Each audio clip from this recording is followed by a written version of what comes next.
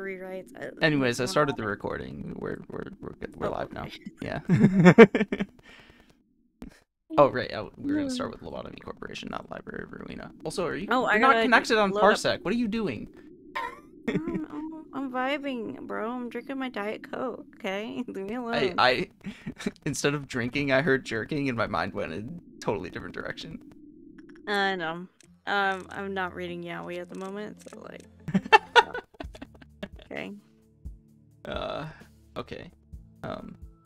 All right. For a second, I thought the game thought Lobotomy Corporation wasn't playing any sound, and I'm like, what the fuck? But no, we're good. Okay. Can you hear me? Or am I still low? You could do with a little bit of a boost. I do have you maxed out on, I have pretty much everyone. So yeah, I can't do it. I'm wondering if maybe I need to restart my computer. You can. It's because your audio was fine for the podcast earlier, so maybe you just need to move your mic closer to your face. Or speak up a little bit. Because if anything, you just sound like a little bit more tired. So you're speaking quieter. Okay, how about now? Oh, that's good. Yes. Okay. It's like right on top of my mouth. We will hear you chew. Yeah. Anyways, here's Just Yasad. We're going to be Okay, doing his sweet. realization next. So we're going to watch his cutscenes from Lobotomy Corporation. Sweet boy Yasad. I'll give voice to his powers. Oh, also, our audio isn't doubled this time. I apologize to anybody who listens to the previous one in advance, whether it be in its entire 7-hour form or in any sort of like cut down parts that may or may not be made in the future. It's real bad. Yeah, and sorry to the chatters from last night, but like y'all could have told us something, okay? Yeah, y'all could have said something. Somebody could have said something, you know?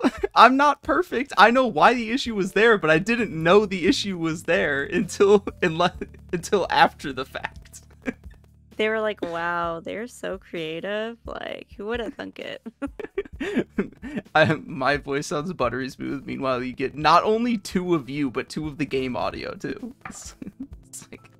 So yeah, I thought it was just my mic, and then I was like, kept on listening, and then I heard the game too, and I was like, oh no, okay, it wasn't me. It was the game too. It's, Oops. you know, it is what it is. It is what it is. No use crying over spilled milk, even if it was know. preventable spilled milk. Yeah, anyway, pretty much. Anyways, here's this stoic guy. Okay. Manager. You are the head of this corporation. You are supposed to set an example for others, but that outfit would warrant at least 10 penalty points in our department. The manager should be no exception. However, the rules state that a Sephiroth has no authority to impose penalty points on the manager, so I must let you off for now. I am Yasad, the Sephiroth of the Information Team. The Information Team is in charge of processing and archiving all the data of our company. New information is generated every day, and we need to ensure that the information is accurate, so we must concentrate and focus on our job at all times. It may be compared to a massive biblioteca. A single bit of misinformation could lead to an uncontrollable disaster. I am sure you can understand the gravity of my work. Every sliver of the information that you read contains the despair and desperation of our employees. Please do not think lightly of that information. It seems you are curious about my outfit. I have an aversion to exposing any part of my body.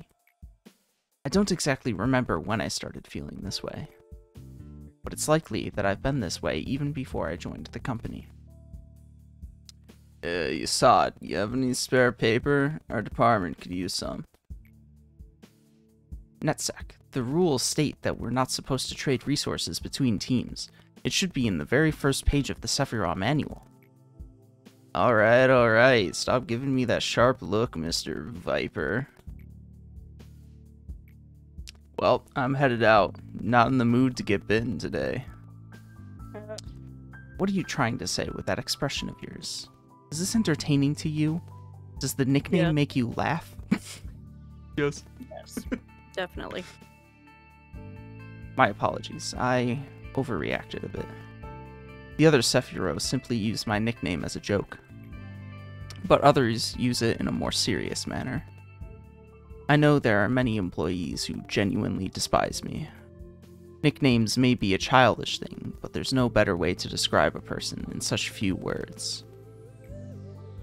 I personally like my nickname. What's your opinion, manager? Doesn't have a nice ring to it. Is that so? Well, it may sound odd, but I'm still satisfied with it. I should get going now. I need to finish today's work. Oh, and I must send you the next assignment. In regards to his outfit, the comments about his outfit, these four did not retain their memories in between cycles. These three, I think we'll have to listen. I think it'll become, I think it'll say in one or more of their cutscenes, but it's like they're like a mid. The amount of memory retention that they have is, I think they remember the cycles, but they don't remember their past lives. I think that's what it is. They remember the cycles, but they don't remember who they were before. Whereas Hokma and Bina, they remember everything. That must be tough. Yeah, but they also don't get awakened for most of the cycles because you unlock them on days 35 and 40. Well, you can unlock them after day 35. Every day you get to choose a department to quote-unquote expand, which is to like add another abnormality to them, and whatever. You get them super late. So in most cycles they were never awakened anyways. Whereas these people get awakened basically every cycle, and these three get awakened a lot of cycles. But these two barely ever get awakened. Because that's a long time for the manager to last. It's 35 days. 35 days is when you start really feeling it. You're like, oh god, it keeps going. Stop. Help. Stop. Get some help. Okay, so I guess these guys, they don't know that the manager is Ian? No. The only ones who know that the manager is Ian is Hokma and Bina. Okay. Because they're enlightened, I guess. Yeah. Tifrath, Gebra, and Hasad remember the cycles, but I don't think they know. I'm pretty sure they don't know, like, the point of what they're doing. I'm not entirely sure about that, though. Anyway, it'll come up in their dialogues, whatever. So, some of the finer details about some of the stuff that occurs are kind of like unclear, in part because they don't matter. But sometimes if you think about these things too hard, you're like, what is that again? is that the case? Yeah, so you're just like, okay, better just to go along with it, I guess. Yeah. You've exceeded my expectations, despite your first impression. Allow me to explain your next... This is you. Yasad, I just heard that your team had a ton of casualties. How many times has it been now?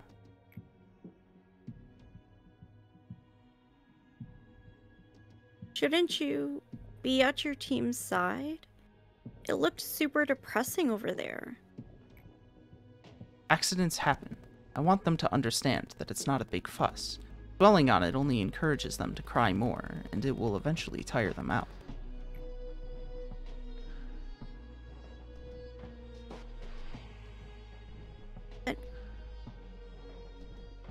Maybe you should say something?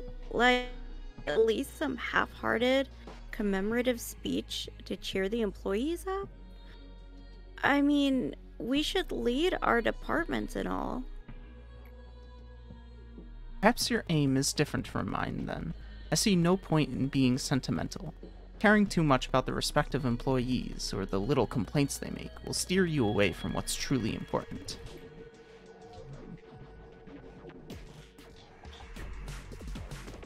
I'm just saying. I guess there's no right answer, is there? We're both busy, so I'll see you later. What do you think, manager? Should I go comfort them for the sake of the department's morale? Yes, you should. I'm honestly surprised to hear that from you. Do you think it's realistic for you to show up in every department every single time an accident occurs? You, the man who spends the whole day incessantly watching employees die through that shiny monitor of yours? I take it that you are only saying this because you're inexperienced and are still clinging onto the vague sense of goodwill, manager. Such shallow sympathy does no good in the corporation, so I urge you to be rid of it. Are you dropping frames? No, not currently. Maybe it's on my end. It is on your end. You have a little bit of cut in and out issues. That's weird. The letter Z. Zoo. Oh, ox. Hey, that's cheating. That's not a place at all. Doesn't count. Oops, I didn't know you were here, Sephiroth Yasad, sir. Sorry, I know we aren't supposed to slack during work hours, but he insisted we... What? You started it? You wanted to get back at me for last time, remember? Shut it, you dork! I'll think about the appropriate response for this case later. You two, focus on your work. Of course, Sephiroth, sir! We're sorry! Looks like word chaining is starting to become one of the more popular pastimes here again. You happen to enjoy word chaining, manager? Yasad begins to get lost in thought. James, you know you can't enter the cell for work when your mental corruption level is above 80%. It's against the rules. I know. Just this once, please. You know what happens if I fail to finish the assigned work regime. Besides, you know how Sally went in at 82% one time and came out fine? And I'm only at 81%. Please? Come on, what are friends for? Act so strict and the employees will end up isolating you. It'll be so lonely. Just kidding. Even if all the employees were to hate you, I'll still be your playmate. You know that the word playmate has no place in this corp. Whoops, my bad. Anyway, can I please get to work now, my Lord Yasad? Don't forget that I cut you some slack yesterday when we were playing Word Chain. Fine, but just this once. And make sure to take a psychological examination right afterwards. You bet! Thank you, Yasad. See you in a bit! At times, I see hallucinations when I change my clothes. Through the clothing, I can see my skin covered with festering boils. Of course, my body is perfectly fine when I open my eyes. It has come to a point where I've begun to find the sight of my normal skin strange and unnatural. I cannot help but ask myself, why is my body intact? Why is it not rotting? I've asked the other Sephiroth about those visions, but it seems I'm the only one who experiences this.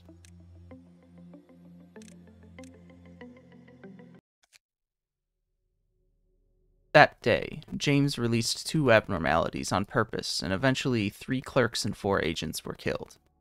Jeez. That's a low amount of clerks. Oh, yeah. He's like, yeah, that's not good. That less clerks were killed than what did you just call them? Agents. Jeez, God, my brain. I'm suffering brain rot. That less clerks were killed than agents probably means that a bunch of clerks were killed earlier in that day. Oh, wow. Because let me tell you, those clerks are fucking fragile. And there are a lot of them. Dang, rest in peace, my dudes. They die a lot, and it's really, and sometimes it's really frustrating when they do, because there are some abnormalities that escape based on death count in your facility. So when an ordeal happens or like a single abnormality escapes and they start mowing down clerks in your facility, and then it turns into a cascade of other abnormalities escaping. It's awful. For example, mentioned it before, Queen of Hatred. Her attack when she escapes the facility is a horizontal laser beam. And that laser beam will just kill clerks basically outright across depending on context, effectively across an entire horizontal plane of the facility. And if you have other abnormalities that escape based on death count, they're just going to escape if the Queen of Hatred escapes. You just accept that fact. You just accept it. You just accept your it. fate. Yeah, there's no getting around that. You're like, do I need to call the rabbits again? That sounds absolutely horrific. Ugh. Game sucks. So 3 or 4 is nothing. Game sucks. 10 out of 10. Anyways. As you may know, having 2 abnormalities breach and losing 4 agents is a rather significant loss of manpower. Yeah, agents are pretty expensive to replace, especially since you also lose the equipment they're equipped with. Oh no. Of course, it was I who ordered for James to be gunned down. I know the kind of place we work in. I am not regretful for the fact that I was unable to stop him. It's that I regret having developed a personal relationship with him. I was careless with my position and let my subordinate exploit me. Chatting, games, yes, all of it was fun. James was a good joker, too. Of course, I had fun playing word chain. We grew so intimate that I would forgive his trivial rule violations. The price I had to pay for the error I made was not trivial in any way. Manager, this is Lobotomy Corporation. We see body bags every single day. It's a lonely place. Sometimes you will feel the urge to share the distress and anxiety with someone else, to have a friend. But manager, whenever you feel lonely, please remember what happened to me, and try not to make the same mistake I did. You will be able to get over the meaningless deaths that way. I envy Angela. She is truly a heartless monster. People say that I am too rational. Yasad, the cold-blooded machine. Yasad, the viper. Yasad, the cruel and emotionless. A frigid being who won't even bat an eye at the deaths of dozens of employees. I won't deny that I deserve the reputation. However, whoever built this place has to be a much more cruel person than I am. Sometimes... That's what I'm saying. Sometimes, I wish I were an AI without emotion. A vague sense of sympathy will only cloud your judgment. You are bound to make mistakes that way. Why would they place AIs with emotion to handle this facility, if they were well aware that emotion would only get in the way? Do you know the answer? I do know the answer. But yes, he felt the need to dissociate his, or compartmentalize his rational brain from his, he was shutting off the emotional side of his brain, in favor of the rational side, so as to avoid the heartache of losing people he became close to. So he stopped becoming close to people entirely.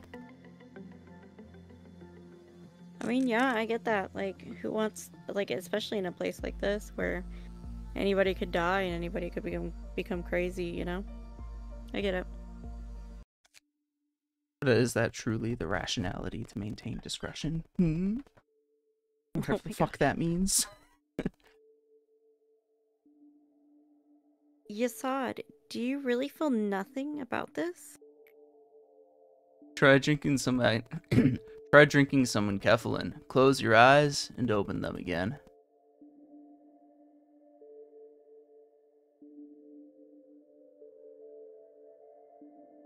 It's like taking forever to. Okay. I am glad to see that you are not as feeble-minded as the other Sephira.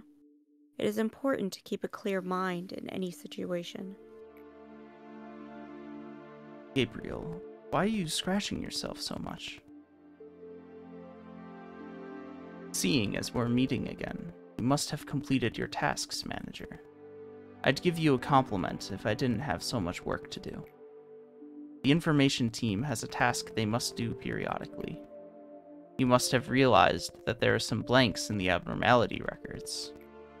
Among the tremendous amount of information we gather, there are some that should remain off-limits to the employees for security reasons. The names of the employees are one such thing.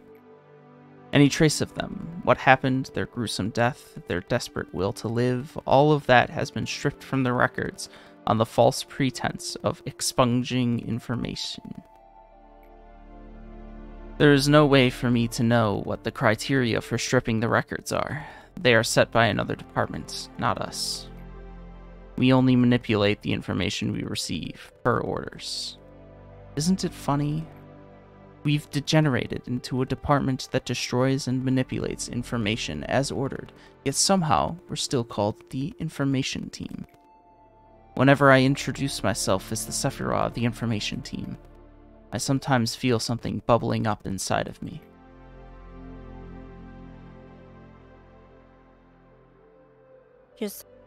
Did you receive the documents to expunge?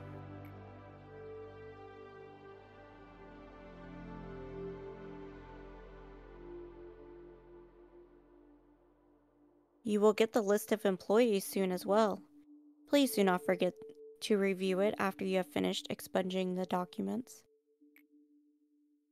Miss Angela, what do you think it means to remember someone's name?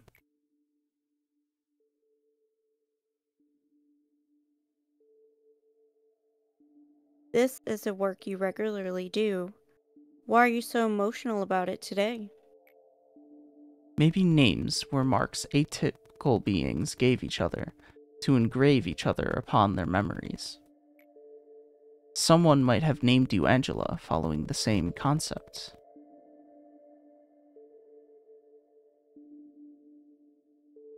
Yasad, if you happen to be too tired, please take a break. I knew you would say that. Referring to employees by name is not recommended here. When employees first enter the company, each one receives their own unique identification number. This is to allow the company to identify them using the minimum amount of personal information. We have their numbers in our data storage devices. Malkuth has never called the employees by their names ever since she started working here. Maybe she is the most ideal Sephira amongst all us Sephiro. This is not to say that Malkuth deserves to take all the pain as well. None of us do.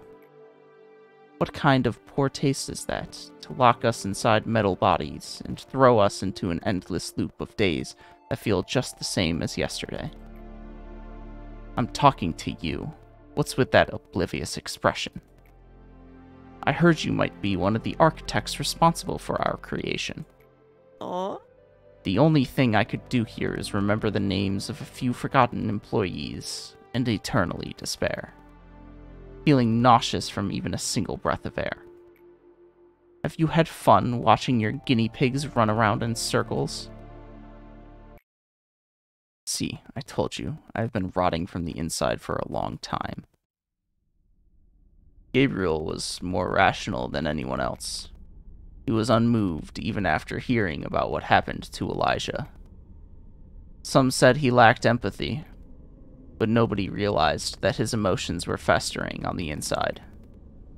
Maybe he began falling apart from long ago, ever since Carmen left this world. He slowly became expressionless. He wouldn't allow himself to have even a paltry joy. He also couldn't stand having even the smallest part of his body exposed. We made a monster that was not supposed to exist in this world. We went too far to ever turn back. To not let what Elijah did be in vain, instead of taking the time to grieve, everyone knew they needed to utilize this result to the fullest. He tried to maintain a facade of level-headedness, but his attempts to remain rational slowly morphed into an obsession. He started to wear long-sleeved clothing that also covered his neck. Not much later, he started to scratch himself harshly. We suggested he receive a complete medical examination to see whether he was contaminated or had an infection, but he refused. Enforced the procedure. Health checkups were necessary to prevent further damage. Persuasion became coercion, and coercion led to the use of physical force. He was tied and bound for the checkup, but he resisted so desperately that it was hard for us to watch him. Eventually, it turned out that he wasn't infected at all. Was that really fortunate, though? No, it wasn't. The examination did not resolve anything. He kept scratching himself, so harshly, even worse than before.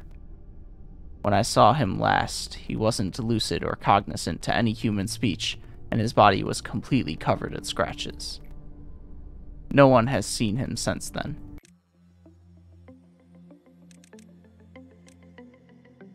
So this, I think I realized the confusion I've had with his realization, which is the rationality to maintain discretion.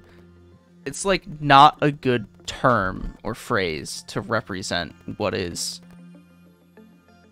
what he's about, because he's basically about not shutting off your emotions, but also not letting them control you. Because he shut off his emotions and ignored them, and that caused them to fester until they overwhelmed him. But of course, you can't become overly emotional or sentimental in everything that you do. Otherwise, you'll be unable to make good decisions. So the phrase, the rationality to maintain discretion, is like a weird one to represent what is being described by his story. I wonder if it's just like a translation error, maybe? I wouldn't call it an error.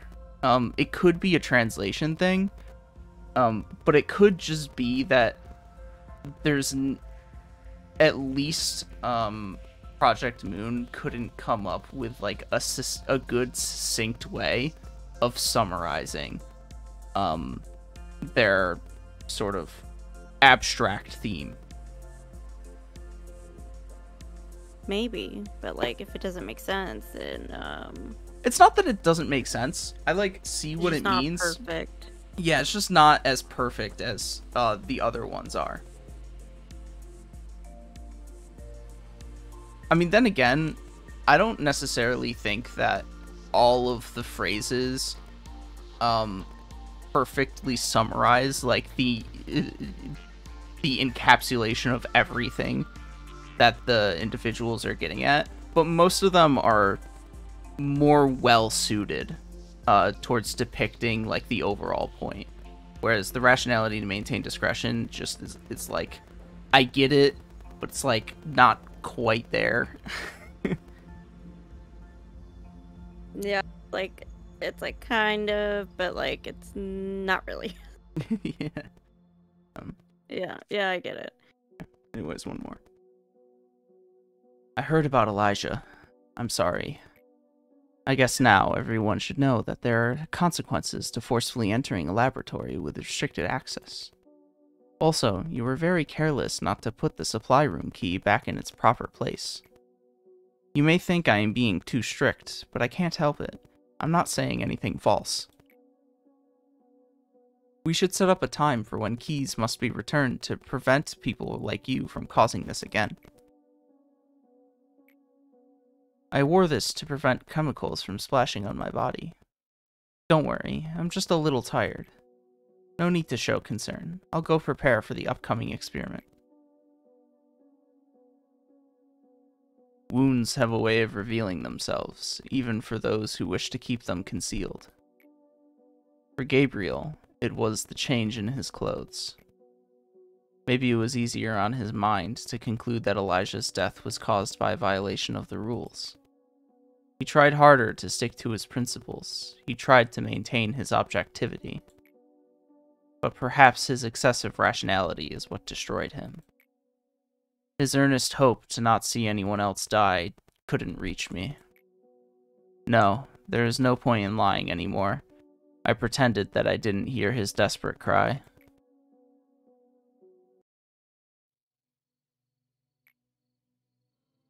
There's no need to ask if I'm doing all right. I heard about what you and I did yesterday. I felt like it was the first time I lost myself. It was not quite pleasant, but it was not as terrible as I expected it to be either. Rather, I feel relieved. Not to say that all the hatred that surrounds me has completely washed away. I'll still see that rotting hallucination, and sometimes I'll feel disgusted and have an unbearable anger towards you. However, if there is one aspect that has changed, it's that I can be in as much despair as I want to now. Someday, a hope will painfully grow out of the rotten wound. What you gave to us was a seed of hope. It seems that you're also on the way to embracing your painful past. It's always the beginning that's difficult. And your outfit still isn't up to the company's standard. I suppose I should seriously consider having penalty points apply even to the manager. I'll keep the game up in case we go back to it, but for now, time to return to the fucking library. Woo! Yeah, I don't know what is up with my internet connection, but like it is like really choppy. Yeah. This one is Rose. And then it's Emma. And then it's I believe Philip. And then it's Kim.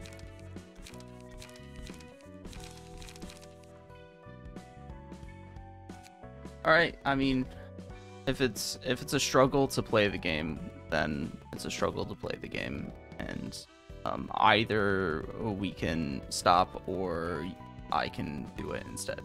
But hopefully get it done. Get her done. Okay. Like I said, I mean, yeah, if it is, where's the mouse at? In like the middle of the screen. Oh, because it's not moving. Okay, Right, now it's moving. Okay, yeah. Oh yeah, it's like oh, it's like delayed. Maybe you should restart your computer then. Yeah. Okay. I'll play some more Limbus Company in the meantime. Okay. So just X me out of Parsec first. Oh, that's right. I forgot that. Need to first. Yeah. Okay. BRB.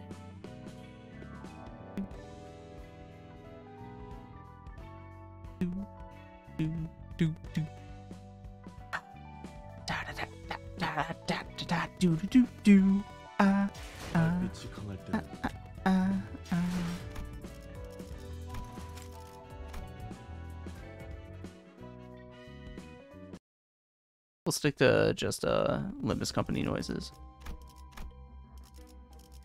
I'm very tolerant towards having multiple audio sources playing at the same time, still being able to parse and or even pay attention to them. But I know that a lot of people aren't.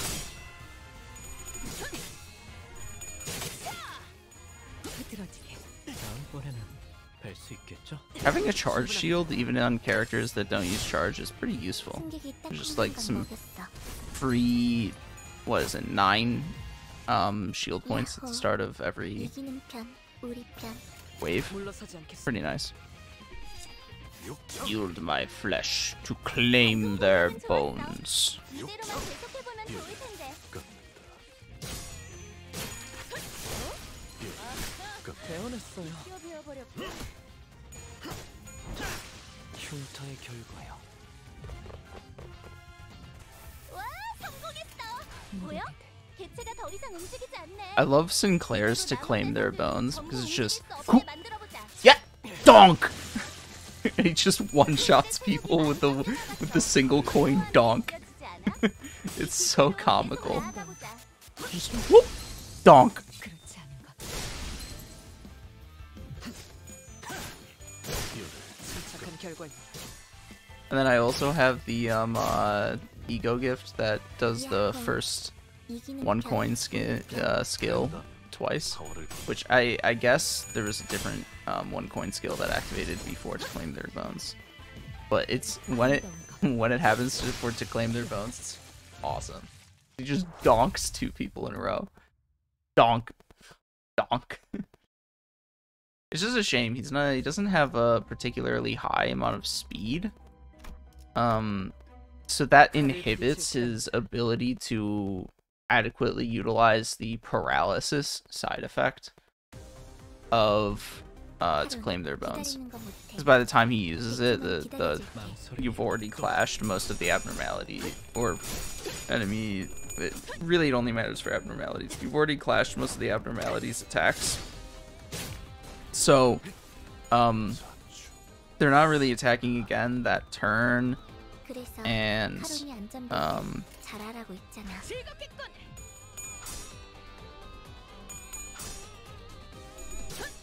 just not useful. That's all I'm trying to say. The paralysis on claim their bones is not terribly useful because Sinclair is too slow. 늦으면 매피랑 먼저 갈 거야.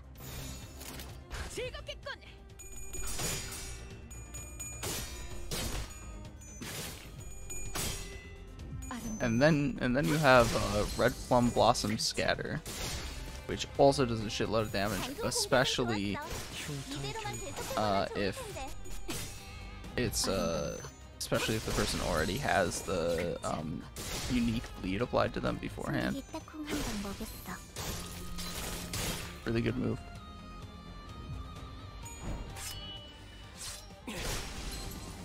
I had gotten that OBS doesn't, or Discord doesn't make any sounds when OBS is open, so I'm basically lucky that I saw that the Discord notifications appeared on the bottom of the screen. Oh, OMG. Okay. Yeah. Okay, I'm connecting Parsec now.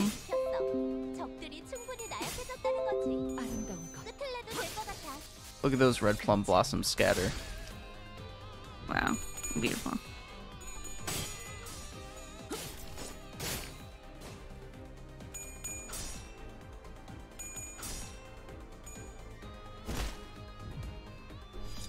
Yield my flesh. My flesh is being yielded. And your bones. No, Something about the bones. no bones have been claimed yet. Oh, bummer. Yield my flesh to claim their bones. Next turn. Next turn, I bet Sinclair will claim some bones. Get them bones, girl. Yeah, the way the yield my flesh skill works for Bamboo Hatted Marisol there is that if he loses the clash with that skill, he then activates the skill to claim their bones, which is a very powerful just a very powerful counter, basically. Whereas Sinclair, who is not using it right now because he's a dummy,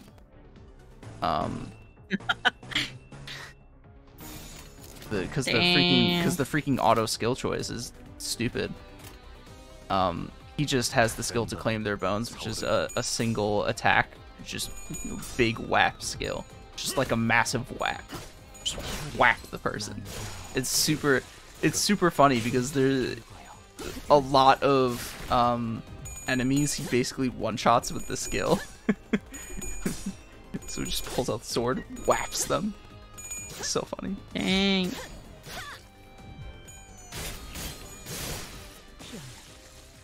Here, oh nope, that's Otis. Give me the whap. Give me the whap. Oh, they all died before he could whap. No. No whapping. No weapon for you. Wah, Yeah, wah. he didn't get to whap anybody.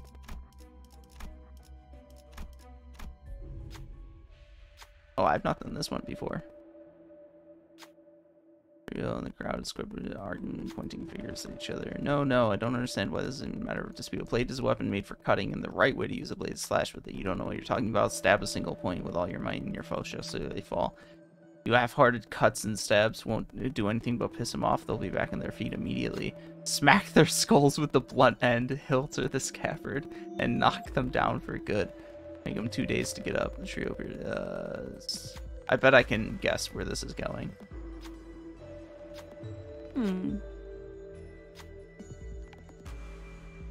Oh, they're actually not. I thought it was going to choose between which attack type is going to get a gift that like adds buffs to it, but I guess there's only one gift choice here.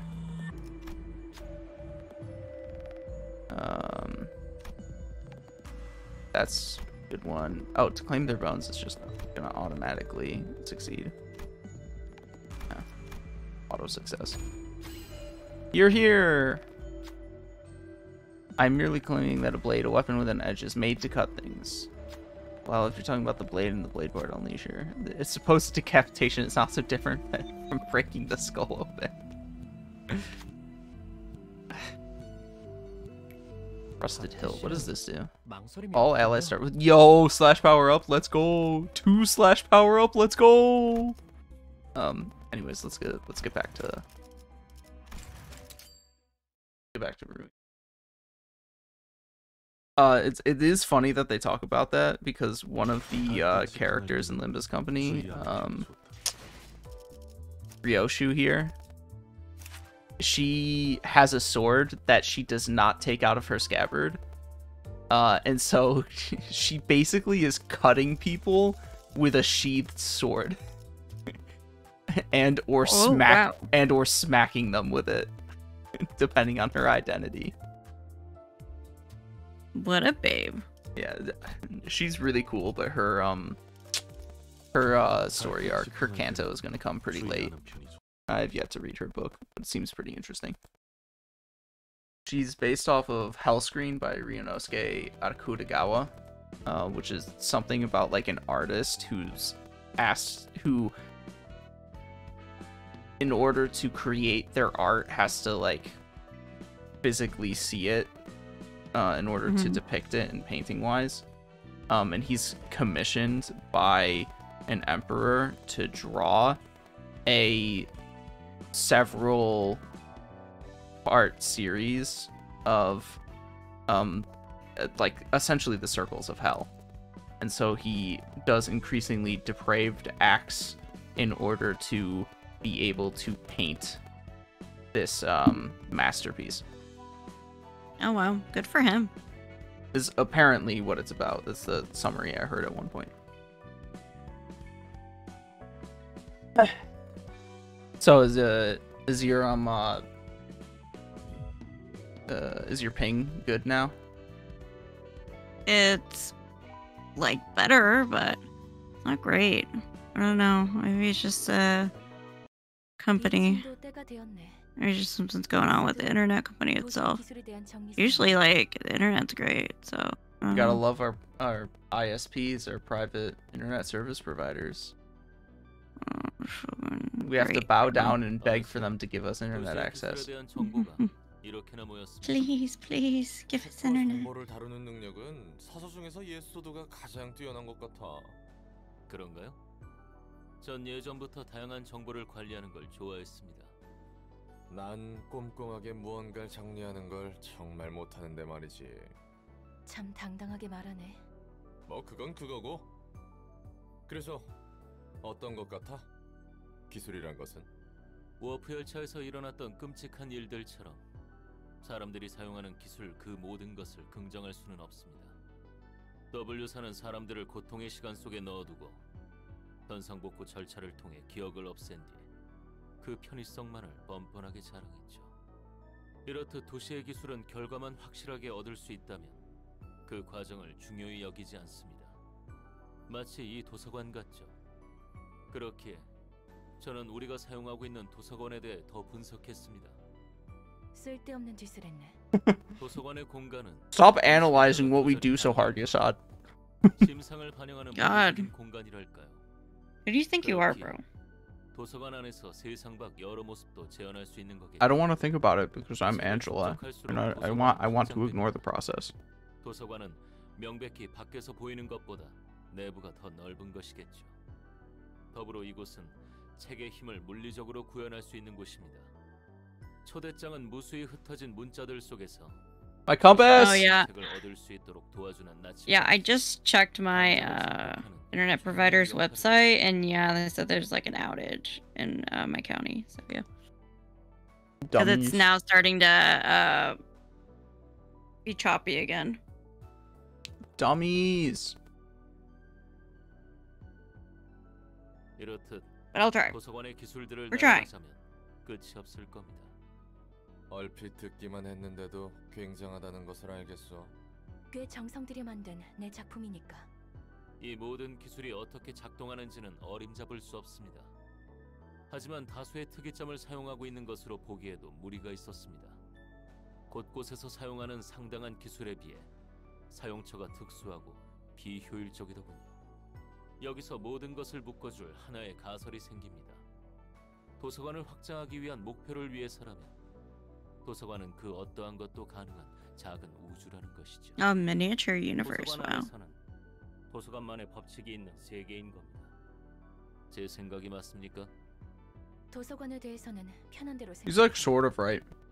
뭐가 되었든 결과만 내면 그만일 텐데. 아니요, 제 생각은 다릅니다. 엔젤라, 상응하는 대가를 고려하지 않은 채 Because 그저 편한 대로 what the library is a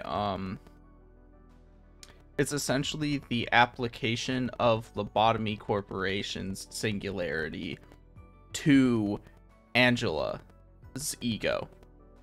Mm-hmm. In that Lobotomy Oh. Corporation's singularity is the physical manifestation of one's subconscious. So it is essentially manifesting Angela's will and subconscious into a physical construct that takes the form of the library. Yeah, and that's why he says, like, as long as its purpose is to expand the library, which is what she's doing, you know, that's her Yes. purpose. Yeah. As of now. So Although makes Angela herself doesn't fully recognize that this is the case yet in the story. mm-hmm. But the library is essentially her ego. 대가? It's so interesting. 언제부터 느긋하게 대가를 따져가며 일을 하라 했지? 네가 이곳에서 해야 할 일은 도시의 기술에 관한 책과 지식을 파악하고 분류하는 거야. 분명 제게 주어진 건 기술과학 분야의 책을 규칙에 따라 정리하는 것뿐입니다. 하지만 부여받은 원칙에 얽매여 그 이상을 보지 못한다면 그것이야말로 본말 전도입니다. 넌 원칙을 벗어날 수 있기라도 해서 좋았겠어. 엔젤라? 알 수 없는 명령들만 받았다. 그리고 거부할 수 없었다. 왜 이렇게까지 해서 에너지를 모아야 하죠? 그렇죠. 전 따라야만 하는 거죠. 로보토미 코퍼레이션. 인간으로부터 비롯한 환상체라는 괴물들을 관리하여 에너지를 추출하는 에너지 회사이자 날개. 알려주세요! 알려주세요! 제 몸에 이상한 것들이 기어다니고 있어요! 저 사람을 도와줄 수 없어? 저렇게 고통스러워하는데 난 차마 못 보겠어. 문을 닫아주세요! 온다고요! 제발요! 지금이라면 복도의 문을 닫아줄 수 있을 텐데. 저들을 살릴 수 있을 텐데 이래야만 하는 거구나. 나에게 부여한 원칙, 에너지 생산을 최우선으로. 이 반복 속에서 사람들은 단순히 재료일 뿐인 건가요? 사람들을 구하기 위해서라면서요. 대가인 건가요? 지옥으로부터 벗어나기 위한 표값인 거겠죠.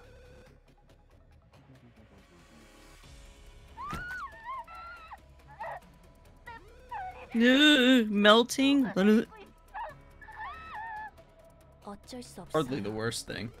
미안해요. 지켜볼 수밖에 Say it so 없어요. casually. I mean, 18,231 loops in, man. 죽고 싶지 않아. 조금만 더 힘내주세요. 에너지 정제 목표치에 거의 도달했으니까. Oof. 어제는 선배가 내 동료를 죽였어. 오늘은 내가 다른 동료를 죽일까봐 무서워. 다 내 잘못이야. 인간은 참 연약하네. 같은 상황이어도 늘 다른 표정을 짓지. 죽여줘. 이런 지옥은 견딜 수 없어. 당신도 결국 인간일 뿐이죠. 제가 볼 때는 시시한 광경인데 말이에요. 무대를 다시 시작하도록 하죠. 이 이상에 도달하기 위해 만든 새로운 허상. 감정이 강렬할수록 더욱 추출되는 연료. 그렇기에 고통이 반복되는 지옥. 깨닫지 못한 자들이 반복하는 연옥. 다시 처음부터 시작할 수 있는 천국. 반복 속에서 하나의 완벽한 깨달음에 도달했을 때 무대는 막이 내린다. 그 후 깨달음을 사람들에게 전파한다. 난 무대 뒤의 기계장치. 무대가 대본을 따라가도록 조율만 하면 될 뿐. 대가를 치르고 있는 것은 그들이 아니라 나였던 거겠지. 그렇게 이성적으로 생각해서 도달한 곳이 지금 그 꼴인 거야? 그럴듯한 말을 할 거면 제대로 행동으로도 보였어야지. Uh-oh. 잘난 주둥이만 노리는 I'm tired of Angela. 너희는 tired of her 대가를 ass. 치르는 거라고. 대가? 대가를 누가 치렀는데? 너희가 대가를 치른 것 같아? 웃기지 마. 너희가 치렀어야 할 대가는 내가 다 치렀어. 상황이 안 좋게 흘러가는 거 맞지? 예. 아마도 도서관과 엔젤라의 심상이 공명하고 있는 것 같습니다. 전처럼 모습이 바뀌는 건가? 상대하기에 굉장히 골치 아팠는데. Same, Roland. I feel you on that. 하지만 분명 전과 같지는 않겠죠. 그러고 보니 그땐 저런 모습이 아니었지. 준비하시기 바랍니다. 저희를 마냥 기다려줄 것처럼 보이지 않군요. So, this is freaky. I gotta be wide awake in times like, is she okay? What if it doesn't change back? I heard a similar situation happen. I'm sure we can overcome the same. You're worrying too much. Take some deep breaths first. It will be fine if we can manage to turn her back. Be prepared. So, where is So all Angela learned from her experience in Lobotomy Corporation, that the process doesn't matter, only the results does. In that endless looping of suffering, all in order, the endlessly harming people in order to save them, and as such, she thinks that the process doesn't matter, only the end result does, and that Yasad, who now thinks that the process does in fact matter, he learned the process is just as important as the result, that he doesn't have any place to lecture her on that, especially since she is the one who, according to her, suffered the most in the process of those looping, having to remember it all and experience it ad nauseum for so long. Yeah. I love how this first phase starts with a skill that hold on, where is it? It starts with a skill where she gets stuff upon defeating an enemy, where if you lose a person to her on her first phase, you should probably just start over. Anyways, I suppose your goal here is to give her a status effect and then just beat her down afterwards. Okay.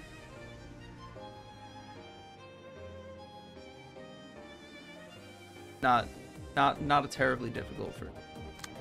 And after we do Yasad's realization here, it is entirely within reason for you to hold off on doing other characters' realizations for a while. Because, again, Yasad's floor, one of the strongest floors, and the other realizations will only be easier if you have better cards with which to handle them. Because it's fucking hard, bro. I mean, Malkuth's realization was not that hard. You handled it pretty solidly. It was just long, and I was so tired. Yeah, this one should go pretty similarly to Malkuth's. Okay. Also, in regards to the melting arm, and I'm just like, yeah, that's hardly the worst thing that could happen. The first thing that came to mind of worst things that could happen is there are two abnormalities. One of them is one of the ones from Malkuth's floor, the bees, where the bees will release spores that gestate inside your body until eventually the bee explodes from the inside of your body out. I think in the process it either explodes your head or comes out of your neck or something like that. Similarly, there's another one that's like a hornet hive or whatever that does something to a similar effect. Although it doesn't spawn a worker bee to work for the queen, it infects you, and then the person who is infected also proceeds to infect anybody else that they might come across, spreading an infection that kills them all after a certain amount of time. That one's annoying to deal with. Not as annoying as Melting Love, though, which basically does the same thing, except it's more like a virus that spreads extremely rapidly throughout your facility. Your entire facility. Melting Love sounds horrendous. Yeah, Melting Love effectively can take out an entire department after working with her the first time in your day. It can effectively just take out your entire department immediately. And then if you ever send the person that worked on her first that day to another part of the facility where any living human being is, she will likely infect them too, which will cascade into infecting that entire department and killing everyone there. The only person who is safe from Melting Love's virus is the first person who works with her, and that person is the one who spreads the virus to everyone else. Oof. She is awful. Everybody hates working with her, and yet you have to deal with her for at least a few days so that you can unlock all of her observation levels before you're restart restart to the memory repository, go back 5 days. Let's get her out of the facility, please. Oh, what is it? She's just probably using a special card. It's like a special combat card? Yeah, metallic ringing. Ooh, that does a lot of damage. Thankfully, she has status elements, which reduce her power by 4, I think. That's what it said.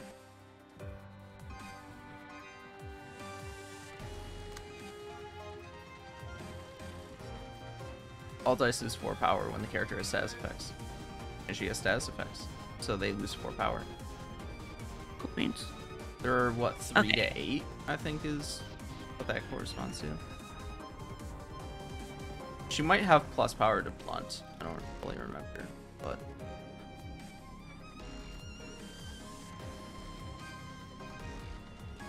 No, it's just inflict status effect on successful blunt attack. So no, those the 7 to 12s are now 3 to 8s. It's pretty manageable.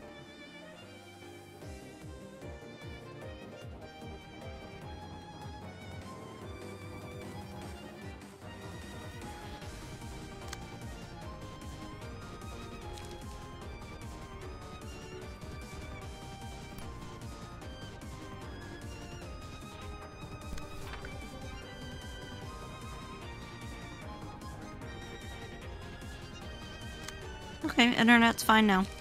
Oh, huh, nice. Dang, they fixed it quick. Okay, I see you. We got there eventually. Okay, I see you, girl. I see you. What was I doing? Oh my god, I was talking and I just blanked. Yeah. Don't you hate when that happens? So you've surely asked me at some point in time what my favorite movie is. I don't know if it was you asking it. I don't know if the reason why I'm bringing this up now is you asking it. Because, like, essentially, there was a time in which somebody, I feel like it was probably you, might have been somebody else, asked me what it was, and I gave a very wishy-washy answer, where I was like, yeah, usually I default to Lord of the Rings Return of the King, because I don't really have, like, a good answer. It's like something I don't have solidified in my lexicon of, like, favorite pieces of media. I've thought about it today. And I think my favorite movie is Pink Floyd's The Wall. It is a movie where when I first watched it, I did not think it would be my favorite, but like I thought it was a really great movie. It was deeply emotionally like moving for me, and the music is fantastic as well. It's just a great movie. But the longer it has sat in the back of my mind over the past like 2 years or so when I first saw it, the more I thought about it, the more it has just continued to feel better and better to me, so to speak. It has continued to resonate with me more and more. And I don't resonate with everything in the movie. For example, there's a number of like ideas presented in regards to the main character Pink's relationship with women and how he regards them as like predatory emotionally. Like I don't relate to any of that stuff, but all of the depictions of war and fascism are deeply emotionally affecting for me, and I think that the movie is just so incredibly effective at conveying its ideas, even the ones that I don't personally relate to. It's so incredibly effective at conveying all of its ideas that I just feel deeply moved by it anyways. And I think what has really caused it, something that has really caused it to reach that level of love for me, is a video by Holding Ideas, Dan Olson, about not The Wall, but Doug Walker's The Wall. Which is, if you know who Nostalgia Critic is, he made a video that was quote-unquote a critique of The Wall. It was effectively a recreation of The Wall and of many songs in The Wall in his style of video making, and it was atrociously bad. Oof. It was fundamentally incorrect on its readings of everything in the movie, and is in a lot of ways very insulting towards the movie. And this is hilarious, not because like, and it's hilarious not because necessarily everybody needs to like the movie, even though I like the movie a lot and I think it's a great movie. Like, you are allowed to have the opinion that you dislike The Wall, even if I disagree with you. But the issue is that at the end of the review, he says that he liked it fine and that he has no strong feelings about it, and then also in his pitch for selling his companion album for The Wall, which features all the songs that he made for that review that he was selling for money, he says that it's a love letter to The Wall. It's like really great or whatever. But meanwhile, throughout the entire review, he's very shallowly failing to make fun of it in a very derisive way. And it's like, these are not the things that you say to a movie that you like. Oof. Like, awkward. So for example, he changed the lyrics to the song, so long Oscar bait song, smoke a bong and it will feel less wrong. And this is, and it's just really, it's really stupid that you can't call this movie. He's calling the movie insincere despite the fact that it is like very glaringly, obviously emotionally vulnerable. And that's awkward. Yes. And he's talking about smoking a bong to feel less wrong when within the movie, in the context of the movie, the main character Pink is suffering from substance abuse issues. Oh no. That are causing him that are essentially causing him to experience a series of like psychosexual hallucinations, ruminating on his life up to that point and like all of the internal issues that he is experiencing as a person. So it's like, no, I don't think weed would help this.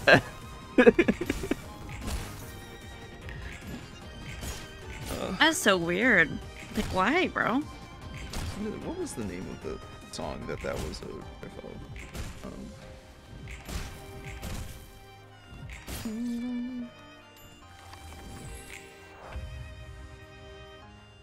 Staggered, bitch.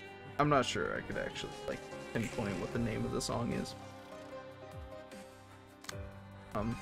It's also additionally helpful that I've always really liked Pink Floyd's Pink Floyd's music. And so she's got like really low health width, so you probably shouldn't commit like significant resources to killing her. Although I guess it doesn't matter. Yeah, because she gets down.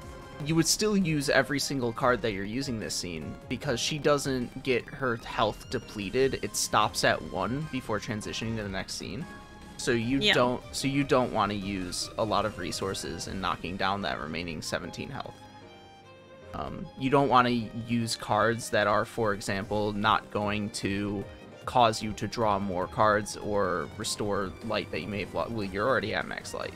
So you're gonna want to stick to cards that will like help you draw cards, so that you're not wasting resources.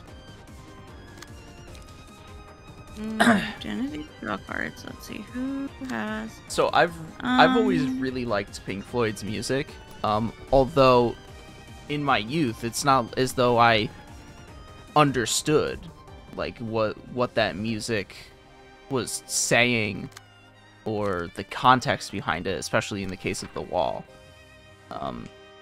I just enjoyed listening to Pink Floyd's music.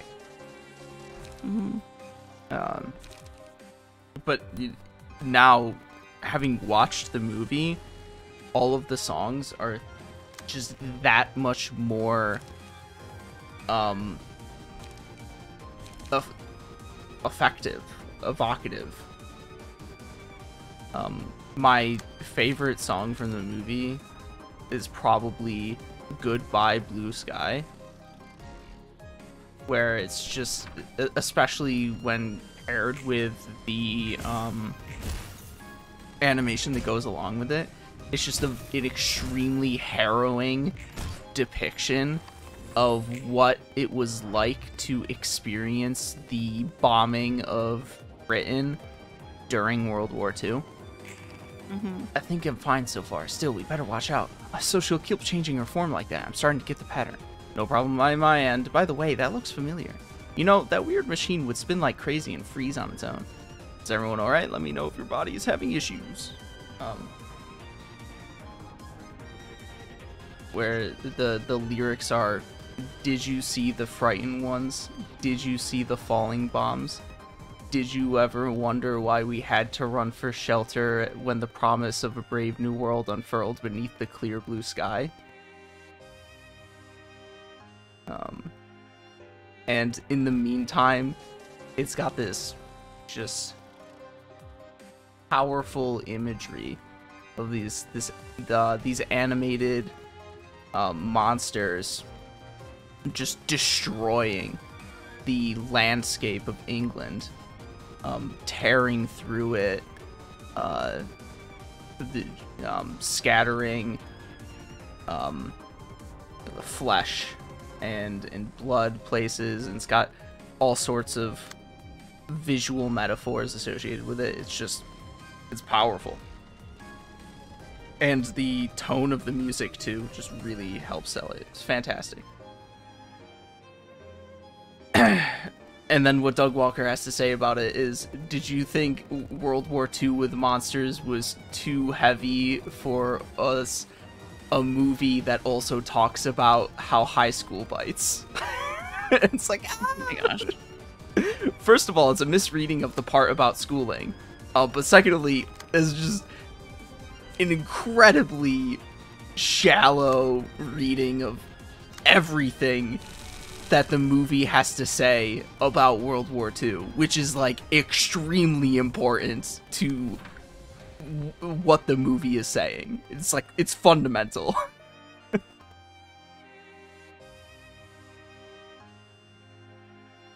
Because one of the reasons why World War II is fundamental to that movie is because right in the beginning, it talks about how the main character is Pink, but it's essentially, the story is essentially from Roger Waters, one of the headmen of Pink Floyd, who like effectively wrote the entire thing. It's Roger Waters' like life experiences that he's putting into his music and into this movie. Even though he's telling it through the character Pink. And so right in the beginning of the movie, he talks about how his father died in World War II when he was a child, and how that affected his childhood, him not having a father, and his subsequent relationship with his mother, and also his perception of war and the military was heavily influenced by the fact that his dad died in this conflict. And so you can't just divorce the role that World War II has to play in this movie with the rest of the movie, when it's very core to understanding the mental state of its main character, Pink, if you don't want to think about it in the context of Roger Waters. If you just want to think about it in the context of the movie itself, it's still very important to the character Pink. Oh. You know, apparently he just didn't get it, or he didn't want to get it, you know? Yeah, well, so my understanding is that most of the output of Nostalgia Critic revolves around a lot of commercialized movies. Like superhero movies is a good example of this. And how you can have like surface level reactions and criticisms of these movies because for the most part they aren't really all that like deep or meaningful or emotional or vulnerable. So you can get away with saying shallow things about them, but you can't get away with doing that for The Wall because The Wall is so heavy of a movie. Yeah. And then it's just like tone deaf. Yes. Oh, I forgot that I wanted to adjust Yassad's passives. Wow, so you're leaving me high and dry? Wow. Well, it's like I described last time. It's not really high and dry. It's not like that big of a deal that he restores his health over the 25% threshold because it's like that you're just allowed to take more hits, and you'll eventually get down below that threshold again anyways, if that's the case. Mm-hmm. It just, if anything, can make the fights either longer and or tougher, because what's probably going to happen for you to get below that threshold again is you'll actually probably lose your other units, your other people in during that time period. Yeah. And in part because Yassad is going to, after a certain point, start struggling to maintain momentum in longer fights because because the only cards that he has for page drawing and restoring light are to overcome crisis. And to overcome crisis only restores light if he's below that 25% threshold. So after a certain point, he has to like slow down the amount of attacks he's tossing out because he's unable to keep his light up. Which makes it harder for for redirection purposes and for the rest of your people to stay alive. Yeah, Deal so 3 to 5 additional damage to targets with lower speed. So it's like technically not bad or necessarily worse. If anything, it might be good for it to be that way. It's just less. I don't know how to think of it. I just personally wouldn't like it as much. What is this? A 6? Yeah, 3 to 6. Unless the passives do anything, but I didn't read them because I was too busy talking about the wall. Yeah, you sent me a video about the wall. I think It was probably that one. It was. Yeah. So, so I did watch it, but I don't I don't remember much about it. It was a while ago. It was a few months ago. So that video of holding ideas on Nostalgia Critics The Wall is something that I like periodically go back to, because not only is it like a phenomenal video that very poignantly just rips apart that version of The Wall because it's so awful, but in the process of doing so, it makes very excellent analyses of what the wall like is sort of fundamentally, and what it's talking about, and is I think a lot of the reason why The Wall has grown to this point that I now consider it my favorite movie, because without the context that movie provided, it helped me understand The Wall, I would probably just think, oh, this is a pretty good movie that made me cry. But and that's it, yeah. Yeah, but with that added context, it's like, no, I really appreciate everything that this movie is doing. 32.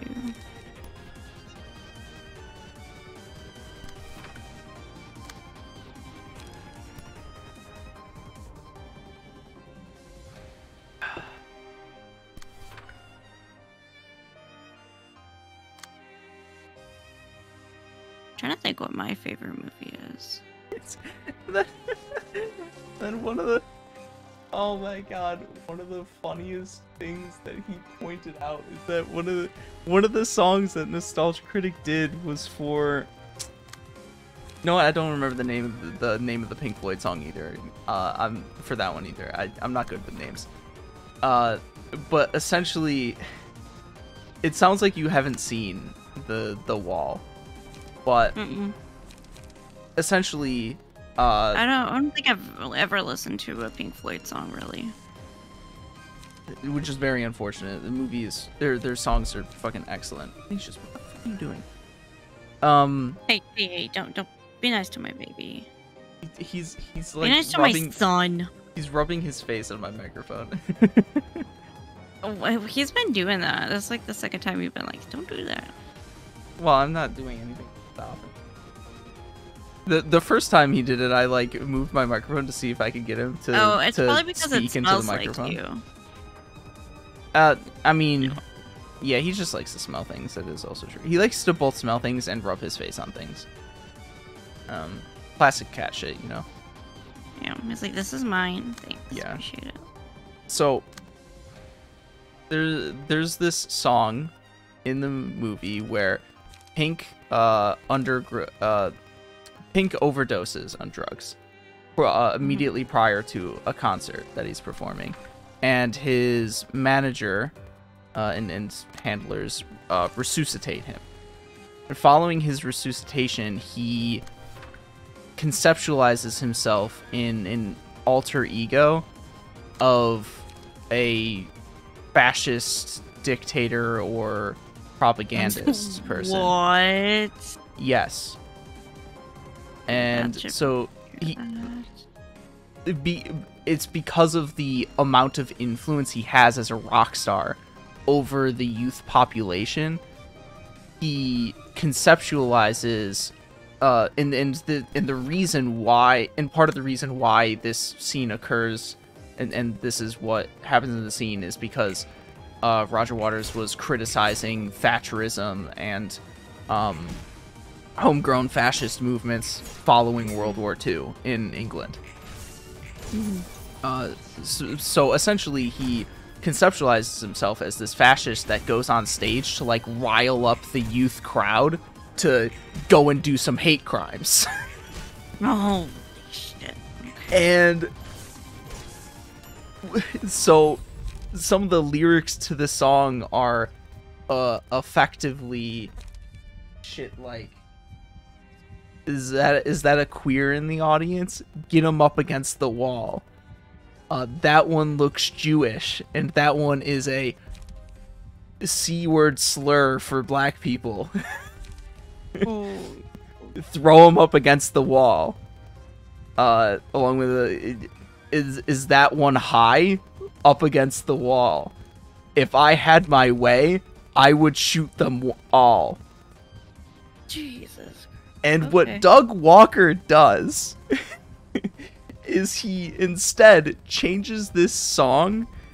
He says, this song is vague enough to be about anybody. Just put your face like here, points at my face. And it's like, no, the song's not vague. No. It is not even remotely vague. Not vague at all, no. This is not a vague song. I don't think this is vague. And he basically uses the song and the other couple of songs surrounding it as an excuse to complain about people complaining about him on social media and yelling at him. Because and one of the ways that this is depicted is that in the movie The Wall, the symbol that is used as a representation of fascism that is adopted by this alter ego of Pink, and it is hammers, is a dual hammers crossed hammers. And Doug Walker instead uses hashtag, where he replaces the hammers with people like creating a hashtag in the air with their arms. And it's like, you just... more so than being a bad reading of the material, it almost comes across as very disrespectful to very like childishly and poorly and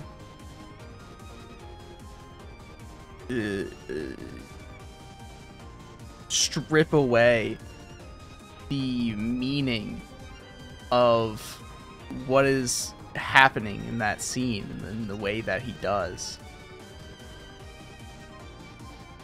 It's disrespectful to take a criticism of fascism and effectively genocidal ideology and reduce it to your own petty complaints about the people online. Yeah, I would say so too. It's very disrespectful to the victims of said violence.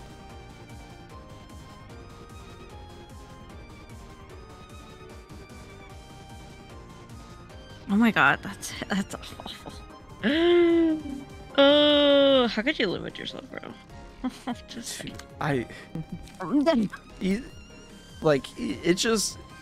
it's just very revealing that it makes him out to be a very fundamentally incurious person. At the end of the day, is what it is. Yeah. What is this? Is anybody attacking this thing? Yeah. Slay is probably a better card to use there, just because of the mass attack. Yeah. Since it's a mass individual.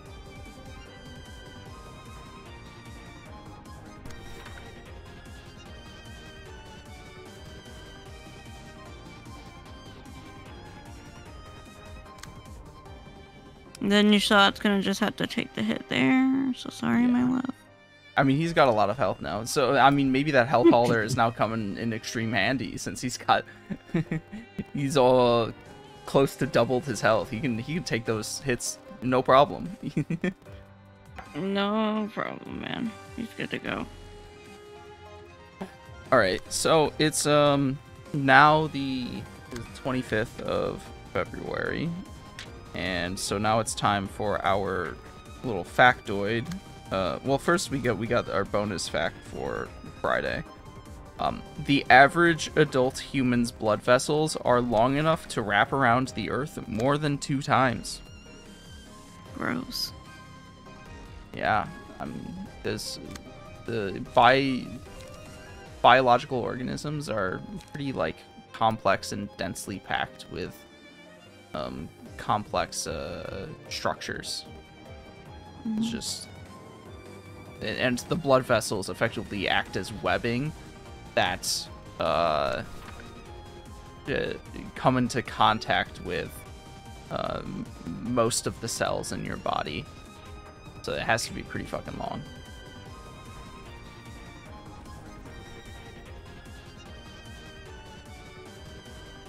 Overall, that was a pretty solid defense of that attack.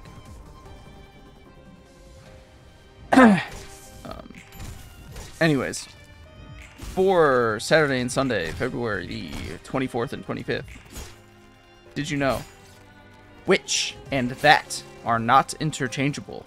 Use which before a group of words that you can change without affecting the meaning of the sentence, and use that before the word that can't be changed without affecting the meaning of the sentence. So, which is for a group of things that can change. Which is for words that can change without affecting a sentence's meaning. That is for words which can't be changed without affecting the sentence's meaning. That is something that will not be remembered, and that everybody will continuously do wrong. I will do it wrong, because I write without knowing explicit grammatical or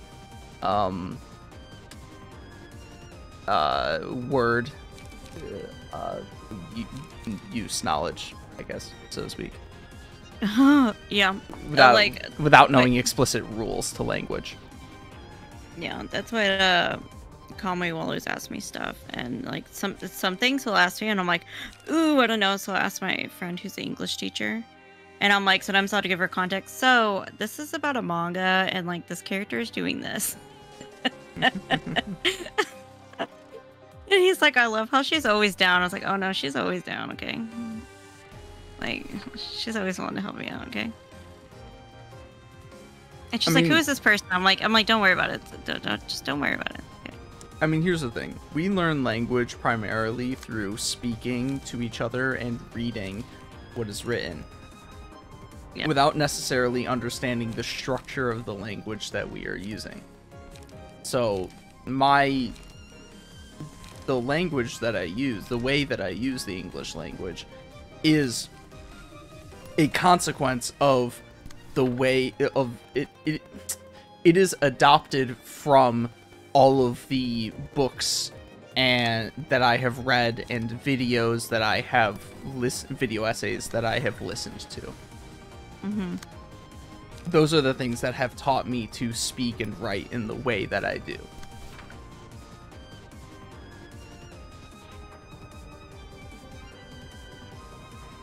Oh my god. Oh, my dog scared me. Oh.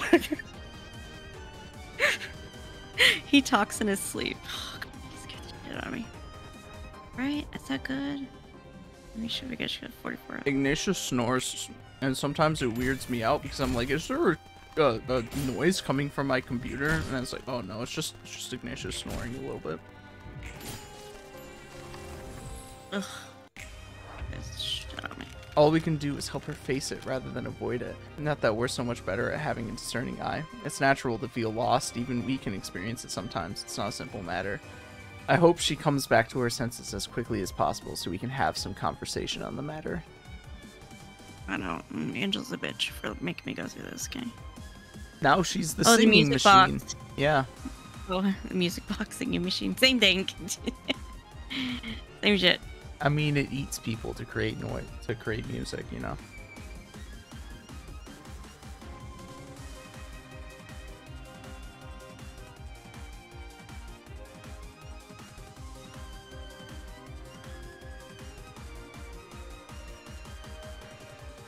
Move to, okay. Music machines playing music, uses a powerful combat page, okay. Start of the scene if one or more allies are alive. Gain 4 protection. Cover 10 HP. You know, like the lowest HP. The page buffs allies. 3 dice slots. Wait, so does it eat? So does it eat people? That's probably listed in the passive effects of the singing machine and or the employees. Okay, yeah.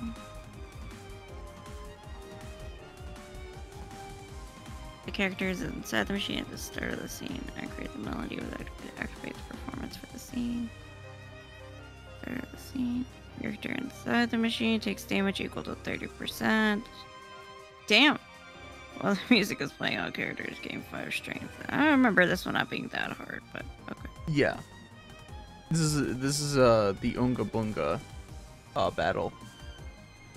Oh. Where you want, I forget the mechanics of how it works, but you essentially want one of the employees, one of the addicted employees to enter into the singing machine, and then everybody gets a buckets of strength, and everybody gets their resistances lowered, so you can so you can take a lot of damage, but more likely you are going to be dealing a shitload of damage.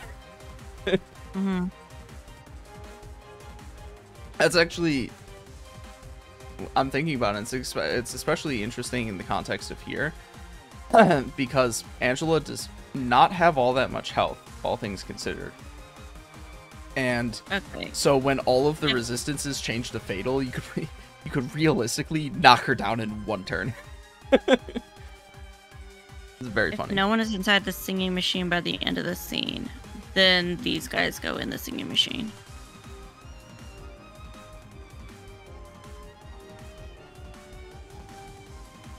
Oh! Yeah, I almost yelled at you. Yelled at myself. Good. You learned. I could hear Sour Lemon yelling in my head. Yeah. Can you believe it though? We're finally free of live action One Piece until the second season comes out towards the end of the year. Oh no! Watch, I'm gonna blink and the end of the year is gonna be here and I'm gonna be like, what? No, don't make me do it. Let's just approach you one day and be like, okay, we have to do the second season of the live action now. I'm just gonna run away. I'm just gonna drop everything and be like, you know what? I'm just gonna deactivate my Discord account. Like, yeah. You can never find me. You can never find me. We do have to watch movie 1 though, at some point. Okay. Oh, it isn't. I'm trying to think. We'll figure it out. We gotta do it sometime this week. Yeah. What do I want to use? Do that one. Yeah, I'm pretty sure it was the other.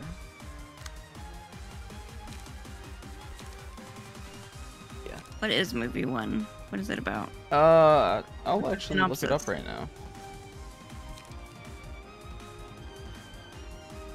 It's also worth knowing when movie 1 came out, in respect to like where in the anime it was located. Mm-hmm. One Piece movie 1. It was originally aired in theaters as a double feature alongside Digimon Adventure, Bokura no War Game in 2000. Dang.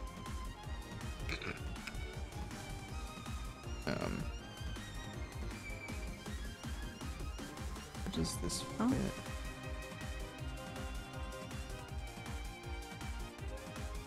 Actually, except for this, so Oh, I need a higher. when the film was released, the anime was on episode 16. Wow, that's really fucking early. Oh. That's right. How long was a movie and the work for episode 1? Was a movie like ready to go? We're ready in the process. Yeah, more so than that, they, I guess, were really banking on the success of One Piece to have made a movie that early on. Holy shit. You're like, nah, we'll be good. So the synopsis is, many years ago, Wunan, a legendary pirate, plundered 1/3 of the world's gold and stashed it away on his secret island shrouded in mystery. In the present, Luffy and the rest of the Straw Hats continue on their journey to the Grand Line. They are robbed by a group of bandits. Led by their captain, El Drago, these same bandits are headed towards Wunan's famed island. Even though the Straw Hat pirates must now recover their stolen treasure, they have gained another objective, to discover the lost island, its treasures, and learn about the legend of Wunan. It also actually makes me wonder how long it is. So, no Sanji, by the looks of it. Yeah, it seems like the only one that's missing is Sanji. This probably took place between Syrup Village and Baratier. Okay. Interesting. Yeah.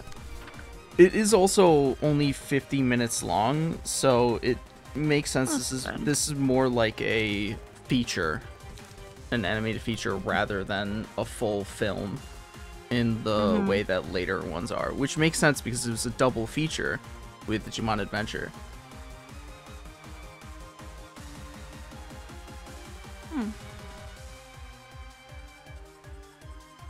Digimon Adventure. That's funny. It's more like a special.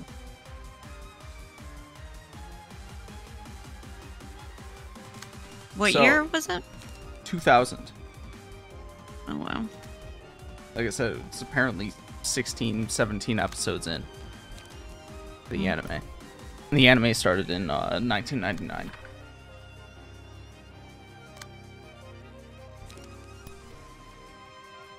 So, last time, we didn't really read all of it, but we certainly didn't read all of it. It's sort of started reading an article from The Atlantic. So, I will continue to read that article. It is about tech companies and their, shall we say, unethical business practices in regards to personal information.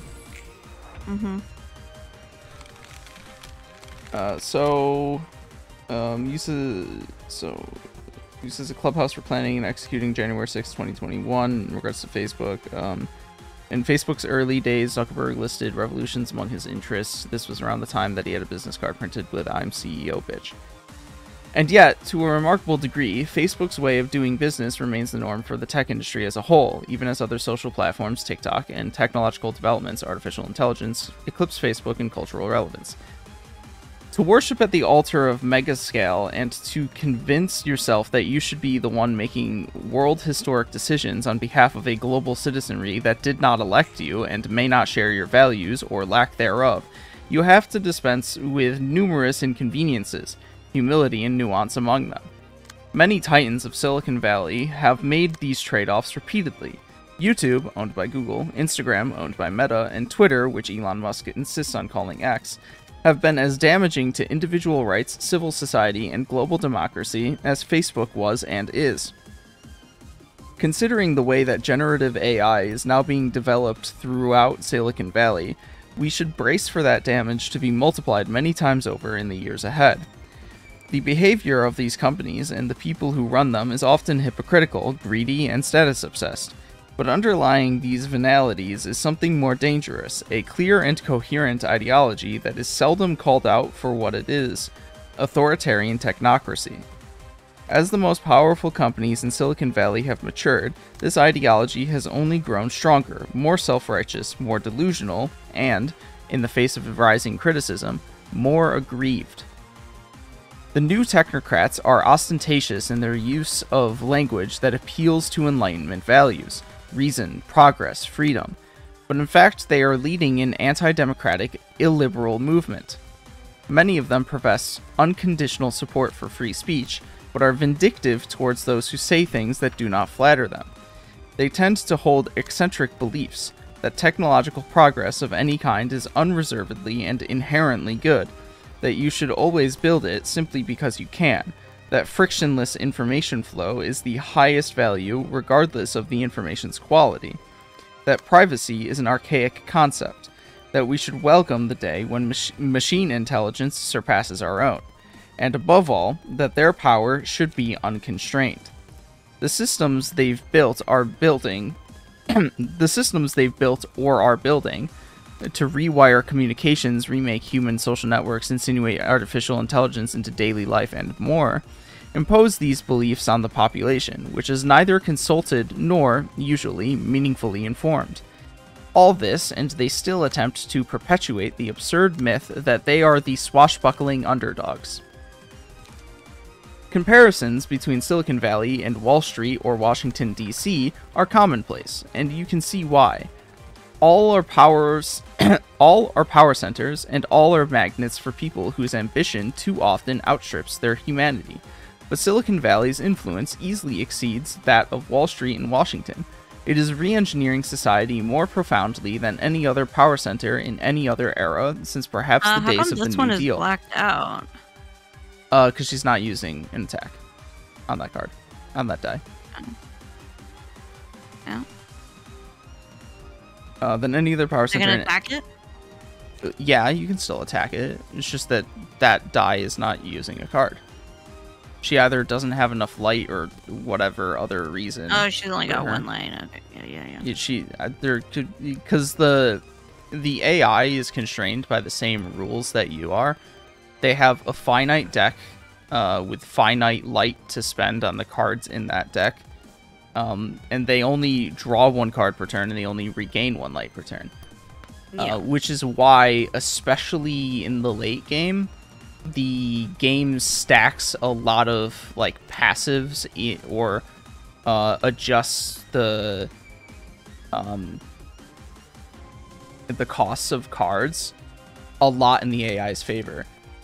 Something that will be extremely commonplace in like close to end game battles is a passive called Shimmering, in which they effectively reshuffle their entire deck and draw like I think it's like 6 cards every single turn. They restore all light and draw 6 cards from a freshly reshuffled deck every single turn.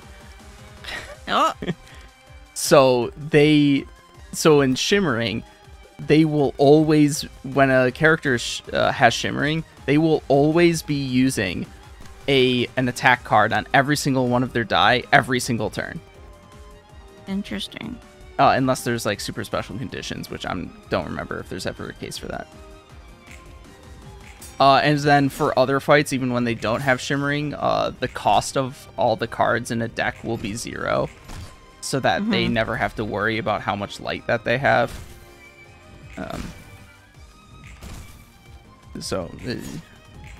Similarly, another thing that the game will do, I'm not sure if this has actively come up yet. So, and this kind of relates to something I thought about earlier, which was people power scaling in Project Moon. Oh, people do that. Yeah. People power scaling and everything, I guess. Yeah. Such is life. Yes. So, as is kind of reflected by the experience of the game, after a certain point, the strength of individual characters and organizations scales upward really rapidly. Once you get to like late urban nightmare level to Star of the City, people just get really strong really quickly. And what's happening? Somebody's gonna go in there. yeah, something to that effect.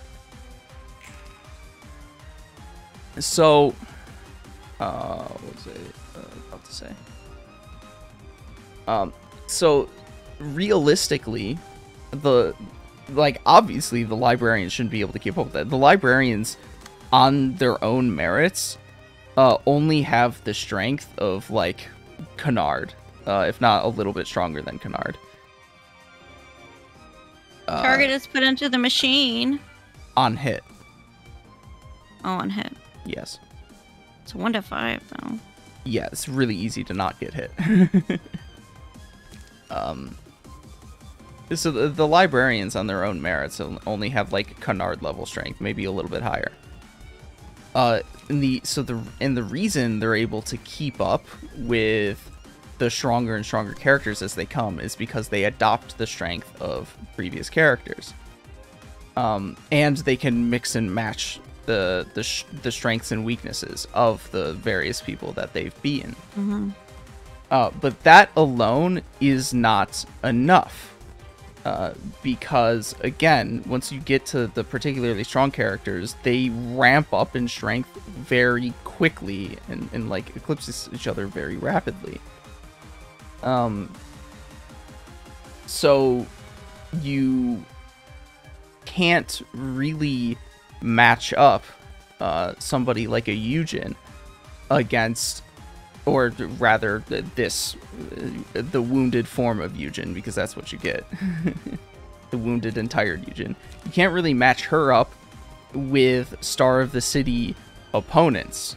You'll effectively get bodied by them. The way that the library is able to keep up with the stronger opponents, despite how much stronger than even like just the previous battle that you just did they might be, is because the library has the additional advantage of the abnormalities. So in addition to adopting the strengths of people that they have previously beaten in previous invitations, the librarians are also able to add onto that the strength of the abnormalities within the library. So so that's the reason why they're able to continuously defeat stronger opponents, despite the fact that they're using the identities of like weaker people that they beat before. Something that the game does to sort of mitigate your the capacity for this to be very successful, I guess, is it also kind of gives that benefits to opponents in the late game as well. They do not adopt abnormality cards in the same way that you do, that have like sort of kind of complex effects and that can aid and or hurt you. They just get straight buffs to their strength and endurance and potentially other characteristics. So it's and I think the reason for that, is related to the whole like emotion concept of the library as well, where because it's fundamentally based off of Lobotomy Corporation's technology, Singularity, it is adopting the emotional state and ego of the people who enter inside of it. So when opponents enter into an elevated emotional state, and I think what I'm describing only happens to characters who either distort or manifest their ego. Those characters, because they're able to manipulate the environments of the library in accordance with their ego, they also additionally get benefit from the library for doing so.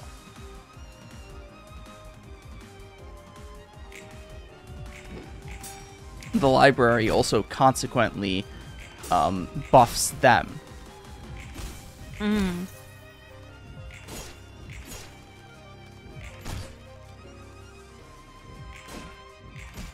It's like kind of surprising how in depth really the Ludo narrative of this game is. Like it's kind of surprising how in depth the Ludo narrative of this game is, because most of the time in games with good Ludo narratives, the feeling of the game is directly associated with the story. Lobotomy Corporation is a good example of this, where like the experience of that game is the story that it is trying to tell. In Library of Ruina, that is less so the case. It's still kind of the case, but it's less so the case. There's more of like an abstraction between the experience of playing the game and the story that is being told. But the mechanics of the game that you're playing are still inherently deeply tied into that story, even though there's more of a layer of abstraction between you and that story.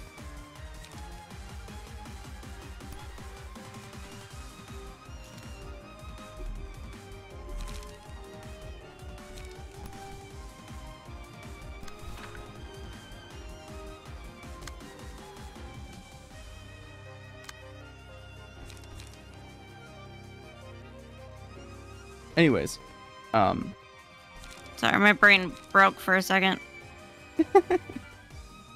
all our power centers and all our magnets for people whose ambition too often outstrips their humanity. But Silicon Valley's influence easily exceeds that of Wall Street and Washington. It is re-engineering society more profoundly than any other power center in any other era since perhaps the days of the New Deal. Many Americans fret, rightfully, about the rising authoritarianism amongst MAGA Republicans, but they risk ignoring another ascendant force for illiberalism, the tantrum-prone and immensely powerful kings of tech. So, like, this is obviously very true, that these tech corporations have profound, undeserved, and not good control over the psyche of people and over, like, our society.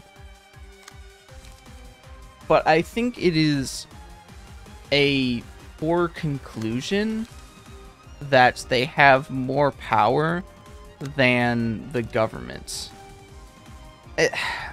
It's like a shaky conclusion. So it's more complex than simply concluding like that, because ultimately, these companies are still behooven to the government, and so the government could implement restrictions on these companies or break up their monopolies, or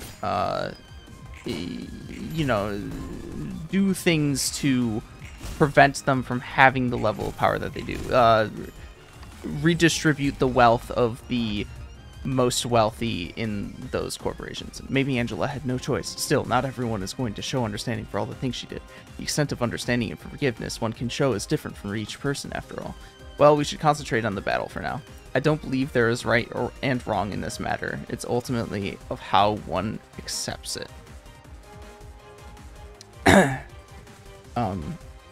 Do wealth redistributive policies in regards to the owners of these companies to make sure that they're not billionaires, and so that they can just whimsically spend their money on a program that fundamentally alters portions of society without the input of those people who are being affected by it. But it is a bit shaky to also say that the government has more power than these corporations, because, at least in America, the government structurally allows these companies to control it because of the allowance of lobbying and money's influence in politics in the way that it does.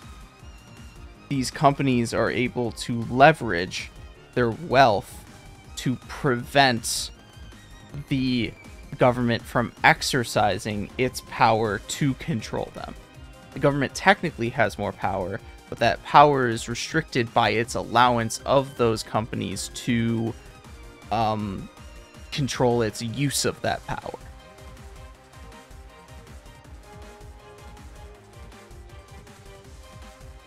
Yeah, but I doubt, like, of course that's gonna change anytime soon, so. Her scenery at least is suppressed when the funeral of the butterflies is suppressed. Yeah, it's the same shit as before. Ultimately, the funeral of the dead butterflies is, like, the main target, but the you don't want to just ignore the butterflies because they'll lap you. And I'm guessing but that like, look, all this is like endured.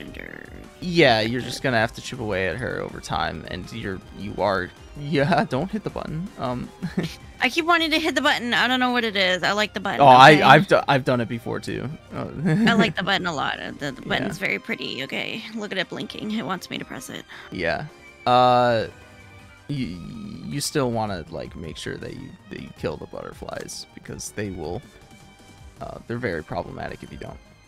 Jesus Christ. Oh yeah, they target the person with the least HP, I think is what it said. Additionally, I don't know if it said this in Angela's passives, but if I remember the original battle correctly, if someone gets staggered, they are going to be killed the following turn. So you don't want people to get staggered. I think it did say something about that. And the speed die being yeah, if there's a staggered enemy at the start of the scene, you use a special combat page. Then uses mass attack page every 3 scenes. Yeah, so there is that thing. If all the characters' speed die are sealed by this character's page effects, become staggered. So that is something to look out for, is how you can seal her speed die based on the cards that she's playing.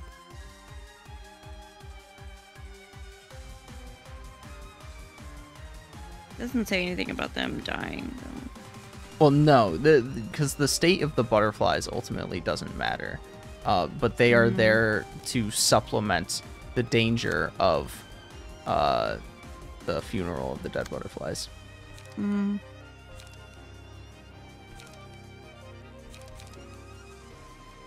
Oh.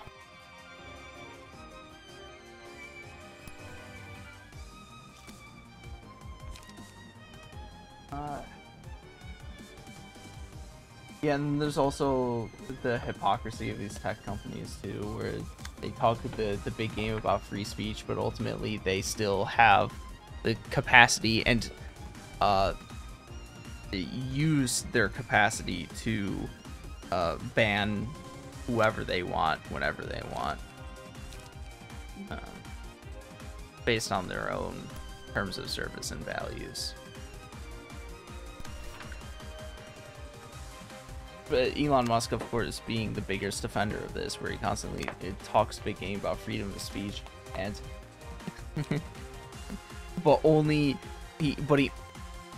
he only talks that big game in the context of letting fascists speak freely on his platform. He has in the past cracked down on leftists and communist socialists speaking out, but actually not even them. He's cracked down on like journalists. He's cracked down on journalists who have written unfavorable articles about him or made unfavorable posts about him. Like, bro, grow up here. There was also that time when where there was the account that was posting the readily available public information about his jet flights. Oh yeah, that's true. I remember that. Apparently, like, Taylor Swift there's like that, Taylor Swift, I guess, is one of the main people that puts out, she flies around in her private jet all the time, and it's bad for the environment, and she's the worst one about that. And so there's like one person who like monitors all of her flights basically, and apparently she like is trying to sue them or something. Which, I mean, that's public information. And that needs to be public information. You can't just have unknown jet flights going around, because they'll crash into each other. or the airports will not be prepared to receive your plane. Yeah.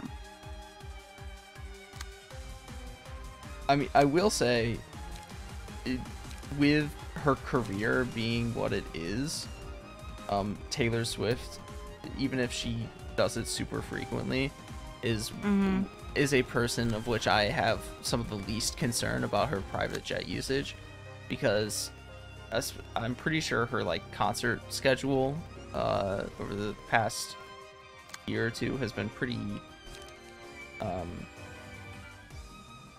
aggressive. Yep. So it's not like I've been keeping track, so I don't know if she's taking like frivolous private jet flights, but I feel like I'm not sure. I feel like it makes sense for her as a performer over a lot of other people who use jet flights, private jets, to be using private jets. But like CEOs, they don't need to be using private jets, especially with the frequency that they do. First of all, if you have like a meeting, you have like a call-in meeting. Do fucking remote meeting. Second of all, Yeah, just that way you don't spread COVID and like measles and shit. Like, come on now. You fucking nasties. Because I know you CEOs ain't wearing a freaking mask, okay, and ain't getting your shots, okay. I don't trust none of you bitches, okay. second of all, you do not have a schedule that requires the use of private jets. You can, especially since you are like the owner of said company, like you can finagle it around. Yeah, of course. Actually, more importantly than that, they are often making those private jet flights frivolously, not even for business purposes. They are doing so frivolously. Mm-hmm. Oh, like somebody got in trouble like in our school district because like we have like a small airport The fuck? in our county. That's, okay, I thought you were gonna say you had a small airport in your school, and I was like, what? No, it's not. Is it? I guess it would be considered an airport, and it's like basically for like people use it for like teeny tiny like airplanes. Makes sense. Yeah, and so the school district got a airplane, like a teeny tiny little like helicopter, or like a 2-seater plane. Like I don't fucking know what it is. Meanwhile, they probably don't have enough funds for actual extracurricular activities, or more importantly, for paying their teachers adequate salaries. I mean, well, like our school district is pretty makes pretty good money because like we have a nuclear power plant and like a like Bitcoin like thing, and so they pay a lot of taxes. So school district, so anyway, our school district's like doing fine. But like they made, I mean, when I was going to the high school, it was like shit. But like now, anyway, but now it's like really nice. It's a really nice high school. I mean, like people come in from like a lot of different counties to come to our high school. But like nobody ever like goes to college from our high school, so like weird, but whatever. So anyways, I mean, that's classic Texas right there. Yeah. And so anyways, so like the teacher that was like teaching these kids like how to fly like the little planes, he was like taking it out to go to like restaurants and like go visit his kid in college, and he didn't get in trouble for it. It's like, the fuck, like he can just get away with like using school resources for personal gain. Yeah, and of course you have to record all that shit. So like, and he was posting it on Facebook. This kid was posting on Facebook. And like, anyways, he went to like, I don't know, the school district, talked about it and shit, and yeah. But he didn't get in trouble. Like, meanwhile, people get in like trouble for less.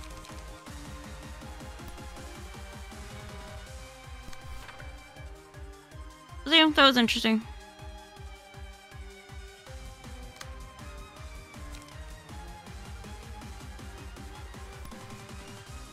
But I got to fly in one of those, and it's freaking scary. I don't like those little 2-seater planes. Like 2, 3-seaters, like it freaked me out. Did you see the frightened ones? Did you hear the falling bombs? Did you ever wonder why we had to run for shelter when the promise of a brave new world unfurled beneath the clear blue sky? No, I didn't. Oh, this one draws a page. I guess I could use it.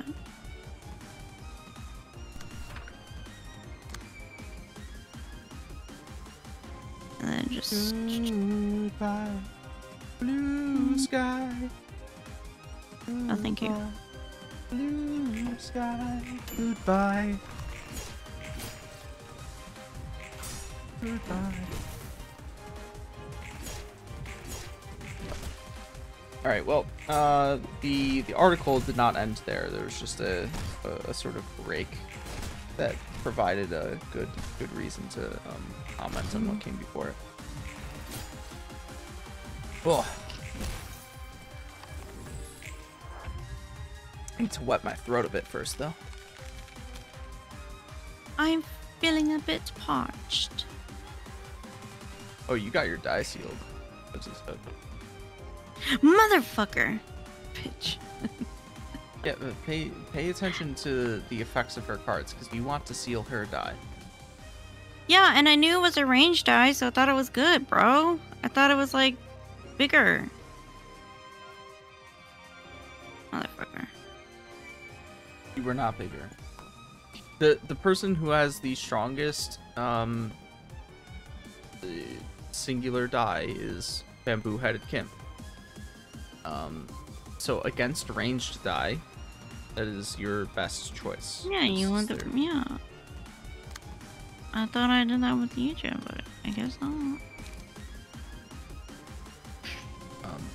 And then you want a bigger number than this. Yeah, either to overcome crisis or draw sword is going to be your highest numbers that Bamboo-Headed Kim is going to draw.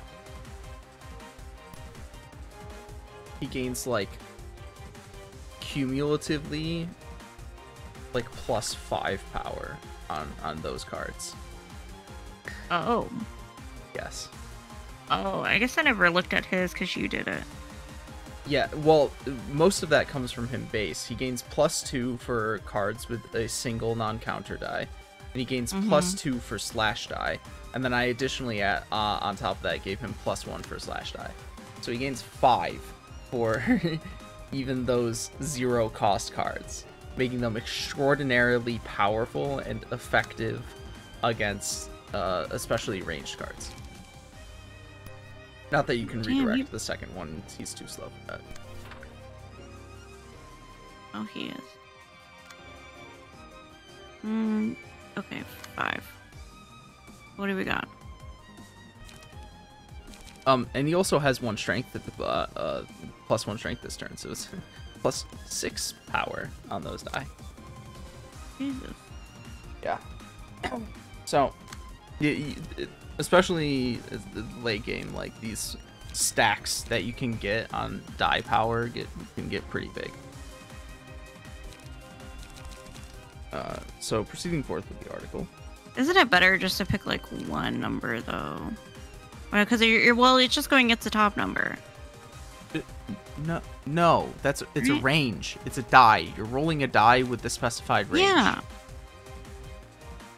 Yeah, but then it's like this one. Look, it's like this one against this one, right? Yes. Yes, it is. That's what I mean. Oh, okay. Top number. Top. Yeah, the top die, not the top number. Top numbers. I don't know what they're fucking called, okay? This is how I remember things. What are her thingies? I think hers are pretty high. The Shakespearean drama that unfolded late last year at OpenAI underscores the extent to which the worst of Facebook's move fast and break things mentality has been internalized and celebrated in Silicon Valley. OpenAI was founded in 2015 as a nonprofit dedicated to bringing artificial general intelligence into the world in a way that would serve the public good. Underlying its formation was the belief that the technology was too powerful and too dangerous to be developed with commercial motives alone. But in 2019, as the technology began to startle even the people who were working on it with the speed at which it was advancing, the company added a for-profit arm to raise more capital. Microsoft invested $1 billion at first, then many billions of dollars more. Then, this past fall, the company's CEO, Sam Altman, was fired, then quickly rehired in a whiplash spectacle that signaled a demolition of OpenAI's previously established safeguards against putting company over country. Those who wanted Altman out reportedly believed that he was too heavily prioritizing the pace of development over safety. But Microsoft's response, an offer to bring on Altman and anyone else from OpenAI to recreate his team there, started a game of chicken that led to Altman's reinstatement. The whole incident was messy, and Altman may well be the right person for the job, but the message was clear. The pursuit of scale and profit won decisively over safety concerns and public accountability.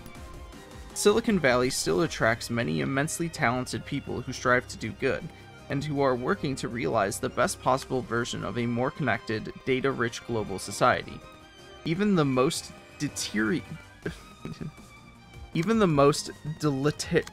Wait, hold on, what is this word?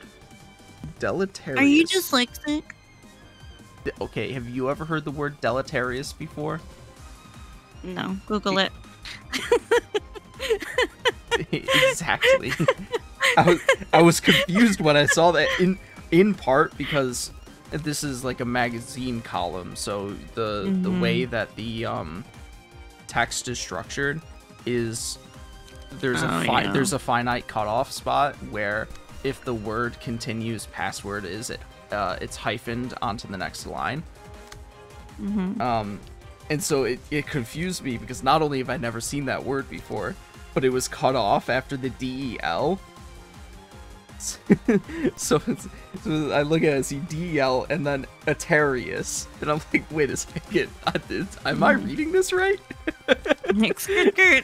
What? Cheat that. Deleterious, causing harm or damage. Okay. Learned a new word today. Yeah. So even the most deleterious companies have built some wonderful tools, but these tools, at scale, are also systems of manipulation and control. They promise community, but sow division, claim to champion truth, but spread lies, wrap themselves in concepts such as empowerment and liberty, but surveil us relentlessly. The values that win out tend to be the ones that rob us of agency and keep us addicted to our feeds. The theoretical promise of AI is as hopeful as the promise of social media once was, and as dazzling as its most partisan architects project. AI really could cure numerous diseases, it really could transform scholarship and unearth lost knowledge, except that Silicon Valley, under the sway of its worst technocratic impulses, is following the playbook established in the mass scaling and monopolization of the social web. OpenAI, Microsoft, Google, and other corporations leading the way in AI development are not focusing on the areas of greatest public or epistemological need, and they are certainly not operating with any degree of transparency or caution. Instead, they are engaged in a race to build faster and maximize profit.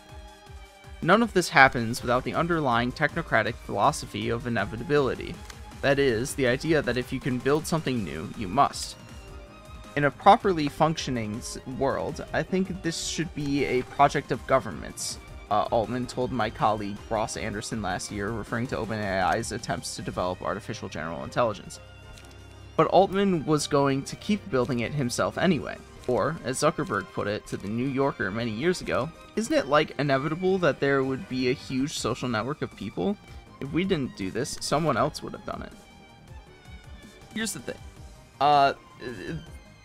First of all, very impressive that this article is teetering on the cusp of being anti-capitalist. It's almost there. I'm very impressed. Not many people are anti-capitalist. Professional publications like this. You're almost there. Maybe it'll get more anti-capitalist as things go on. But I have a criticism of their approach here, which is they're criticizing this technocratic idea that technological progress will inevitably happen, and it should be pursued. Which is actually something that I agree with, in fact. I think that technological progress is inevitable and is, generally speaking, good when it happens. So I don't think it's a problem to pursue technological progress. And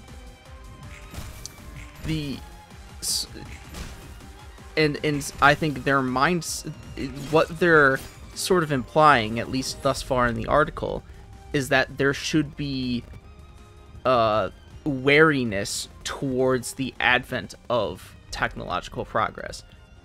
And I think that is just a not very productive approach to have. because you could maybe make the argument that we should be restrictive in how we go about doing our technological progress. Right click if you want to get it off the screen. No, sorry. What's happening? That there should be wariness in how we go about these things and restrictions in place in how we go about these things. But the approach shouldn't be to prevent certain avenues of technological progress. Because that is going to be an inevitable failure. And is just not... I guess I would think of it as not ideal, all things considered. What's funny is you don't even need to attack Angela, because the burn is going to kill her at the end of the turn anyways. Oh, really? Yeah. You can still unload cards like that one that will give you charge and light as you need. It's just the only ones that it matters that you attack is going to be the butterflies, and that's only because they are attacking you. Yeah. So I think this is like an improper mindset with which they're approaching it.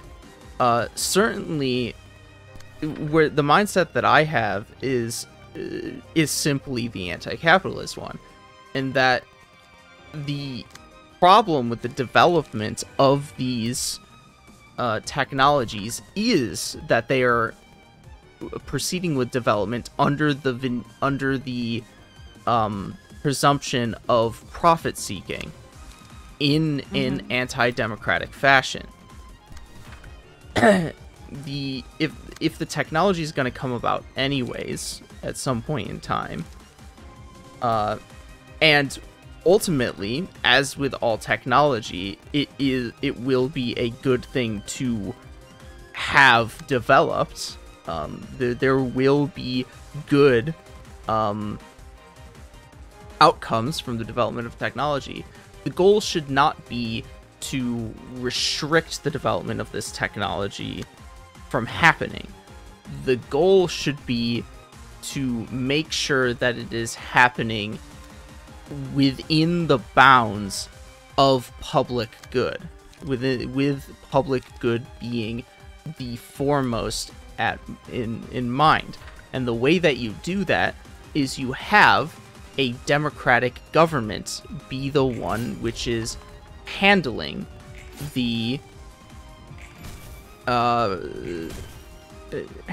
development of the technology, rather than these private institutions that are developing them for the sake of profit.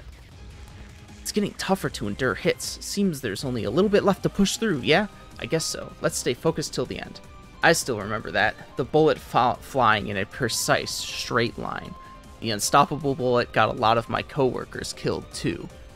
We seem to have reached the end of it. Don't loosen your grip just yet, everyone. I want to loosen my grip. I apparently have caps lock on. I blame you. I am pulling up this abnormality, which is not that link. What the fucking ad? Jesus Christ. Which is Der Freischutz. The magic bullet is an abnormality that shoots a bullet that can hit anyone.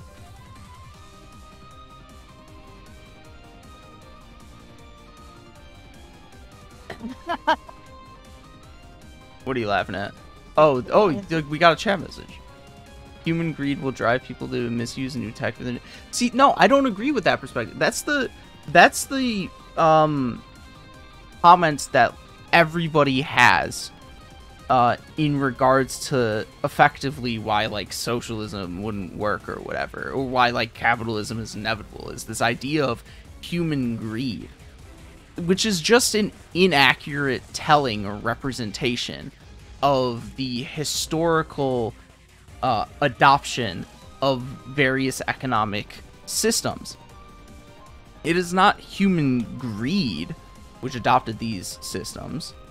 It is a matter of what has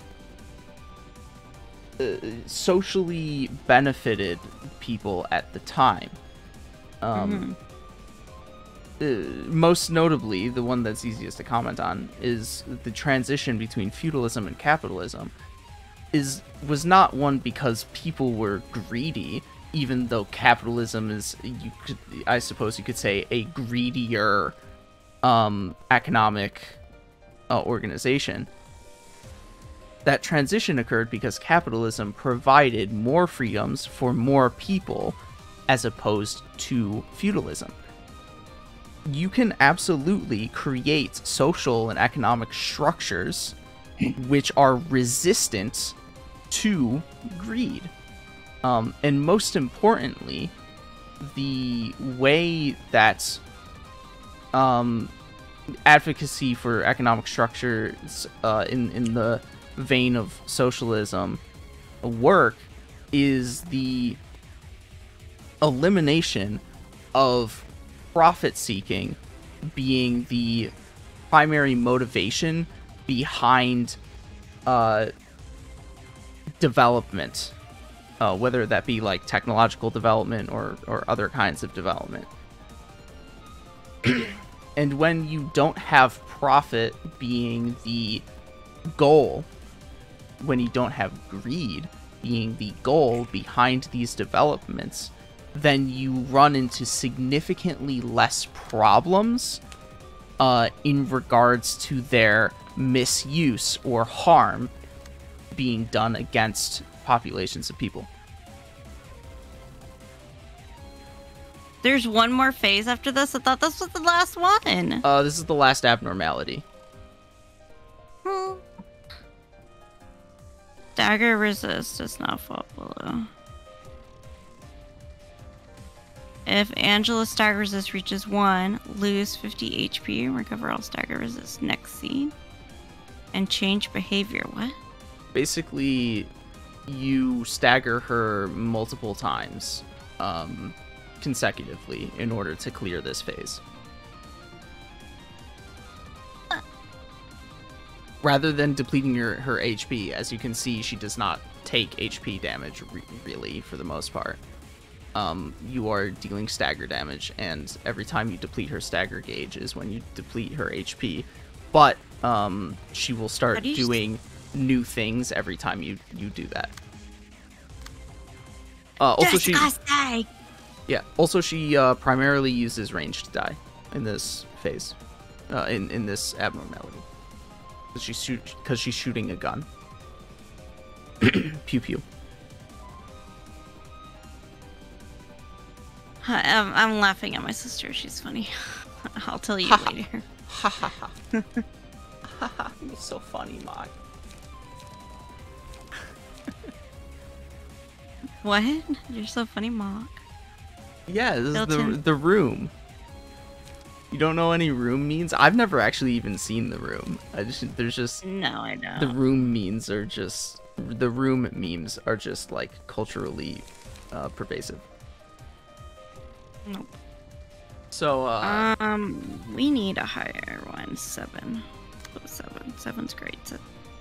Dude, that blazing strike has come in more handy than I thought it did than I thought it would when I initially put it in that deck. Inflict 10 burn. Fuck you, Mitch. What do you mean? It's not just the burn. I just mean like having that single high roll die has actually come in much more handy than I expected it to. Yeah, it's been super helpful, especially with these fucking Angela. Yeah. Fucking stupid bitch. So, the story of Der Freischutz. Okay, The now we devil gotta ultimately wished for despair. For despair wears down the mind and drains one in... God, fuck. I'm doing so much reading. Now you know how I felt yesterday, okay? Okay, you have not done as much reading as I have been doing, okay? Okay. And you were still messing up more frequently than I have been. You didn't come across an entirely new word in the form of deleterious. Actually, you did come across an entirely new word. An entirely new word for you. I knew what the word was. And Well, actually, no, not that one. It was a different one. That one I've never heard of. A non-proper noun. I just don't even remember what the word was yesterday. I don't remember. Whatever. Oh my god, why do you keep scaring the crap out of me? Jeez Louise, dog. Anyways, starting over. The devil ultimately wished for despair. For despair wears down the mind and drains one's will to go forward. When one feels there's nothing left to go for, their soul falls down to hell, the devil's domain. This is why the devil finds it more entertaining to watch people fall to despair, rather than to simply kill them. We describe it as selling one's soul to the devil. When a marksman received the gun from the devil proposed a childish contract. The last bullet would puncture the head of his beloved.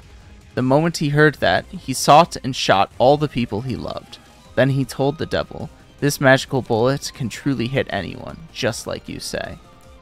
With the last bullet gone for good, the hunter traveled to numerous worlds. Sometimes he helped those in need or fought evil, but it was all done on impulse, not a gesture of goodwill or ideals. In one world, he was called a righteous hunter, while in another, he was a blood-stained gunman. One day, the marksman realized the devil no longer followed him. He pondered why, then realized that his soul had already fallen to hell from the beginning. The contract had already been fulfilled, so the devil had left. The marksman, now a devil himself, continues to pull the trigger to gather the souls of others. Just as the devil said, the bullets will puncture anything you please, forever.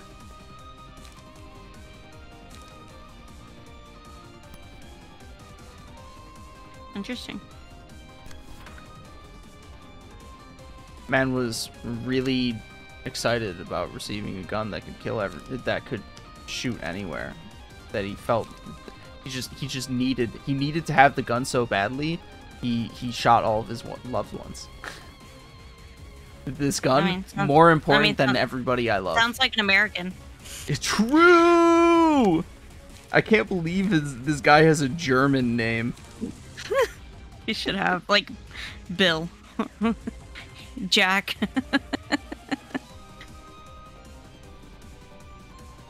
Yeah, Richard.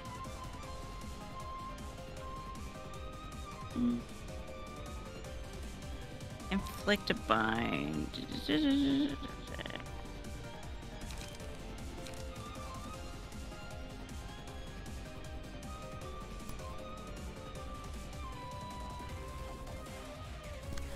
Oh. Oh, there's some flavor text too. Der Freischutz does not remember anything positive, such as the sparks of love or the joy of doing a good deed. He only reacts to dying things. That is so funny. He only reacts to dying things. That is a sentence. That is a sentence. That is a sentence. Long ago, Der Freischultz's heart was pierced by the magic bullet, which always hits its mark. As with all pacts made with the devil, Der Freischultz's request will not end peacefully. Oh well. The name Der Freischutz is taken from the name of a German opera by the same name, which itself is based off of the German tale Freischutz. Freischutz. Oh, I've been pronouncing that wrong this entire time. It's Freischutz. What a loser. Der Freischutz. Hey, I don't speak German. I just have listened to a few German songs. I really don't. I really don't like German music. Ich kann meinen Weg. Ich kann meinen Weg. Süß weit. Gennen den Gangen. Bist du mein.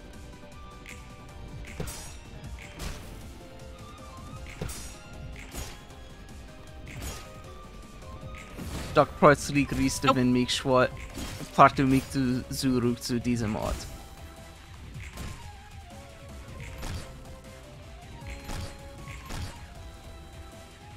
You can't just categorically denounce German music, man. The German music I listen to might as well be Japanese because it's Toho music. That's funny. What the hell is that? He's doing something else now because you depleted his her stagger gauge once. Every time you deplete the stagger gauge, she does something a little different. Well, her passive abilities don't change. It's the cards that she's using that are changing. a mass attack too. Yes. Bitch. It targets everyone except for the one in the center. Oh, lucky you saw it. And it also Lucky you, inflicts paralysis. That's pretty lame. But it's a summation page. Should be pretty simple to The summation defend. page again. Yeah, the summation ones tend to be, I find the summation ones for the most part tend to be easier to defend against than the individual ones. Because you don't have to worry about like having enough die on the page, for example. You can just, and typically the ones with the pages with more die, even though each die has a smaller range than the ones with less die, they sum to larger totals. So usually you just use a card that has a bunch of die on it, and you're typically fine for the summation page. Oh, this one draws a page. That said, there are some summation pages in which the value is like ridiculously high that you have to overcome, like 30 plus, and you're like, ah. Ew. Bro, 30 plus. Okay, so like you can go against it, or Oh yeah, you still can defend against it. It's just, you know, much harder. By the time those ones show up, you have, you know, more. You have better cards with which defending against them with. It's just, you know, pretty rough to see a summation page that's asking you to roll 30, and you're like, oh god. it just makes you want to die inside. Yeah. Got it. Okay. And then Oh, jeez.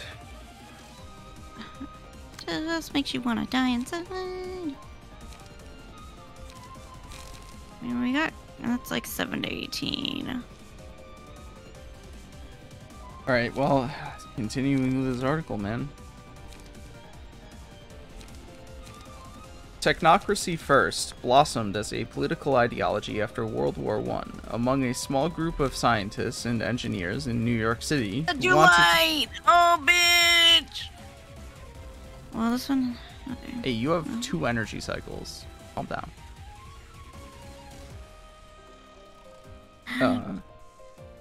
Engineers in New York City who wanted a new social structure to replace representative democracy, putting the technological elite in charge. Though their movement floundered politically, people ended up liking President Franklin D. Roosevelt's New Deal better. It had... Oh, my intonation in speaking that sentence was a little incorrect. Though their movement floundered politically, people ended up liking President Franklin D. Roosevelt's New Deal better. It had more success intellectually, entering the zeitgeist alongside modernism in art and literature, which shared some of its values. The American poet Ezra Pound's modernist slogan, "Make it new," easily could have doubled as a mantra for the technocrats. A parallel movement was that of the Italian futurists. I guess it doesn't matter if I it's like every mass attack page. I don't directly have to do it. Well, Yeah, it's a mass summation. you it's not a mass attack. don't have to directly target the die that is doing the mass attack. Oh wait, fuck. I might have to pick a different one.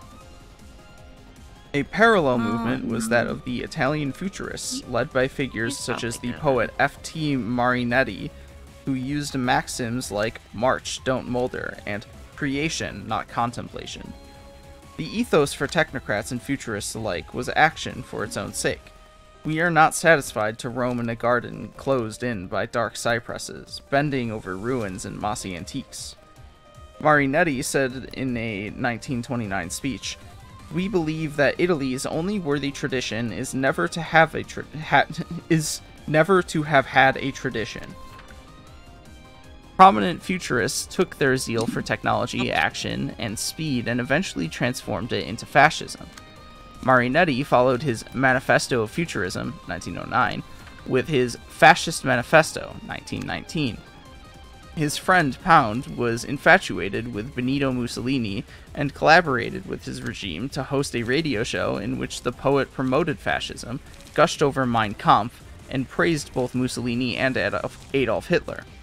The evolution of futurism into fascism wasn't inevitable.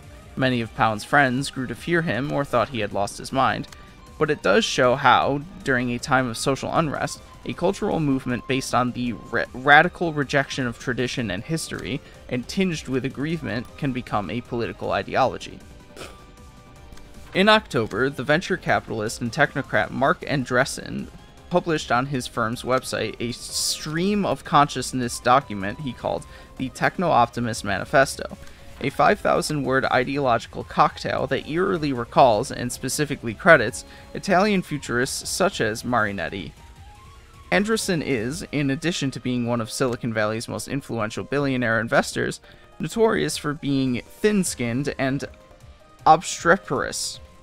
And despite the invocation of optimism in the title, the essay seems driven in part by his sense of resentment that the technologies he and his predecessors have advanced are no longer properly glorified. It is a revealing document representative of the worldview that he and his fellow technocrats are advancing. Andreessen writes that there is no material problem, including those caused by technology, that cannot be solved with more technology. He writes that technology should not merely be always advancing, but always accelerating in its advancement to ensure the techno-capital upward spiral continues forever. And he excoriates what he calls campaigns against technology, under names such as tech ethics and existential risk.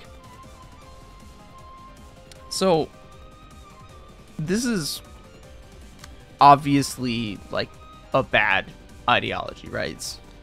It's fascist. And A little bit. I mean, it was explicitly fascist. It was explicitly fascist in the first half of the 20th century. And it is like sort of I don't want to say that it's fascist now, but it is supremacist. It is capitalist and it is anti-democratic. Because here's the thing, as I've said before, the advancement of technology is not a bad thing, it's how it's used. And the issue is that these people are advocating for the advancement of technology, not just for technology's sake, but for their own sake. They're saying that technology should advance so that they can reap the benefits of the advancement of technology, as opposed to the workers, which would see an increase in productivity. Because that's the thing. Technology increases the productivity of laborers. As such, the laborers should share in the benefits of the increase in productivity. And so the issue is when the laborers don't see the benefit of the increase in productivity. Okay, mass individual. Cool beans. Yeah. This is a pretty simple phase. It's only doing the one thing. You're only doing the one thing. I am only doing the one thing.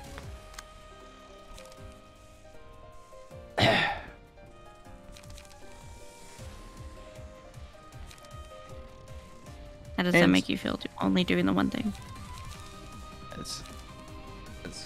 That makes me sad. You've hurt my feelings. Sorry.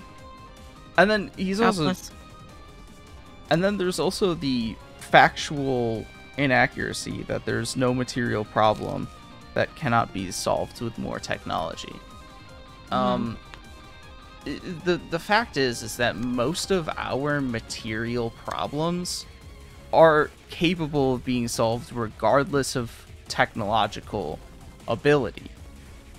It is a matter of structuring our economic capacity to reflect our technological capability. Like, the ability to implement socialism has existed for at least well over a century. Definitely longer than that, regardless of its existence as like a economic thought. But at least over a century, it's had the capacity of being implemented. And technology is obviously significantly advanced and is extraordinarily different now than it was 150 years ago. So if anything, with the substantial, really mind-blowing increases in productivity that we've seen over the past century, socialism should be even more viable of a economic organization now than it was 150 years ago, when it was even still possible then. So to me, that indicates that our material issues as a society have less to do with our productivity and our capacity, I suppose, than it does with the way that we have molded ourselves around that capacity.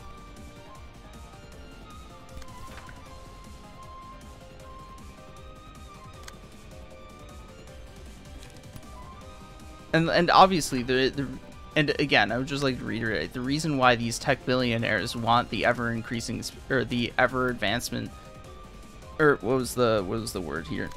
The reason these tech billionaires want to ensure the techno-capital upward spiral continues forever is not because they genuinely care about the advancement of technology in any sort of capacity, but because they are the ones who see the benefit of the ever-increasing the techno-capital upward spiral continuing forever. They are the ones who see the increased wealth that comes with that increased productivity. So, and as the ones who control it, as the owners of this technology, they are the continuation of the increase in technology only sees them getting more and more power. Not just wealth, but power. They gain more and more unilateral influence over society as their technology becomes more and more foundational to the underpinnings of that society. And that is the main issue here. The main issue is not the advancement of the technology itself. It is that there are individuals who have effective singular control, or minority control at least, over or oligarchical control over these technologies and how they're being used.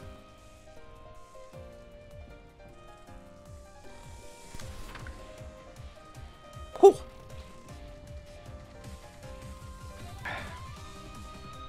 Imagine doing fucking political analysis while you're just beating up a guy with a gun.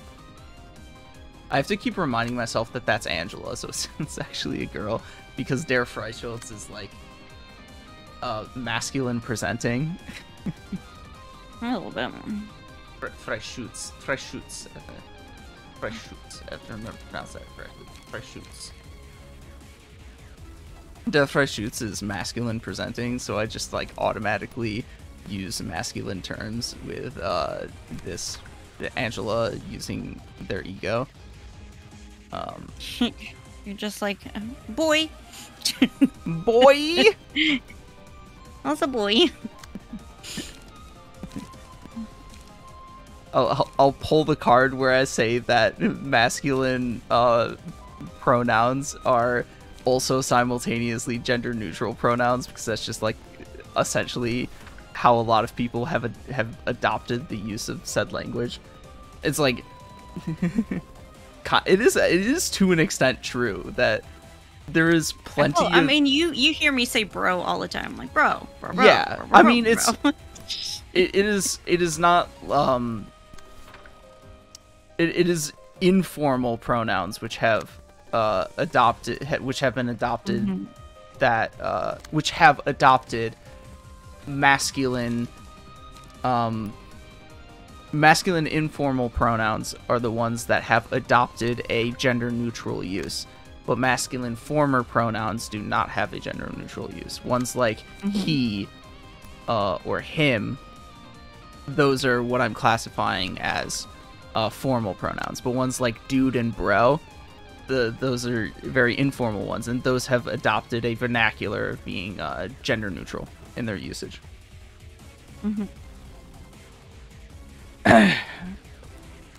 That said, I do personally oftentimes default to masculine pronouns when referring to things in which there is not a clear answer or it doesn't really matter anyways, which, I mean, could that technically be considered like a flaw in my language use? Sure, but I mean, I don't think it matters that much.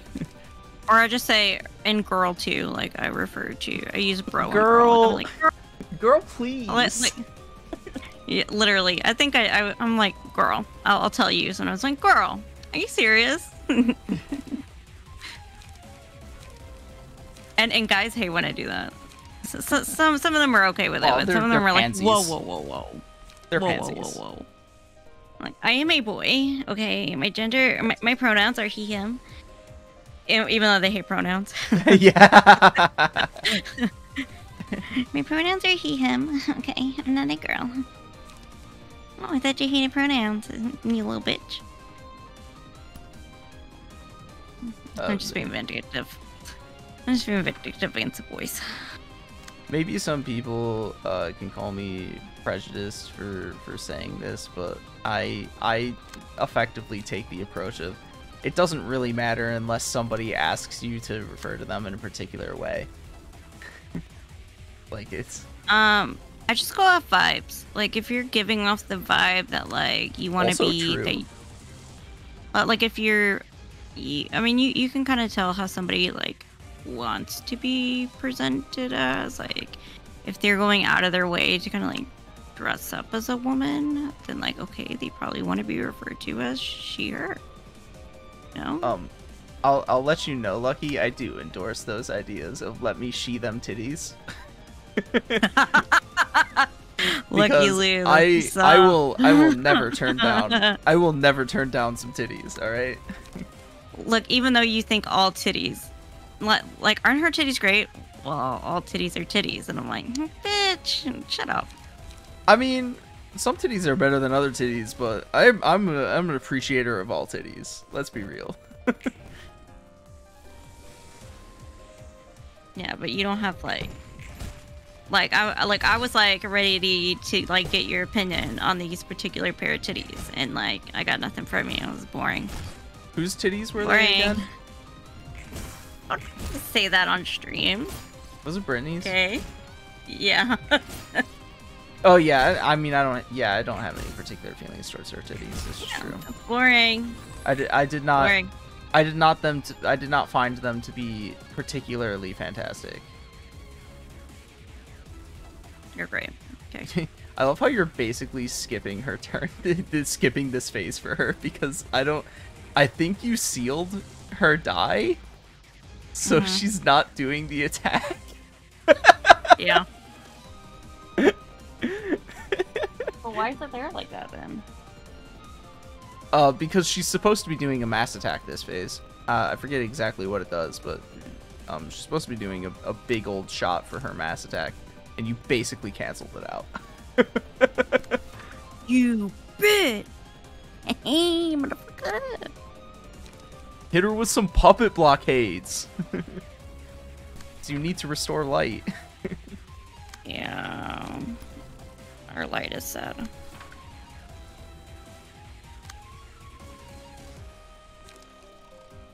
Sod also pretty low on light. But he can't really regain light right now because he has so much health. so you can't to overcome crisis and restoring light. Oh no, yeah. Okay, I mean, look how much health he has. He has 212 health. He's like, at that point, you can just have him do nothing for like several turns, and it'll be completely fine. Yeah, I will just leave that bitch alone. Okay. Does he have any cards? Not to restore light. Then we'll just maybe. Okay, we'll figure it out later. Slay Queen. Yeah. Oh, on hit, restore light. Yeah, I mean, it basically refunds half the cost of that card rather than giving you a net positive. It's still a net negative, just makes it overall cheaper.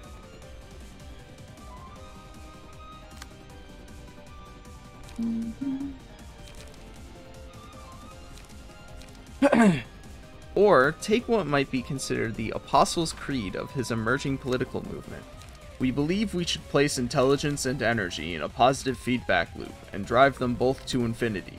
We believe in adventure, undertaking the hero's journey, rebelling against the status quo, mapping uncharted territory, conquering dragons, and bringing home the spoils for our community.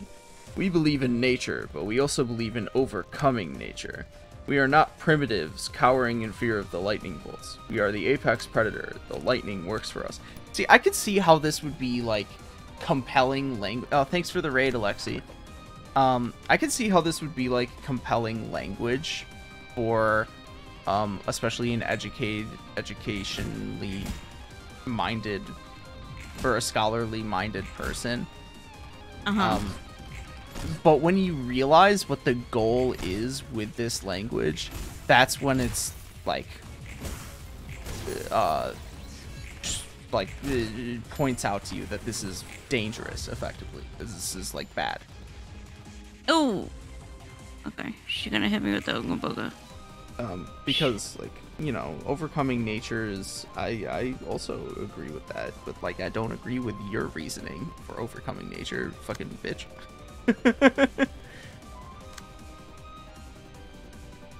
Yes, also hello Dixie, and oh wait, that's both of those chats were from Dixie. Hi.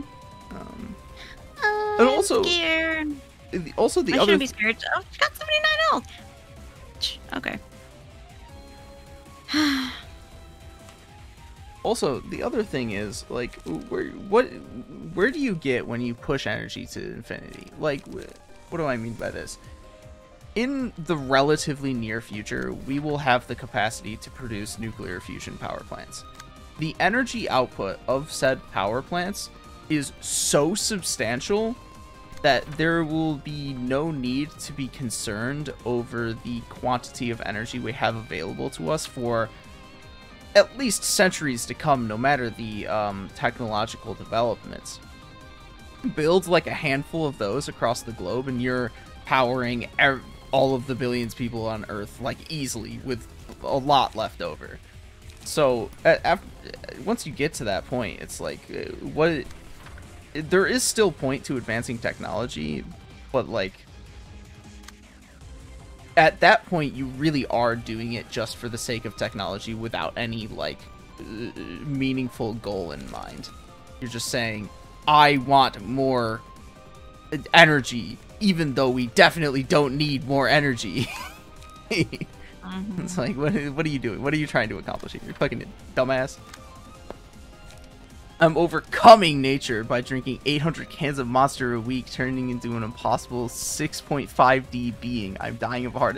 Yeah, every once in a while, or not every once in a while, you like somewhat regularly make posts about like your health, and every single time I think to myself, you know, maybe you would have less health issues if you didn't like drink so much energy drinks and generally unhealthy substances. Like maybe you would have an easier time like staying awake and being able to do your work if you weren't reliant on the energy drinks to keep you functioning. Hey, you're not his mom, bro. Not his mom. Yeah, but I am his... I was gonna say patron, but that, like, implies Patreon, which I'm not currently patroning him. I thought you were gonna say boyfriend. I am his client. I am his client, though. I was like, for sure you're gonna say boyfriend. I was like, oh? Maybe Oh? you're poopy-headed, not me, mom. Yeah, but I am fucking your mom, okay? Damn. Fucking got He's him. my boyfriend. He just doesn't want to come out. It's true. I've been told before I'm in the closet, and surely other people know better than I the status of my sexuality. Hey, no, he's my boyfriend. I'm sorry, you can't have him. Okay, he's mine. Sorry, I replaced you. Sorry. Gotta go, bitch. Gotta go. In Brittany's server earlier, she commented how it was interesting how someone like me, which cares a little bit more about politics than the other people there, is there, and somebody made the comment, "I'm there because I'm your pet," and it's like, yeah, basically, I can't even deny it. That's essentially the truth. Yes, you are my pride and joy. Yes. I wouldn't go so Nice. far as to call myself your pet, but like you are the reason that I am there. I'm not. That is very true. Yes, my sweet, my sweet little bean. Yeah. But no, Alexi, she is not my girlfriend. But if you if you want one, you're just gonna have to try a little bit harder. No, don't let him lie to you. Okay, he's just shy. Okay. Yeah, He's we're just shy. actually secretly banging over Discord calls like every other day. we're having Absolutely. we're having Discord sex. Yeah, absolutely. You know, greatest time ever. Okay. Don't you just love how we as a society have gone from having We as phone a sex? society. Yeah, we as a society have gone from having phone sex to having Discord sex. Absolutely brilliant. Because now, when you have that sex, you no longer have to just do it verbally. You can, alongside your conversation, you can show your camera, and you can also take pictures of yourself to share during the whatever. You know, That's great. let's talk. Great. Let's No, talk that's it. philosophy in this game. Actually, you can use emojis. Yeah, that eggplant emoji, man. Yeah. Oh my god, and then the Discord emojis that are in Brittany's server, those are my favorite, okay? Very sexual. 좋지 않아. 매번 이런 식이라면 좋지 않아. 정신이 좀 드십니까? No, you can't, Angela. You're pissing me off, bitch. 오히려 선물에서 짜증나네. 술에 잔뜩 취해서 진상 부렸던 일들이 다 기억나는 아침만큼 짜증나는 게 없지. 엔젤라도 마음껏 쏟아내는 것이 분명 필요했을 겁니다. 쉽게 말하지 말아줄래? 넌 너 자신이 강박적으로 가뒀다면 난 하고 싶어도 내 마음 따라 행동할 수 없는 몸이었어. 마음 상하게 하려는 말은 아니었습니다. 그래도 엔젤라, 이제는 선택할 수 있습니다. 그리고 저희 대신 당신이 대가를 치러준 만큼 저도 돕고 싶군요. 선택? 지금도 나에게 선택 같은 Wow, 것은 없어. she's still holding herself back, man. 하고 싶어서 하는 게 I 아니야. mean, we are our own worst enemy, aren't we? 반드시 도서관을 완성하고 나를 완전하게 만들어줄 단 하나의 책을 찾아내는 것뿐이야. 그래야만 하는 것은 애초에 없습니다. Yeah, 언제나 모든 것이 변화하는 세상에 살고 있으니 she now has the capacity to choose whether or not she wants to pursue that goal. 현명한 것이 아닐 테죠. But she is 세상이 변화하는 blindly following it anyways, thinking that is something that she must do. 다 맞는 말이야. Yeah, it's like she doesn't see that there are other options out there, you 자기가 know. 무슨 말을 하는지 제대로 알고 있나 궁금하네. 그래도 예소드랑 다른 사사들 모두 She's following a script still. 고맙다는 말을 Yes. 듣고 싶은 Yeah. 거라면 해줄게. She wanted to escape the script, but she created a new one for herself. 분명 바뀌고 있습니다. 당신의 영향도 있겠죠. 그런가? 말은 많아졌는데 전보다 성격이 안 좋아진 것 같아. 롤랑 당신은 어떤가요? She's still mean to me. 변하고 있나요? Yeah. 나? 나는 이제 와서 변하기에는 너무 늦었지. And yet Roland still feels pretty stagnant. Also, you always spend several hours on my drawings, Alexi, and not even out of like any sort of necessity that I place upon you for them. Sometimes I ask you for something a little bit more complex, but usually it's your own prerogative that causes you to spend so much time on them.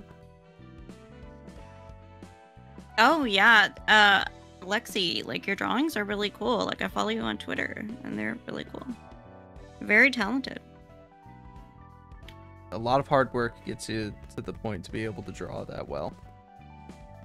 Yeah, like my brother and sister can draw really well, and so can like my aunts on my mother's side. But can I draw?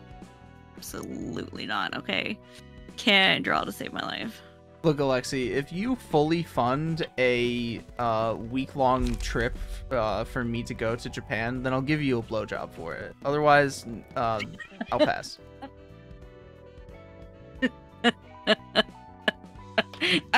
I was not expecting that. It was beautiful. It's beautiful. He's poorer than me too, so he can't afford that. Hey, Yeah, he might needs to just fully come fund up this with the one, money, right? okay? He might just find a way, you know? Where there's a will, there's a way. I've only gotten one paycheck for my job so far, and I'm still wealthier than him. So you're gonna tell me how they... You can do HOTS. I can do HOTS. So, it might pop... Like... I won't start a battle, start an invitation, and it might pop a tutorial up. If it doesn't pop one up immediately, then I'll start explaining it. Okay. So pick your poison. I didn't even think about it. I'm just like, click.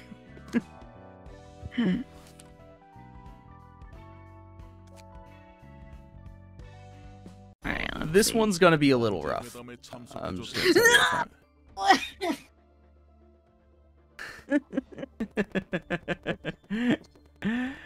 Remember to give me all your money in love. I'll explain more after the cutscene.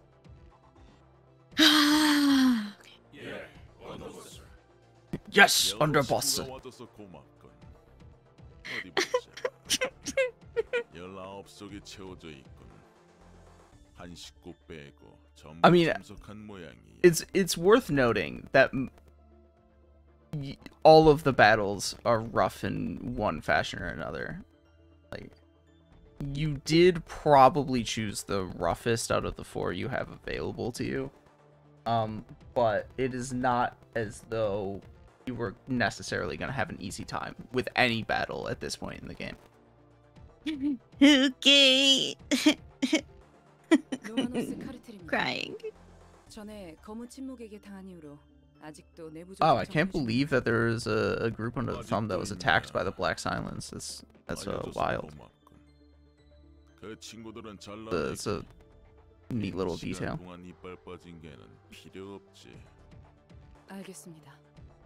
오늘 이야기는 길지 않아. 엘사 둥지와 도서관에서 다들 손 떼게. 둥지가 직접 관리할 거야. 지금까지 애써준 식구들에게 감사를 표하지. 그리고 헛소리! 가족들이 얼마나 죽었는데? Oh, the Kurokuma clan. 이 일에 엄청난 돈을 쏟아부었단 말입니다. 누가 자네들에게 발언권이 있다고 했지? 어르신이 말씀하실 땐 조용히들 하셔야죠. 말만한 분이 왜 이러실까? 아랫사람이 윗사람에게 허락받지 않고 말하면 아래 턱을. 규칙이다. 면목 없군요. 결례를 용서하십시오. 이 무절한 녀석은 제 쪽에서 교육하겠습니다. 하지만 그것과는 별개로 저도 같은 마음입니다. 인제 와서 손을 떼라니요. 마음 상할 수 있다는 것 아네. 지금까지 골목 재배치 전에 한 가닥 해보려고 피를 꽤 흘렸지. 내 마음 같아서는 여기 있는 식구들에게 한 구역씩 주고 싶어. 하지만 대부님의 뜻이 그런 것을 어쩌겠나. 따라야지. 밖의 상황이 예상과는 다르게 흘러가고 있더네. 검지 말고도 누군가 분명히 있어. 원단을 빼돌린 놈이지. 면목 없습니다. 신경 쓰지 말겠네. 왼손 하나 거두는 것으로 용서하지. 예. 지금은 그런 사소한 문제에 휘둘리면 안 되는 시기야. Only the left hand. 대부님의 뜻을 우선으로 해야 한다는 거네. 대부님의 의중이 무엇이길래 그러십니까?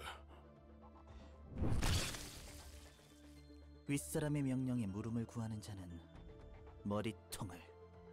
대부님의 뜻에 의중을 묻다니. 그런 불순한 생각은 근본부터 잘못이지. 밤의 송곳 식구는 오늘 밤 전부 숙청하도록. 네, 전하겠습니다. 잠자코 기다리면 될 것을 젊은 친구가 성질도 급하네. 대부님이 직접 말씀해 주셨다네. 검지. 그래. 특히 검지만큼은 엘사 둥지에서 단 한 구역도 내어주지 말라고 하시더군. 하지만 자네들은 검지의 대행자를 상대하기 벅차지. 그래서 손을 떼라고 한 거야. 지금은 힘을 아껴두라는 거군요. 무슨 말씀인지 알겠습니다. 이 이야기는 엄지의 다른 언더보스들과 그 식구들에게도 전달하는 사항이네. 우리는 고작 골목 몇 블록을 차지하려는 게 아니야. 알겠나? 알겠습니다, 언더보스. 엄지는 조직이 꽤 경직해 있네. 검지를 봐서 알겠지만 각 손가락은 편집증적인 규칙과 명령 체계가 있어. 방식은 달라도 규칙을 어기면 그 자리에서 끝장이야. 처리 방식도 손가락마다 다르지만 어차피 그것도 도시에서 살아남기 위함이겠지. 그 말대로야. 단단하고 무너지지 않을 껍질 속에 자신을 우겨 넣어야만 살아남을 수 있고. 그리고 그 단단한 껍질 속 끝까지 파고들어 뒷골목의 정점에 선 5 조직을 손가락이라고 불러. 뭐 어쨌든 도서관은 엄지가 와도 착실히 접대해줘야지. Yeah, so one of the figures in the back streets, they enforce a rigid hierarchy. If you fall outside of that hierarchy, you get clapped. You get clapped. This is actually probably the best way of putting it. Yeah. Oh, yeah. Well, actually, let me go to the bathroom first, and then. Okay. See if I can think of anything else to talk about. So the Kurokumo clan, most notably being the one that was fought before, was a subsidiary of the Thumb, and there's a bunch of other families that are subsidiaries of the Thumb. And the Thumb is basically saying, y'all ain't shit. It's time for the Thumb to take control, and we got to take matters into our own hands if we want to succeed here. And because not only do they have the index to deal with, the proxies of which are, very powerful, they also have the reverberation ensemble to deal with, which they wouldn't be able to deal with. Let's be completely honest, but they don't know that. The Thumb is a structure of the soldados. You see here the general grunts. Above the soldados are the capos. Those are the people that were surrounding Kalo. Kalo is a Soto Capo, and then above the Soto Capo is the Capo de Cape. The Thumb is most reminiscent of the Mafia in its structure and its presentation and its visual style. They are sort of more rigidly militarized Mafia, which is why their subsidiaries, like the Kurokumo clan, are act like mafias of like various ethnic origins, the Kurokuma clan being like Yakuza, for example. So all of the organizations within the Thumb and the Thumb itself are mafia-esque organizations, whereas the Index is like a religious-esque organization. The middle is like a family.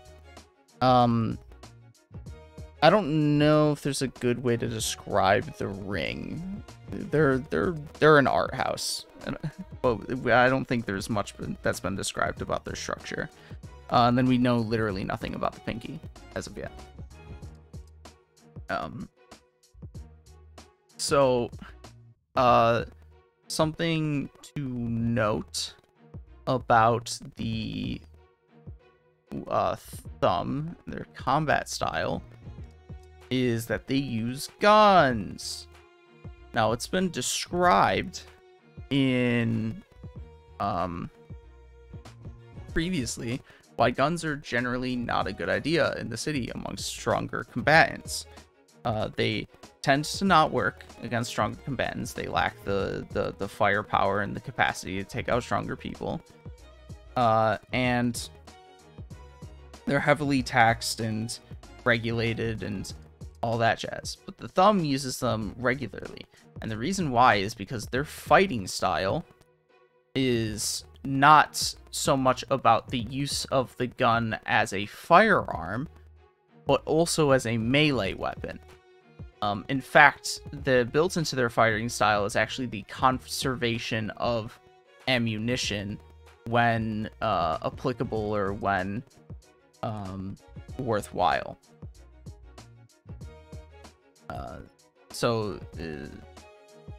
They basically they like to beat people with the stocks of their guns. It's very cool, you know. We love the Thumb.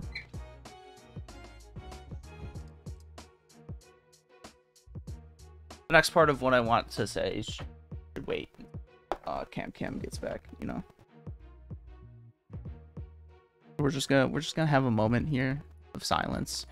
And maybe faintly in the background we can hear the trickle of urine leave her body.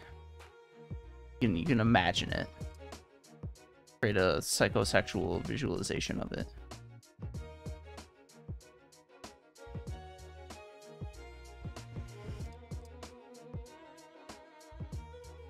Be a weirdo.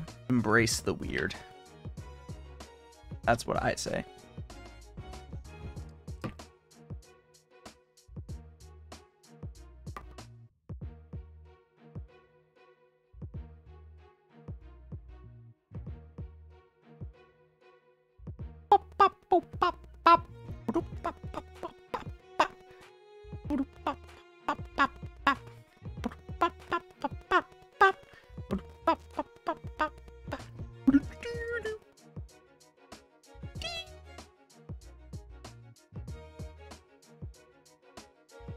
Yeah, so the Thumb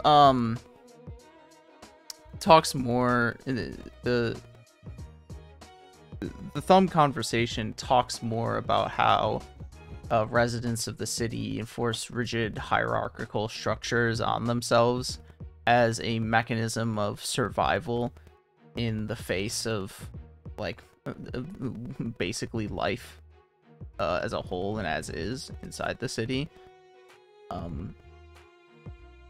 So in that rigid hierarchical structure restricts their freedom. It restricts their ability to freely be themselves and express themselves. The people in the city have no freedom, and some of it is self-inflicted in the form of these rigid hierarchical structures. But those structures are only self-inflicted because they naturally came as a consequence to what is the case without them. What they have to face without those structures. It is easier to it is easier to restrain your freedom then it is to face the reality that you are stuck in. To face the woes of living. And that's it's really unfortunate that that's the case. So you're gonna want to bring bamboo-headed Kim to this fight, because something you'll notice is that they use ranged. They have some ranged cards. Ew. These bitches need to put their guns away, okay? Yeah. Actually, the fact that you're using bamboo-headed Kim will probably make you have an easier time with this than I have ever had with this fight and its follow-up. So who should I put away? Probably Philip. Probably Philip. I mean, that would be my choice, not necessarily because it's the right one, but I mean, yeah. Okay, here we go. Actually, no, not Philip. It's actually a good question if you would get rid of, because all of them are good in good ways, but Philip has the singular strike card, or whatever it's called, and also Crack of Dawn. Both of those would be useful. But Max also has a good cards for this. Inslee, the W Corp cards are just kind of like good in general. But oh, actually, before we do, hold on. I wanted to, since I was thinking about it. Oh yeah, you were gonna change his passives, right? Yeah. Oh, so what I was laughing about is my sister. You know, I told her about all those posts that Ood made about me a couple weeks ago when they happened, and so I guess she finally looked at them and she commented under all of them. Wow. Under all 20 of them. What a cool lady. She is a cool lady. Yeah. She's like not applicable. Oh my god. Okay, next question. Yawn. Boring. So maybe Kinsley would be your least useful person here. Sorry, bitch. She's basically like, we're basically like almost the same person, so yeah. Imagine like two of me, okay? We're twinning. We're twinning. I think that's why, like that's why whenever you looked at, I think I sent you like a screenshot of our text messages, and you're like, oh wow, siblings really are like, huh? So the reason why these guys are probably the toughest of the first tier of fights is because as a consequence of their ranged cards, they end up doing a lot of damage before you even recognize that they're doing a lot of damage. Like, you're a few turns in and you've lost way more health than you expected. You're like, oh, that hurt. And, ow.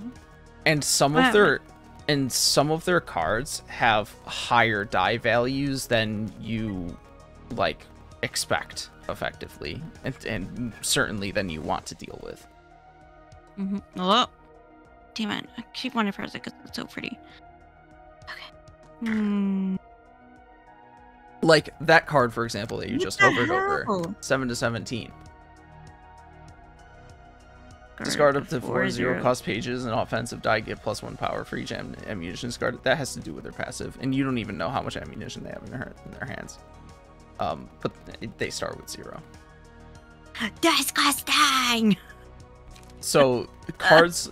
So one of the reasons why they end up doing so much damage is because you look at a card like that with a die range like that, and you're like, well, I'm not clashing against that. So you have to absorb the attack, and so they deal a lot of damage to you, and you're like, fuck, I can't clash against them. And though your overall damage output exceeds their damage output, obviously because you beat them, at least ideally you beat them. The fact that you're unable to prevent their attacks through outclashing them is what causes them to deal so much damage. But since you have Bamboo-Headed Kim and Philip's Big Die card, you do have a capacity to outclash cards like that. You still have to be mindful of when you attempt to do so, though, because, for example, you're probably not going to outclash that one with the cards that are in Bamboo-Headed Kim's hand right now. Yeah, you're definitely not. It's like extraordinarily unlikely. Especially since on the first turn they also get +1 power.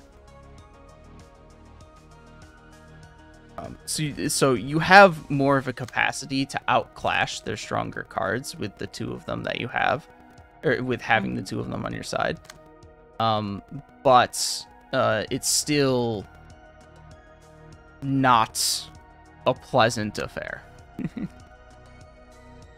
Gross. And at least you do have some cards which can put up some defense die in the face of those. Like, it might be a good idea to play Gigi Gig against that big number card, because at least you'll prevent some of the damage.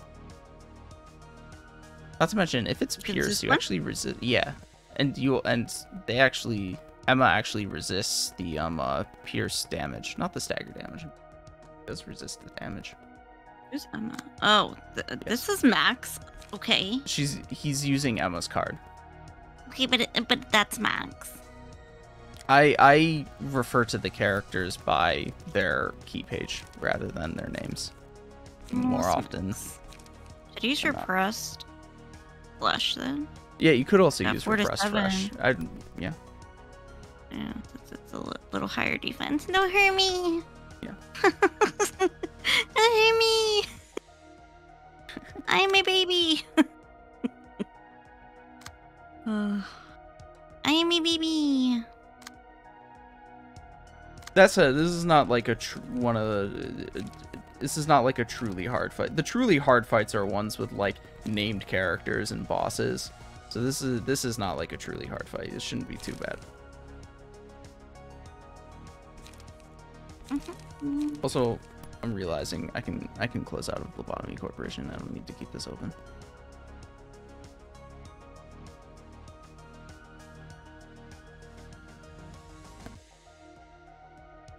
And she's like, and maybe you should simmer down your pride and just apologize. Oh my god. I can't believe she would say that after seeing all of those posts. That's unhinged, man. She's funny. But she's I better not say that out loud. Never mind. I better not call her out like that.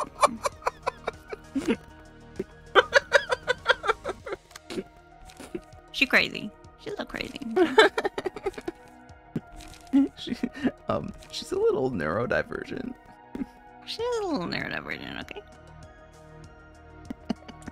And she's like, wow, you look whack, dude.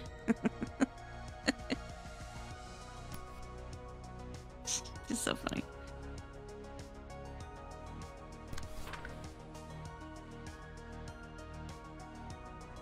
I wonder. Like we're just all kind of like that in our family. Okay, we're just all like very confrontational and in your face all the time.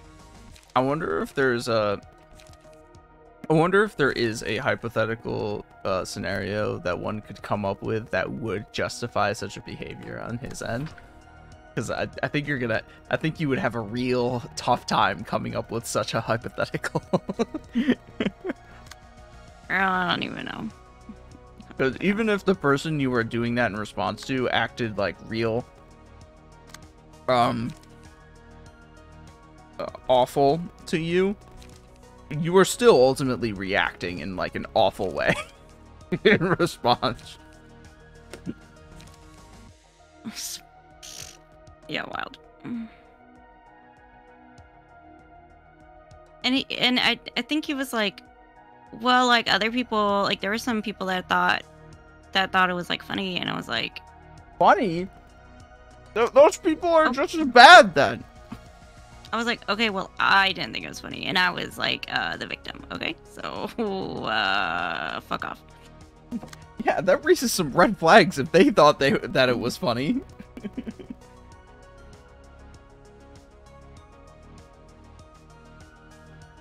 But yeah, good jumps.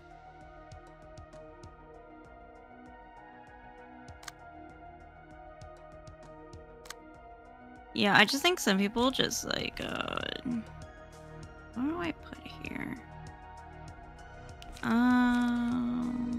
Guess we could. No, I only got one.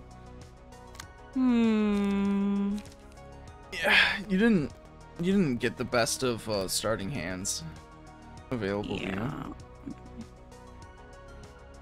Yeah, I'm starting to notice that now. Oh, it is what it is. That didn't redirect the Oh attack. yeah, damn it, yeah. You son of a bitch.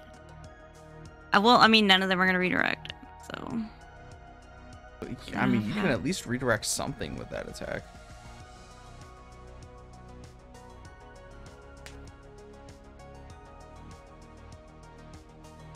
What are you doing?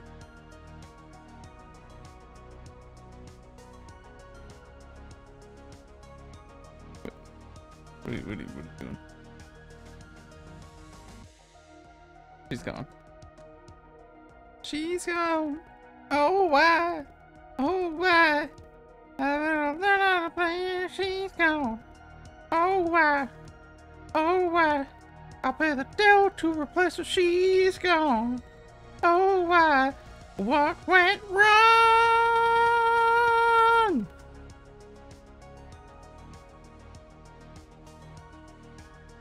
Yo, what's up, Ignatius? You're looking pretty sleepy right now. I think you should go back to sleep instead of staring at me. There was one time in which I'm pretty sure Ignatius was asleep with his eyes open, and it was comical because he, usually he closes his eyes. Not that time.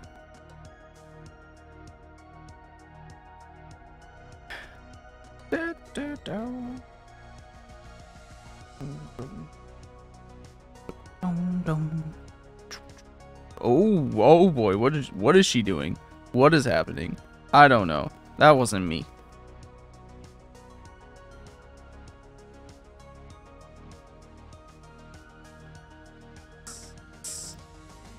I belched.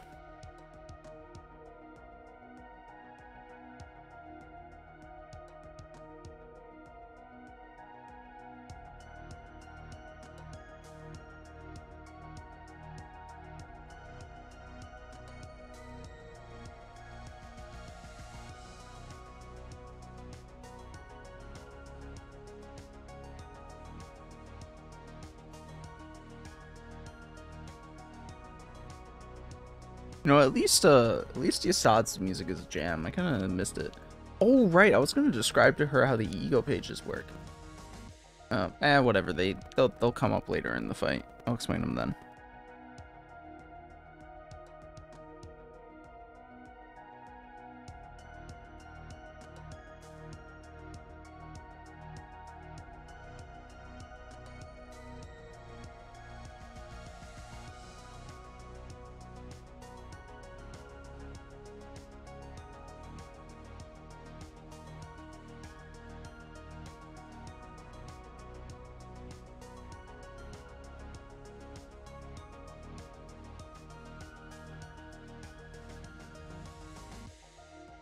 What is she doing?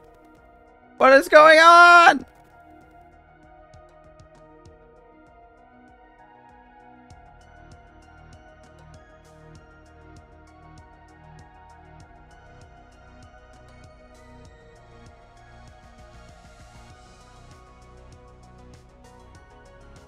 Oh. Oh, okay.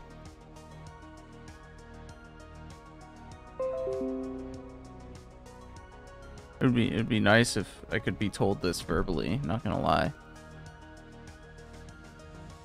Oh, she got kicked. She ended the call. Oh. What happened? I was charging my computer and my dog pulled on the cord and I didn't realize it. So it was dead. Oh, I see. connecting. Well, welcome back. Okay. Yay! Okay. So last when we went off, I was commenting on how this card didn't redirect the die that you pulled it at, but there are other attacks you can redirect with it. Like what?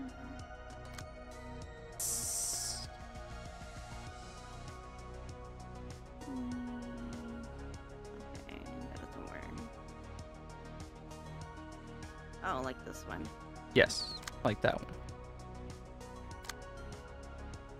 I was like what? What are you talking about? What do you mean?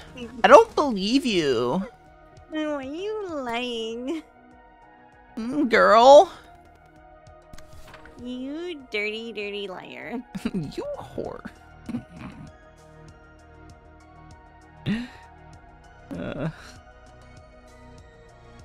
You hoe bag. Okay. There's one more attack that is redirectable that you haven't, yeah. Specifically with Yasad.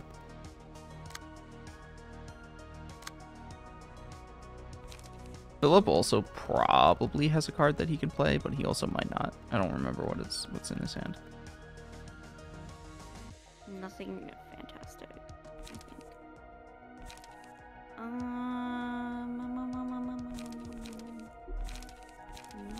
we only got one night.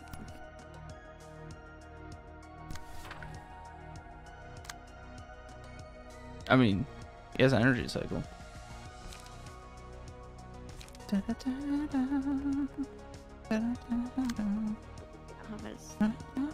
And Emma also has a 0 cost card that, I mean, you know, not necessarily that you should use. Oh no, she doesn't. I'm just bad at reading. I have a 4K monitor. Yeah, so what's your excuse, okay? I have a 4K monitor that I should not have had. Nice. You managed to deflect most of the damage from the big attack. From the hair, by the hair, my chin. By the hair of your chinny chin chin. So you never heard that before? I have heard that before. It's just I don't know why you said it now.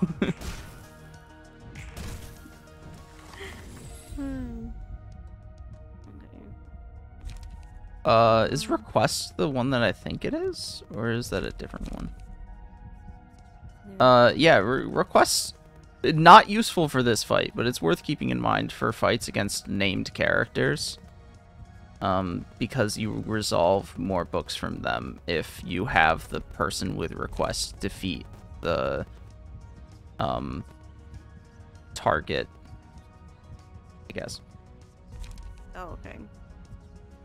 After every 3 clash wins, restore 1 light and gain. All characters deal against targets with a status element. Its librarian is a status element that starts seeing gain. Well, I don't know if any. Well, all characters deal against targets with a status ailment. That's like burn and stuff, right? Yes. That's yeah. My personal preference of the 3 you've given available would always be repetitive pattern recognition. That's just my preference. Every though. 3 class wins. It's not like, oh, the single ally. Yeah, one person gets better light regeneration and haste. And that can scale. Light regeneration is always useful, of course, but that can scale first of all with Yasad's cards, because he has the flashing strikes. It can also scale with other abnormality cards that you can get on Yasad's floor. Oh, my sister was like, and there was one person who posted on on every one of those posts. Oh, if you miss CamCam, she also does this. He was so Not nice. every one of them, just like the first several in which other people had made comments. Yeah. And I'm like, yeah. Hi. It's not as though Oh my it's not as though CamCam is gone. You can hear her good opinions on a better podcast. I was like, yeah, buddy. And I sent her a couple of screen recordings of the podcast and sent her the channel. And she doesn't know anything about One Piece. She only knows like about anime through osmosis, through like my older sister, and, Well, like, me and nieces and nephews. Well, this is her opportunity to learn. This is her opportunity to watch One Piece. Go bring it on it. Our podcast is like a companion piece, you know. It is. It's a good ride along. You will through it, viewers can learn to appreciate things that they didn't think about when they were initially watching it, or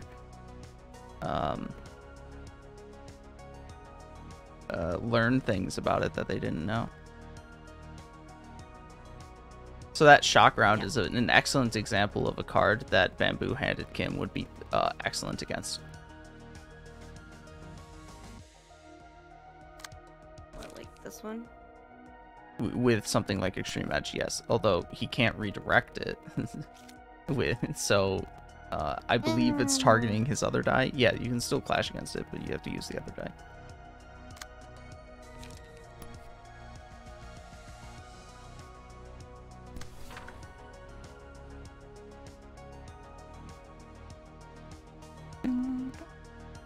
So weird with like their arrangement.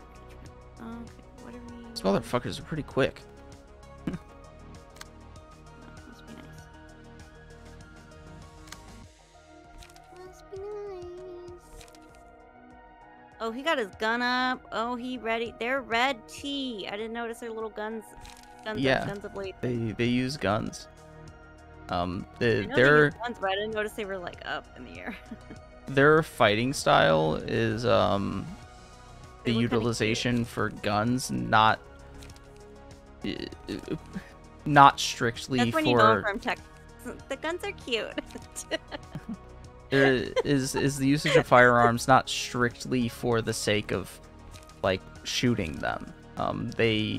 Their firearms are also their close quarters weapons, and in fact they typically prioritize close quarters combat over firing their weapons, because the bullets that they use, especially since they're the thumbs, so they're high class bullets, are very expensive.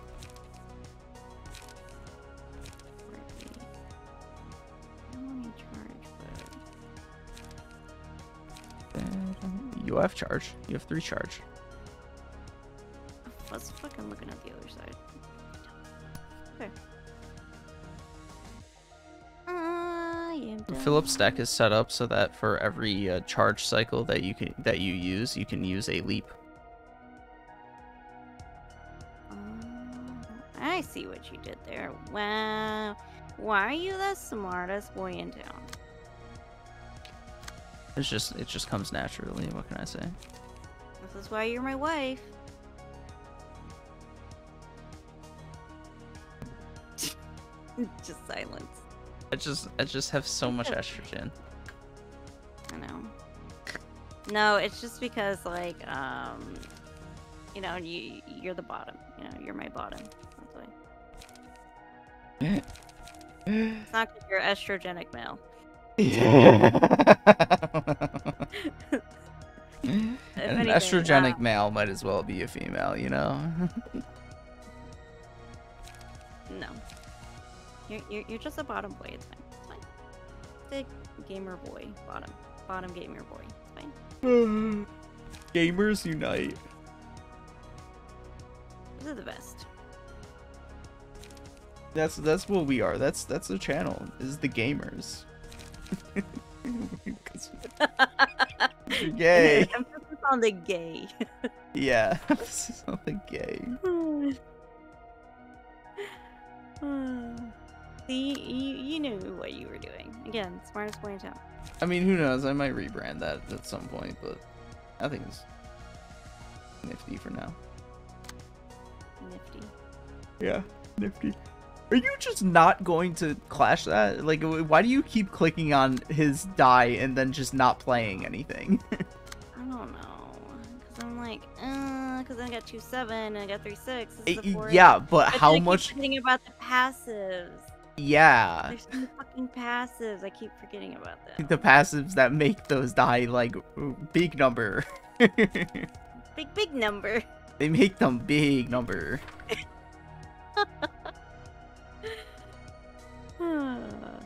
What are we doing over here? What is 5? What's this flashing? No, I get these fucking mixed up. One day I'll remember. That's not going to clash. Just FYI. I might have to switch it. Might switch it then. Let's switch it with this. Or it's clashing because this one was. Well, yeah, you can switch it, and actually, yes, that is a smart thing to do. Is have the 7 target the 6, and then the 5 target the 4. This is true. Smart sometimes. Not all the time. We're trying our best out here, okay? Stuff out here in these streets.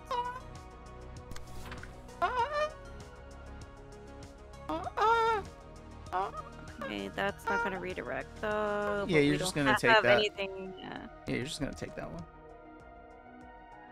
Sorry, my dude. Did I not add a lot of? Oh, never mind then. I guess I could still like pop ya. I guess I can just still pop ya,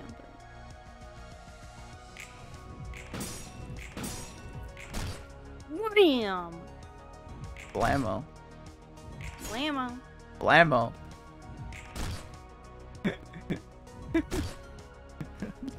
No, I want to pull that up.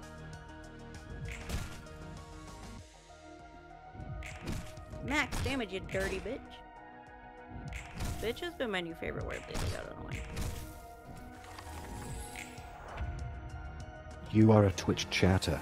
You tune into your favorite streamer for some political coverage on rental car arrests or something like that, when suddenly, in the middle of serious news, this happens. Psychotic, explosive, insane asset bubble paired up with a bunch of people that have a lot of disposable income, and then blammo. I can't believe I said blammo. Delete that from the record, okay? Shut the fuck up. Never delete it from the record, okay? Never delete it. Never. Always Never. blammo. Blammo the lore. Now, after this original incident, which took place on the 9th of March 2022. What a fucking stupid statement I made. Just delete that from the record, okay? Shut the fuck up. The streamer tried to move on from his embarrassing remark in vain. His chat, however, went fucking bananas mode. They said they were gonna buy a fucking fleet of Teslas with the money that they made from... The amount of time he spends ignoring the fact that everybody is saying blammo is so good. He's so embarrassed.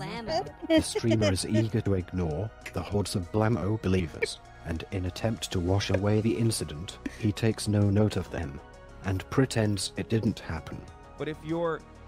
Bro, you can't... Okay, Hertz Rentals, okay? Well, the vast majority of our cars don't give... Yet the very next day... Retweet this, tell your fucking friends, tell your family, tell your loved ones, don't tell your haters. Let's keep that a secret from your haters, but, you know, get your dog in the room. No matter where you are in the world, you know, fucking let the people know that I did say blammo. I think if you say blammo, you should be able to say the C word, like, to other white people. Like, you literally should be able to. It should be legal for me to, because I said blammo, I should be able to say the C word. And not censor myself. It is my word. The level of whiteness you're at when you say blammo is unmanageable, okay? The fuck is blammo? It's just not even a thing. It's just I'm an idiot, and I got really excited and I just said blammo one time on the stream. It happened one time. The streamer would continue to claim he had said it only one time. That it was a one-time thing. Time for New Game Plus, dude. I'm gonna do. That's enough of that. That's getting sidetracked. Blammo.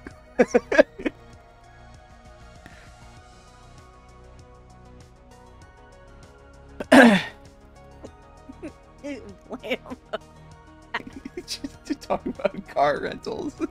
Blammo. It's so white. It's so funny that I think it's so wild that he just ignored it after he said it until the next day. Even so though embarrassed, everybody was spamming it. and he is somebody who like religiously reads chat.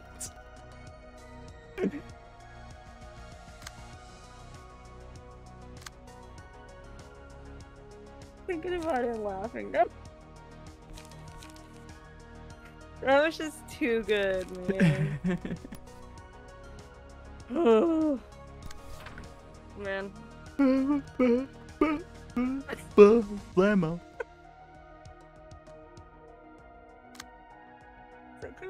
Oh, there it is again. You can extreme edge it again. Let's go. Let's go. Extreme edge your face, dude. Yeah. Everybody loves good edging, you know. I'm sorry, that was uncalled for. that was necessary, actually.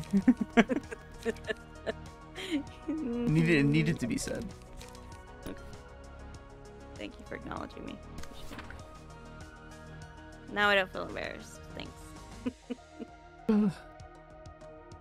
What are we doing over here? Okay, we're clashing, so we need... Philip can redirect the other one. Fill up. Fill up. Oh, fill up. Do we have... We don't have any charge because we used it. Probably do a... You only have 2 light. I guess we do an energy cycle. We got passives, right? You can get hit a little bit even if you lose that clash, you know, what's the harm? Blammo. Blammo. Blammo is what I say every single time I see Blade Lineage Sinclair used to claim their bones. Just up the sword. Blammo. Is Blammo gonna be our new Weasley Little Liar, or are we just gonna add that to the pack? Just add it to the stack. Everything. There's a collective, you know. There's a collection. And if we actually had like a robust following, they would never let us forget anything that's added to the stack. That's right. Chatters are psychotic, man. They remember everything. True. True. Yeah, you got hit a couple times. Oh well.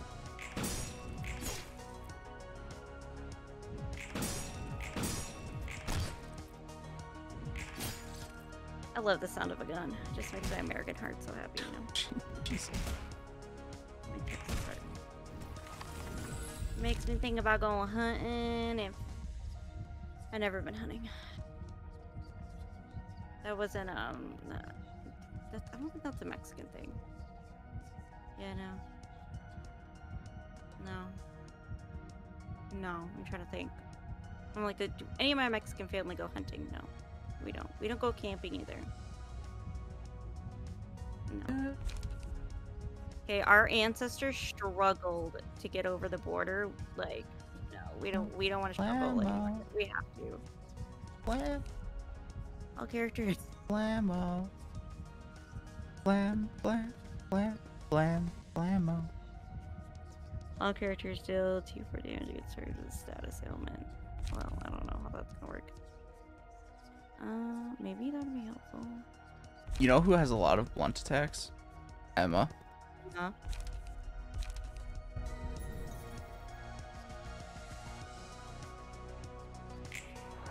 I bestow this. I bestow this upon thee. Oh, he's got 18. Should I just like... What do you mean 8? That's not the person at 18. Oh, what's the other redhead? Yes. There's too many redheads. There's too many gingers. How do you get 2 gingers like in the same boat? That's rare. But good for them, I guess. A lot of people in the city. True.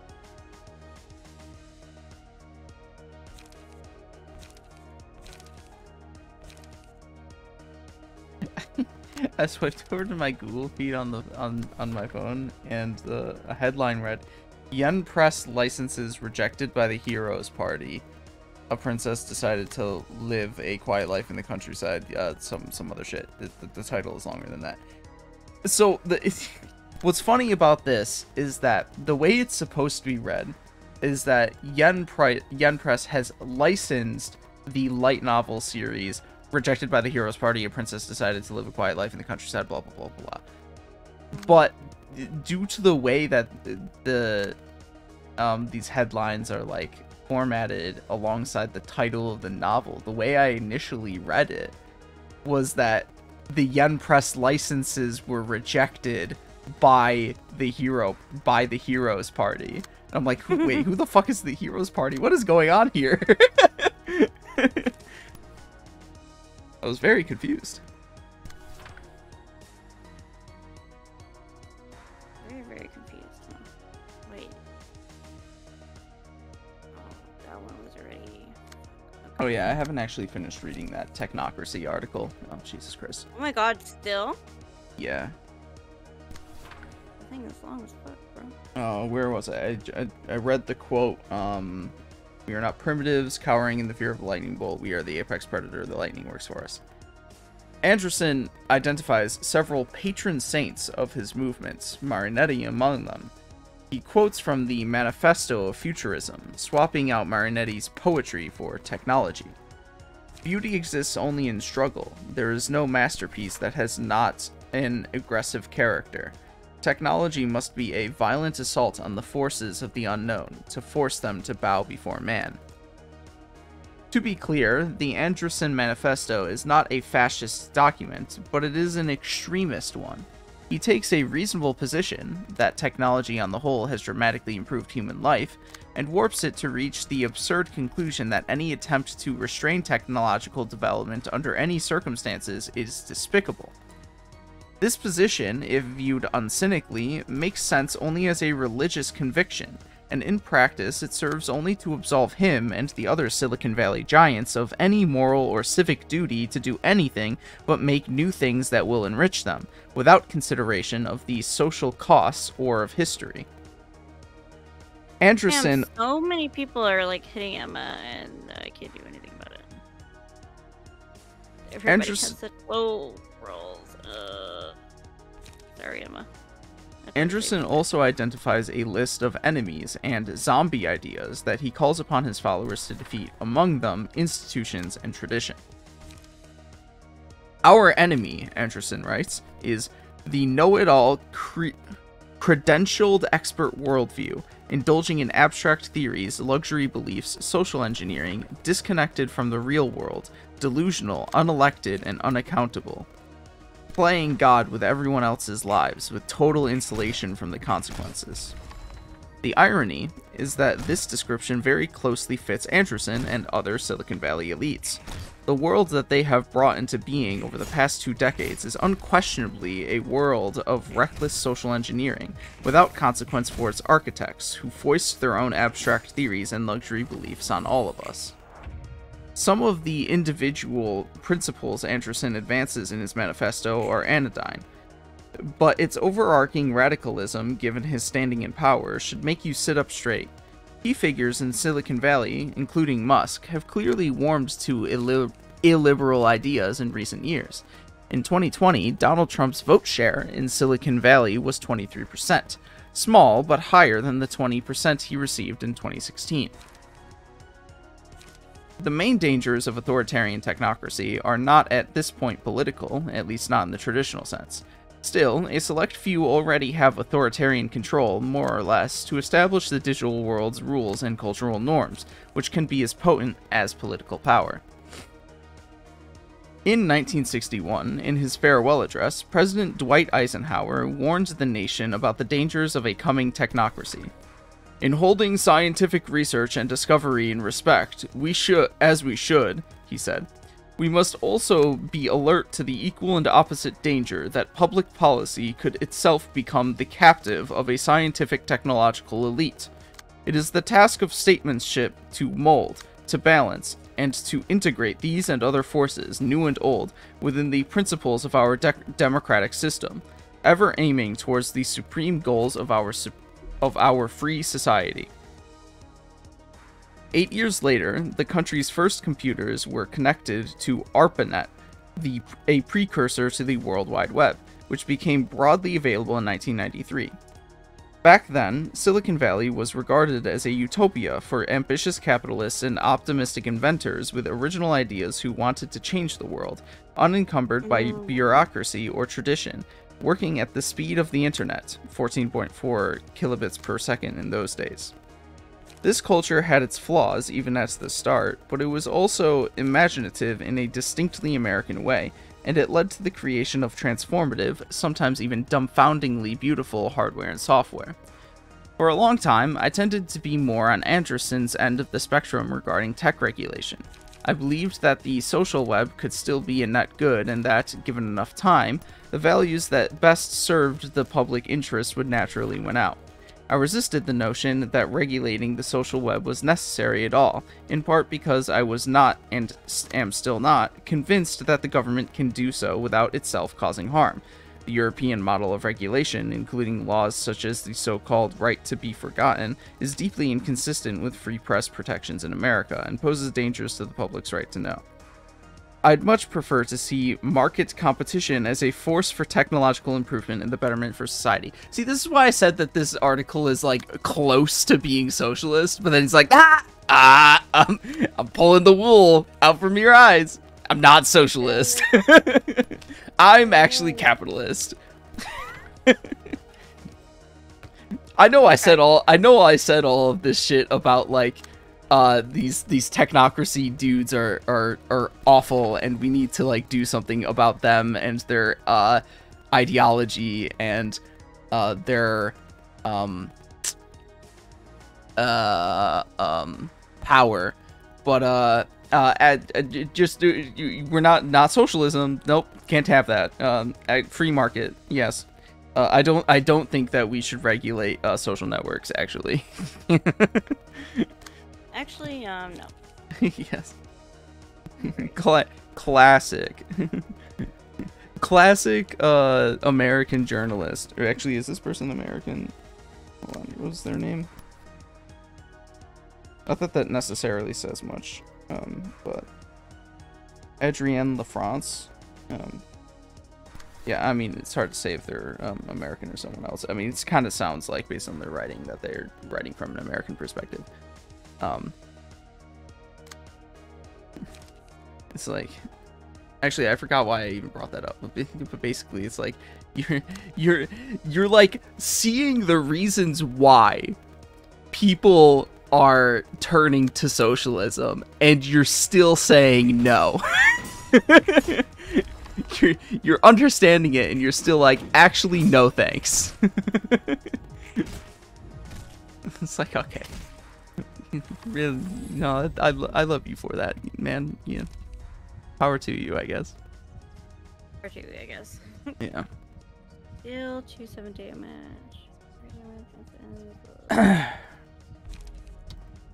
Expensive die, game power. I'm a big fan of clean.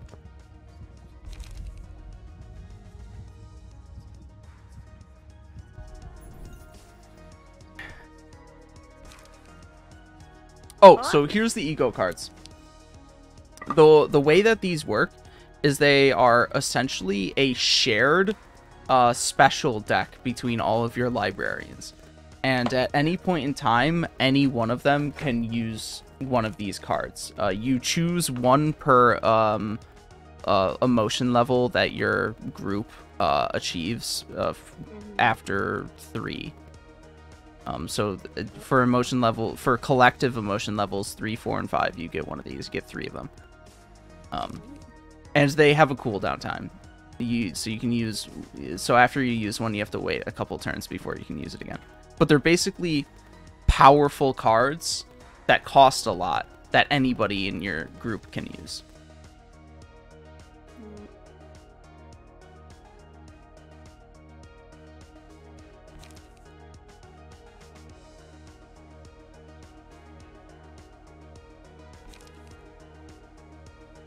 All three of them are good in their own ways. Currently, you cannot make you cannot use Solemn Lament to its extent that makes it broken. That is something that I will regale to you later. But it is still pretty powerful in its current form. I typically go for Grinder Mark 5-2 because mass attack pages are useful when you're using them. And most librarians do not have the ability to have a mass attack page as a part of their like regular deck. Most key pages don't let you do that. So you usually have to rely on ego pages to give you mass attacks.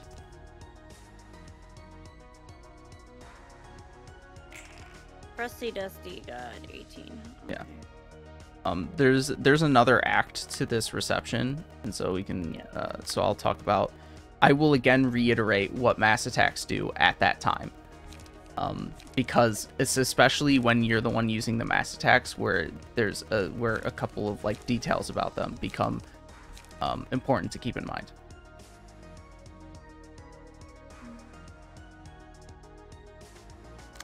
What have we got right here?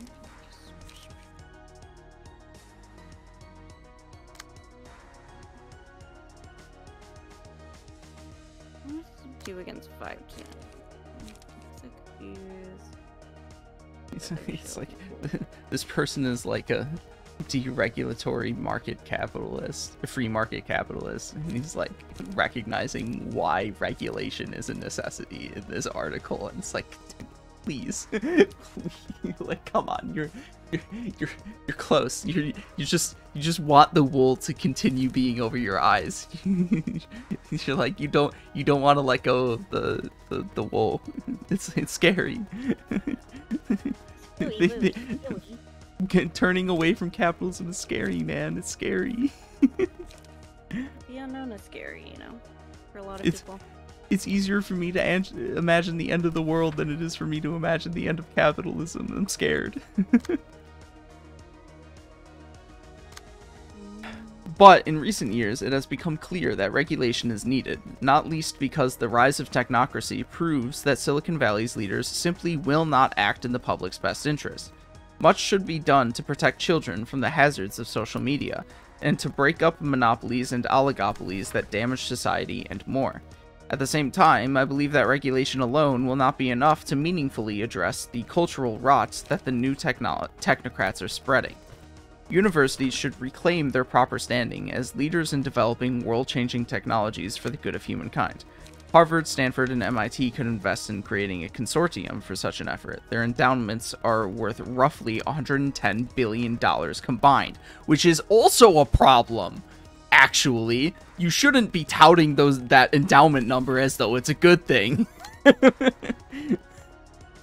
Just throwing that out there. Just saying. Just saying. That's also an issue. Individuals will have to lead the way too. You may not be able to entirely give up social media or reject your workplace's surveillance software. You may not even want to opt out of these things. But there is extraordinary power in defining ideals, and we can all begin to do that for ourselves, for our networks of actual real-life friends, for our schools, for our places of worship. We would be wise to develop more sophisticated shared norms for debating and deciding how we use invasive technology interpersonally and within our communities. That should include challenging existing norms about the use of apps and YouTube in classrooms, the ubiquity of smartphones in adolescent hands, and widespread disregard for individual privacy. People who believe that we all deserve better will need to step up to lead such efforts. Yeah, this person went from like free market capitalism in regards to technology to actually I'm scared of technology. Are you moving the mouse? Yeah, I'm using it right now. So I'm showing you how this works basically. Oh, okay. So I was like, So here's your regular hand. This is the button that lets you switch between the regular hand and the ego hand. And as you can see, everybody has access to the same ego hand. So when for mass attack pages, you select this and you target whatever you want. And the first thing you'll notice is that it randomly selects the targeted die for all of the other characters. Do I have the mod where I can switch targets? Where is it? I do have that mod, but I forget how it works. Hold on. Turn it. Wow. Where's that dude? Where's the dude that has all the mods? Okay, so you can switch which die are being targeted by clicking the die and the mass attack page is slotted on, and then the arrow pops up and you can choose whatever one you want. So one of the reasons it's important to target to choose your targeting with your mass attack page, there's two reasons. First of all, you want it to actually hit. Because if for example it's targeting this guy's page, the first attack is definitely not going to hit, and the second attack is like pretty iffy as whether or not it's going to hit. But more important than that, I think, is to remember how if mass attack pages win against the die that they are targeting, those die are destroyed. So if it succeeds against this page, for example, if this die succeeds against this one, this is destroyed, so this guy's attack will no longer go off. Like, the entire page will be destroyed. Same thing here. If it succeeds against both of these die, the page will be destroyed. If it succeeds against one of them, then that die will never be rolled in an attack. So mass attack pages can be very useful for canceling out pages that you like either can't or don't want to deal with through normal means. In addition to the fact that if all the attacks land on everybody, they end up dealing like a fuckload of damage. That's all. Okay. Okay.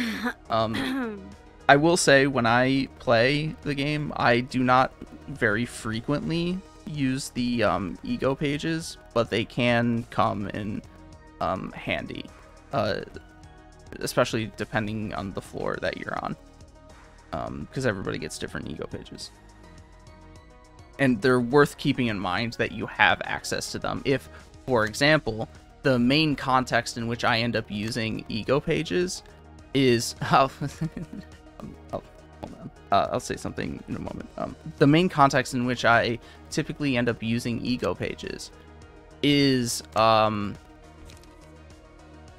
when a character has no pages in hand, and so it's like, oh, they can't do anything, maybe I'll use an ego page. Also, very funny thing to note here, because by default the game selects the first 4 librarians for a battle, it ended up having you bring Kinsley to this battle instead of Bamboo-Headed Kim. It was very comical.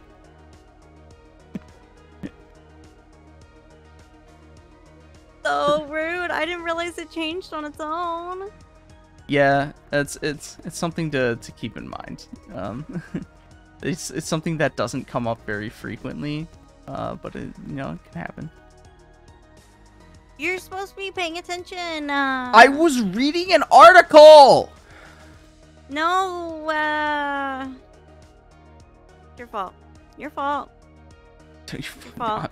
I'm sorry. Who's the one playing the game? You're supposed to keep an eye on me, okay? Ultimately, it's your mistake. Even if I'm here acting as support to try and help prevent you from making mistakes, it is still your mistake. No. No. Our children are not datasets waiting to be quantified, tracked, and sold.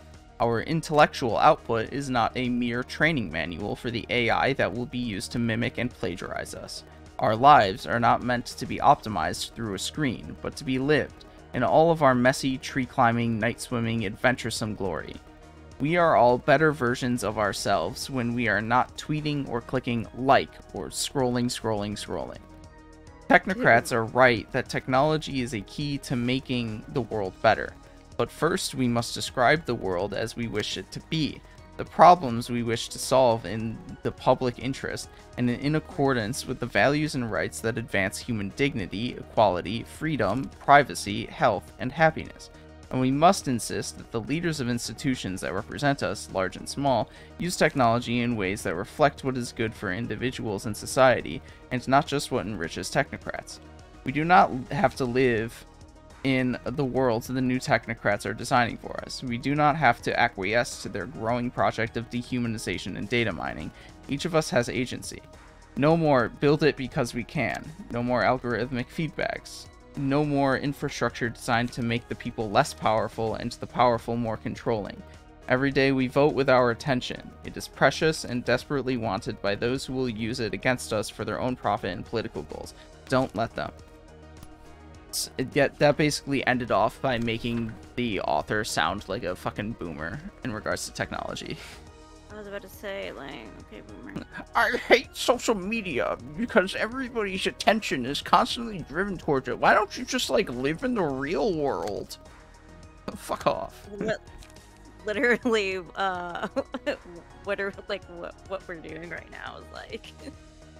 Yeah, we're friends because we met over the internet. Like, yeah, don't get me wrong. There are certainly problems associated with social media, but like, yeah. People want to use it for a reason, and that reason is not necessarily because the technocrats are shoving it down our throats or what have you. It's because there is depending on the social media site, you can make the argument that it's more addicting than it is like actually satisfying to use. Like something like Twitter is, I would say, is more addicting than it is actually satisfying for most people. But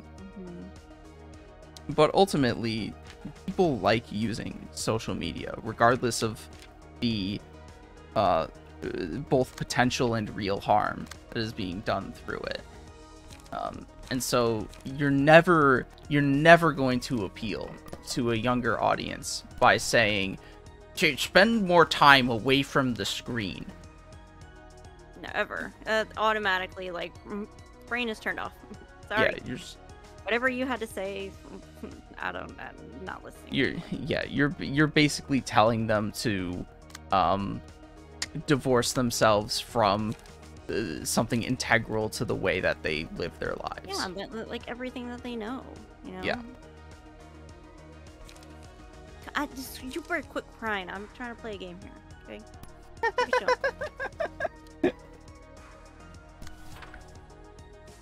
I am talking to my dog. I'm not talking to a child, I promise, okay? Anybody who's just listening.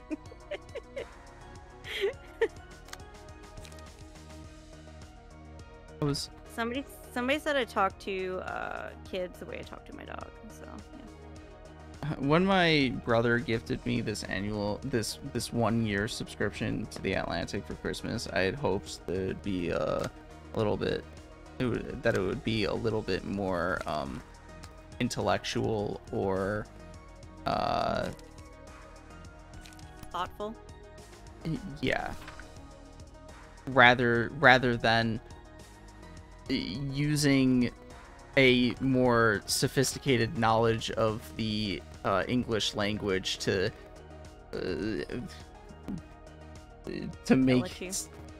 make one think that, like, oh, you must be right because you're smarter than me. Wag their finger at you. Yeah, there's just several I find incorrect presumptions about the things that person wrote about. Can't redirect, so you're just gonna take the hit. Sorry, bitch.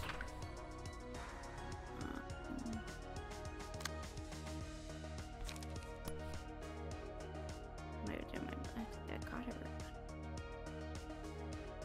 No crying in baseball. No crying in baseball.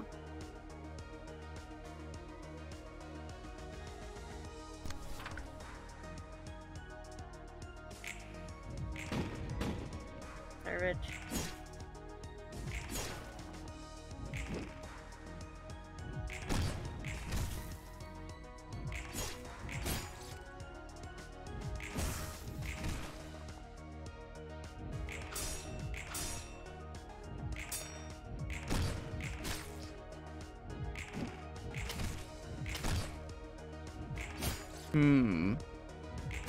I won't read it right now, but it seems like the next article that I will have to read will be an interesting topic of discussion. Oh, it's also way longer. Oh god. Oh, sweetios. Because I think it's supposed to be the central piece for this publication, I guess. Oh, okay. It's supposed to, it's like the central article for this yeah, for this publication of the magazine.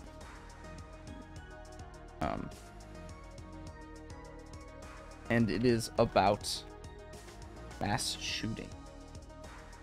Oof. Apparently it has two different titles, because on the cover of the publication it's called "To Stop a Shooter," and then when you go to the article itself inside of it, it's called "American Cowardice." Okay. A little consistency, please. Why don't ya? Consistency? What's that? What is consistency? Cringe. What is cringe? Oh, so actually, going back to the beginning of this gaming session, when I was talking about the wall and holding ideas as takedown of Doug Walker's The Wall, I actually slyly threw in a quote from that video into our final episode there of about live action One Piece.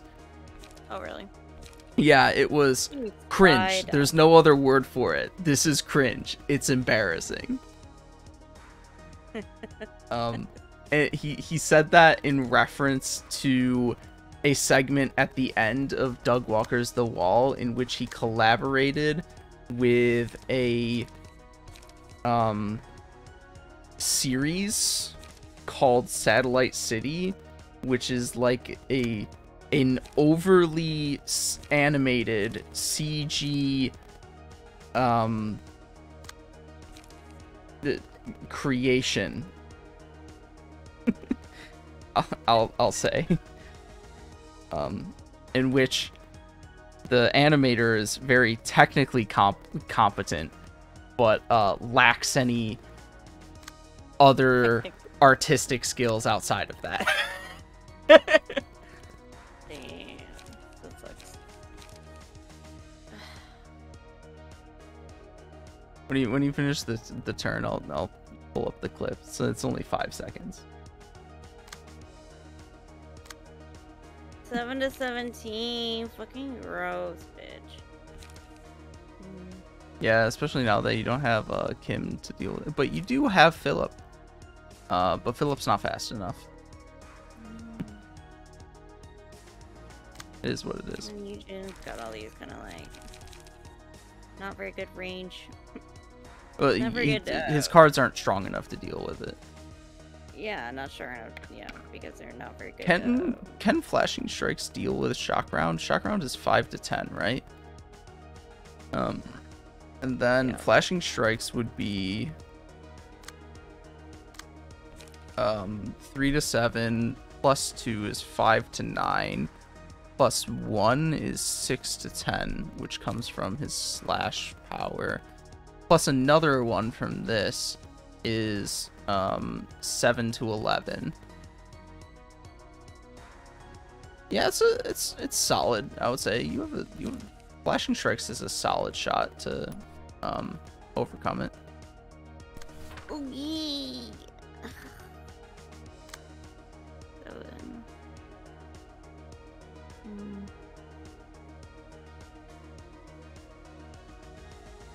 If you want, you could always have someone use the mass attack page as well. And remember that you do have that in your pocket. Like, for example, it might actually be a good idea to have Philip use it. Since he doesn't have a lot of cards in hand and he's not using any light this turn.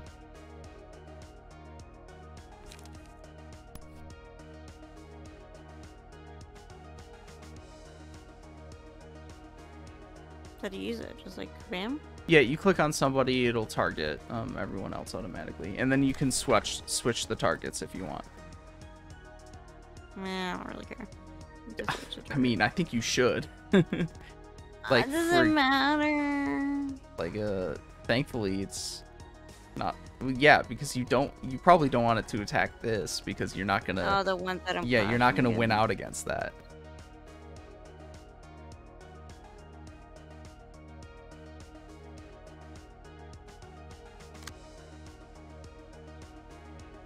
Wait, what's the?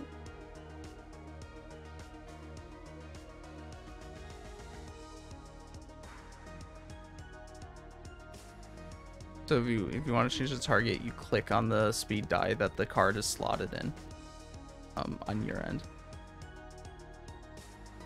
Well, I think you have to get rid of the passives.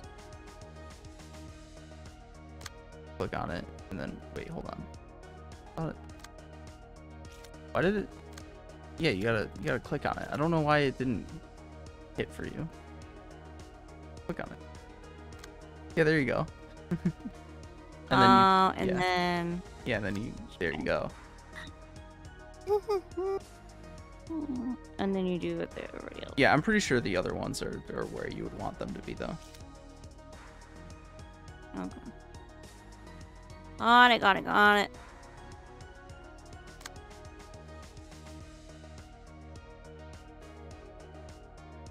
Fresh.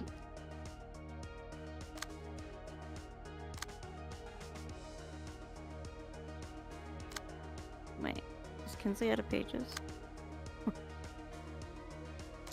Oh no. So I just play it? Oh, so the reason your hand isn't showing because you currently have the ego hand selected. So you have to click on somebody's speed die and you have to select the thing in the bottom right again. The book thing. I was like back up. Okay. I don't understand. Not 7 to 17. I don't know what I'm gonna do with that shit, but Yeah, you're just gonna have to take it.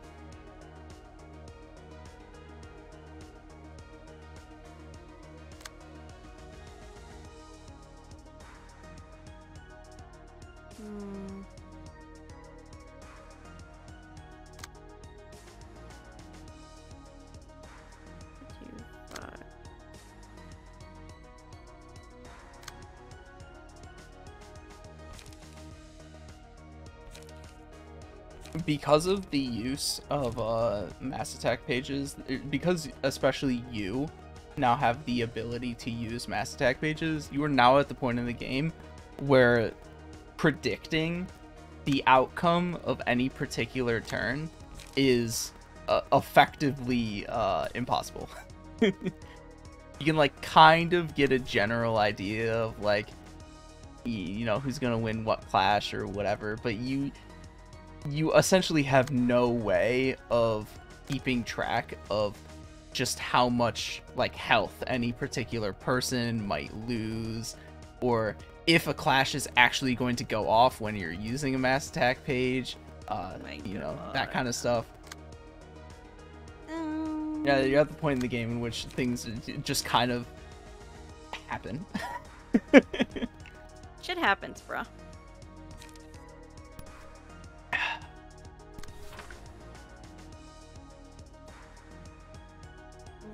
Emotional visual splendor.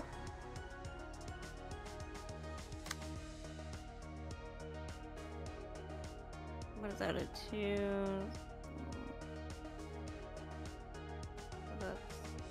Fills me with the urge to defecate. Oh, what? That's a line from the final song of the movie, The Trial. Oh, thank you. Where it puts all of Pink's experiences on trial in front of the caricatures and ideas that have been presented in the film up to that point. And in the beginning of the song, it says, "Your Honor, the defendant is guilty of expressing emotions of an almost human nature. We can't allow that." Maybe I should use sleep instead. It's like, I could draw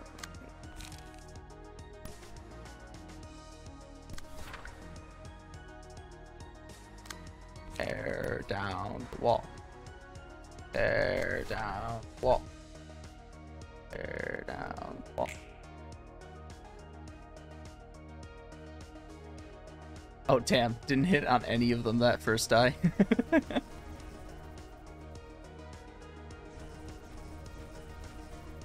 No, they said the second.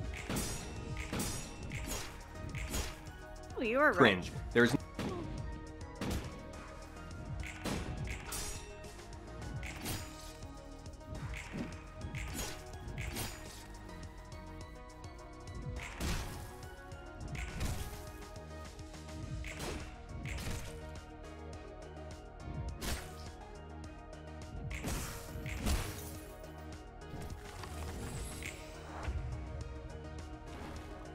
cringe. There's no other word for it. This makes me cringe. It's embarrassing.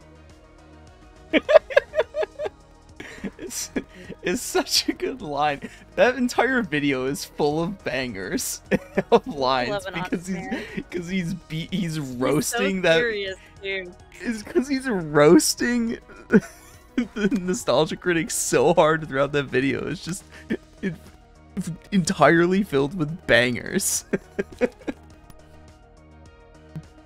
Like that video is what happens when you get somebody who well and truly understands media literacy and media analysis, and somebody who is able to like intellectually describe a work of art in a very good way, in a very articulate way. And you point at somebody who isn't able to do that, and you say, you yell at them, basically. You basically get one of the most savage works of I guess derision of, or one of the most savage teardowns of a creator. It's just that like on YouTube. That's like on YouTube. Good for him. Yeah.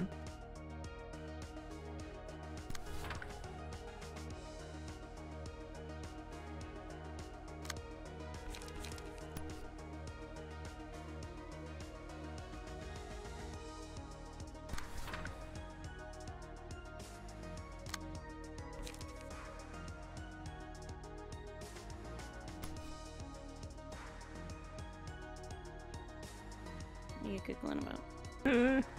Cringe. There's no other word for it. This is cringe.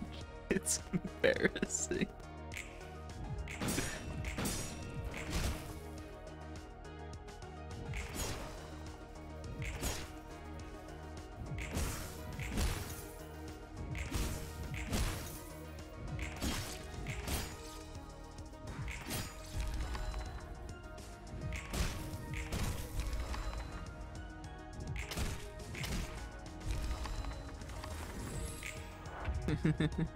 One left. He's got 11 health.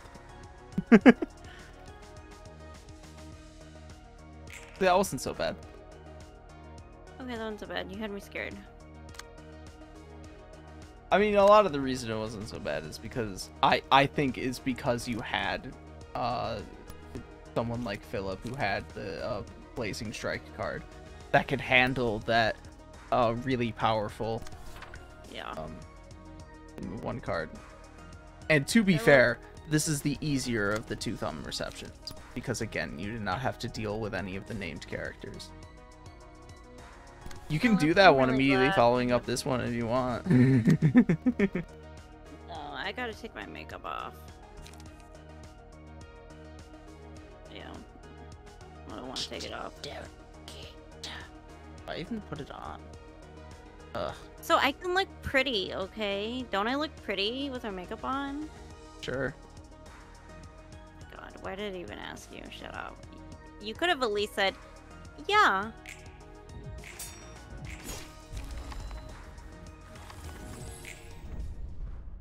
Why do I ask boys for their opinion? Okay. I mean, you can ask boys who, like, care about that kind of thing. Well, you get guys who are like, oh my god, like, I want a girl who looks like this, like, all natural, and the girl has, like, a full beat on, like, full face of makeup. I'm like, I don't know what you want, shut up. Next. I mean, I would say the idea is that you do, at least enjoy the way the person looks without makeup, since, like, presumably you'll be seeing them without their makeup most of the time anyways. Yeah.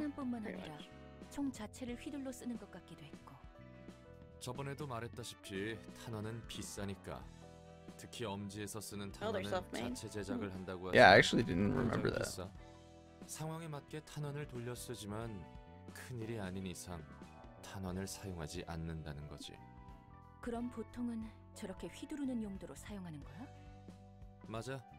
잘만 휘두르면 인간의 Damn. 뼈를 쉽게 뭉개버릴 수 있어. 꽤 좋은 기술과 재료로 they're hard. I want a gun like that.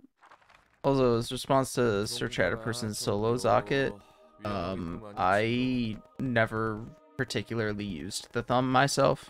I didn't find their cards for the most part to be of my playstyle.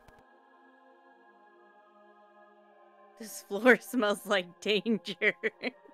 Yeah. 왔군 롤랑. 안녕 호쿠마. 앞으로 이곳에 책을 가져다 줄 롤랑이야. 그리고 엔젤라의 시종이지. 그래 맞아. 시종. He's servant, yeah. 이 일이 만족스럽나 보군. 죽지 못해 하는 거지. 만족이니 뭐니 뭔 의미가 있나. 넌 나와 엔젤라를 곱깝게 보는 부류구만. 보자마자 고압적인 자세나 취하고 말이야. 너희에게 보여줄 예의 따위는 없지. 내 믿음을 부쉈으니. 예서도와 말이 좀 통하겠는걸? 난 오직 한 사람의 소원을 위해 삶을 바쳐왔다. 엔젤라가 그 소원을 무참히 뭉갠 거고 그리고 난 그런 엔젤라를 돕고 있으니 못 봐주겠지. 뭐가 됐든 서로 합의 봤다면서? 도서관을 완성하고 단 Roland's 하나의 like, I've 책을 heard 얻기 this story 위해 before. 도움이 Next. 되는 거 아니야? 넌 엔젤라가 말하는 단 하나의 책이 존재할 거라고 믿나? 뭐라고? 당연히 어딘가 있을 테니 찾는 거 아닌가? 초대장이 그 책으로 인도해 줄 거라고 믿고 있지. 그 초대장이란 것과 엔젤라를 어떻게 그리 쉽게 믿을 수 있나? 네가 자유로워질 수 있다는 것도 말이야. 그거야 당연히. 도서관은 착실히 커지고 있고 엔젤라나 다른 사서들도 변하고 있잖아. 그게 네 믿음의 근거인가? 우습군. 하고 싶은 말이 뭔데? 책이나 더 가져오도록. So, Hawkma, as the patron librarian of religion, his conversations all revolve around the concept of faith. And what is the meaning of that term, and what role does it have to play in people's actions and their mentality. The reason I paused to here, though, to say that, as opposed to saying it after the cutscene is over, is because I just want to point out the non-Euclidean stairs in the background. Very pretty. They are very actually, I'm looking at it closer, and you can actually see the way that the railings are drawn. It actually is Euclidean. You just have to like see it. You just have to look very closely for like the faint lines and the way that the railing, the banister columns are drawn, they actually do work in the way that they're supposed to. It just doesn't look that way on first glance. That's kind of cool. The way it's drawn, like, doesn't give the appearance of it being Euclidean, even though it is actually drawn to be Euclidean, which is why it took me until now to realize it actually is Euclidean. They said, "Gotcha, bitch." They was accurate. they got me, man. I can't believe they actually made Euclidean stairs. I thought they were non-Euclidean, and like it was just like a mystical wonder of the library with how it's like so magical or whatever. They even have non-Euclidean stairs, but no, the stairs are Euclidean. They are, in fact. Yeah. Euclidean. 오랜 시간 동안 무료했으니까.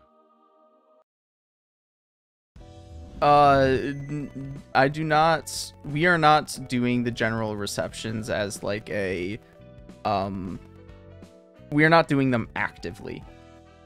They will certainly be done prior to the Reverberation Ensemble, but for now, unless there's a time in which we're particularly stuck on a reception, or there's a particular driving reason to do them, they're not a part of the plan. The main reason I mentioned that is because we did actually do the Blade Lineage reception, but the reason for that was because of the Limbus Company update, and I was like, I couldn't stop nutting over it. Okay. Yeah. Cool beans. So you wanted to call it here? Yeah, I'm gonna call it here. I'm tired, and then I can't game tomorrow because I gotta wake up so early Monday. So. I can't believe you. How could you abandon me like that?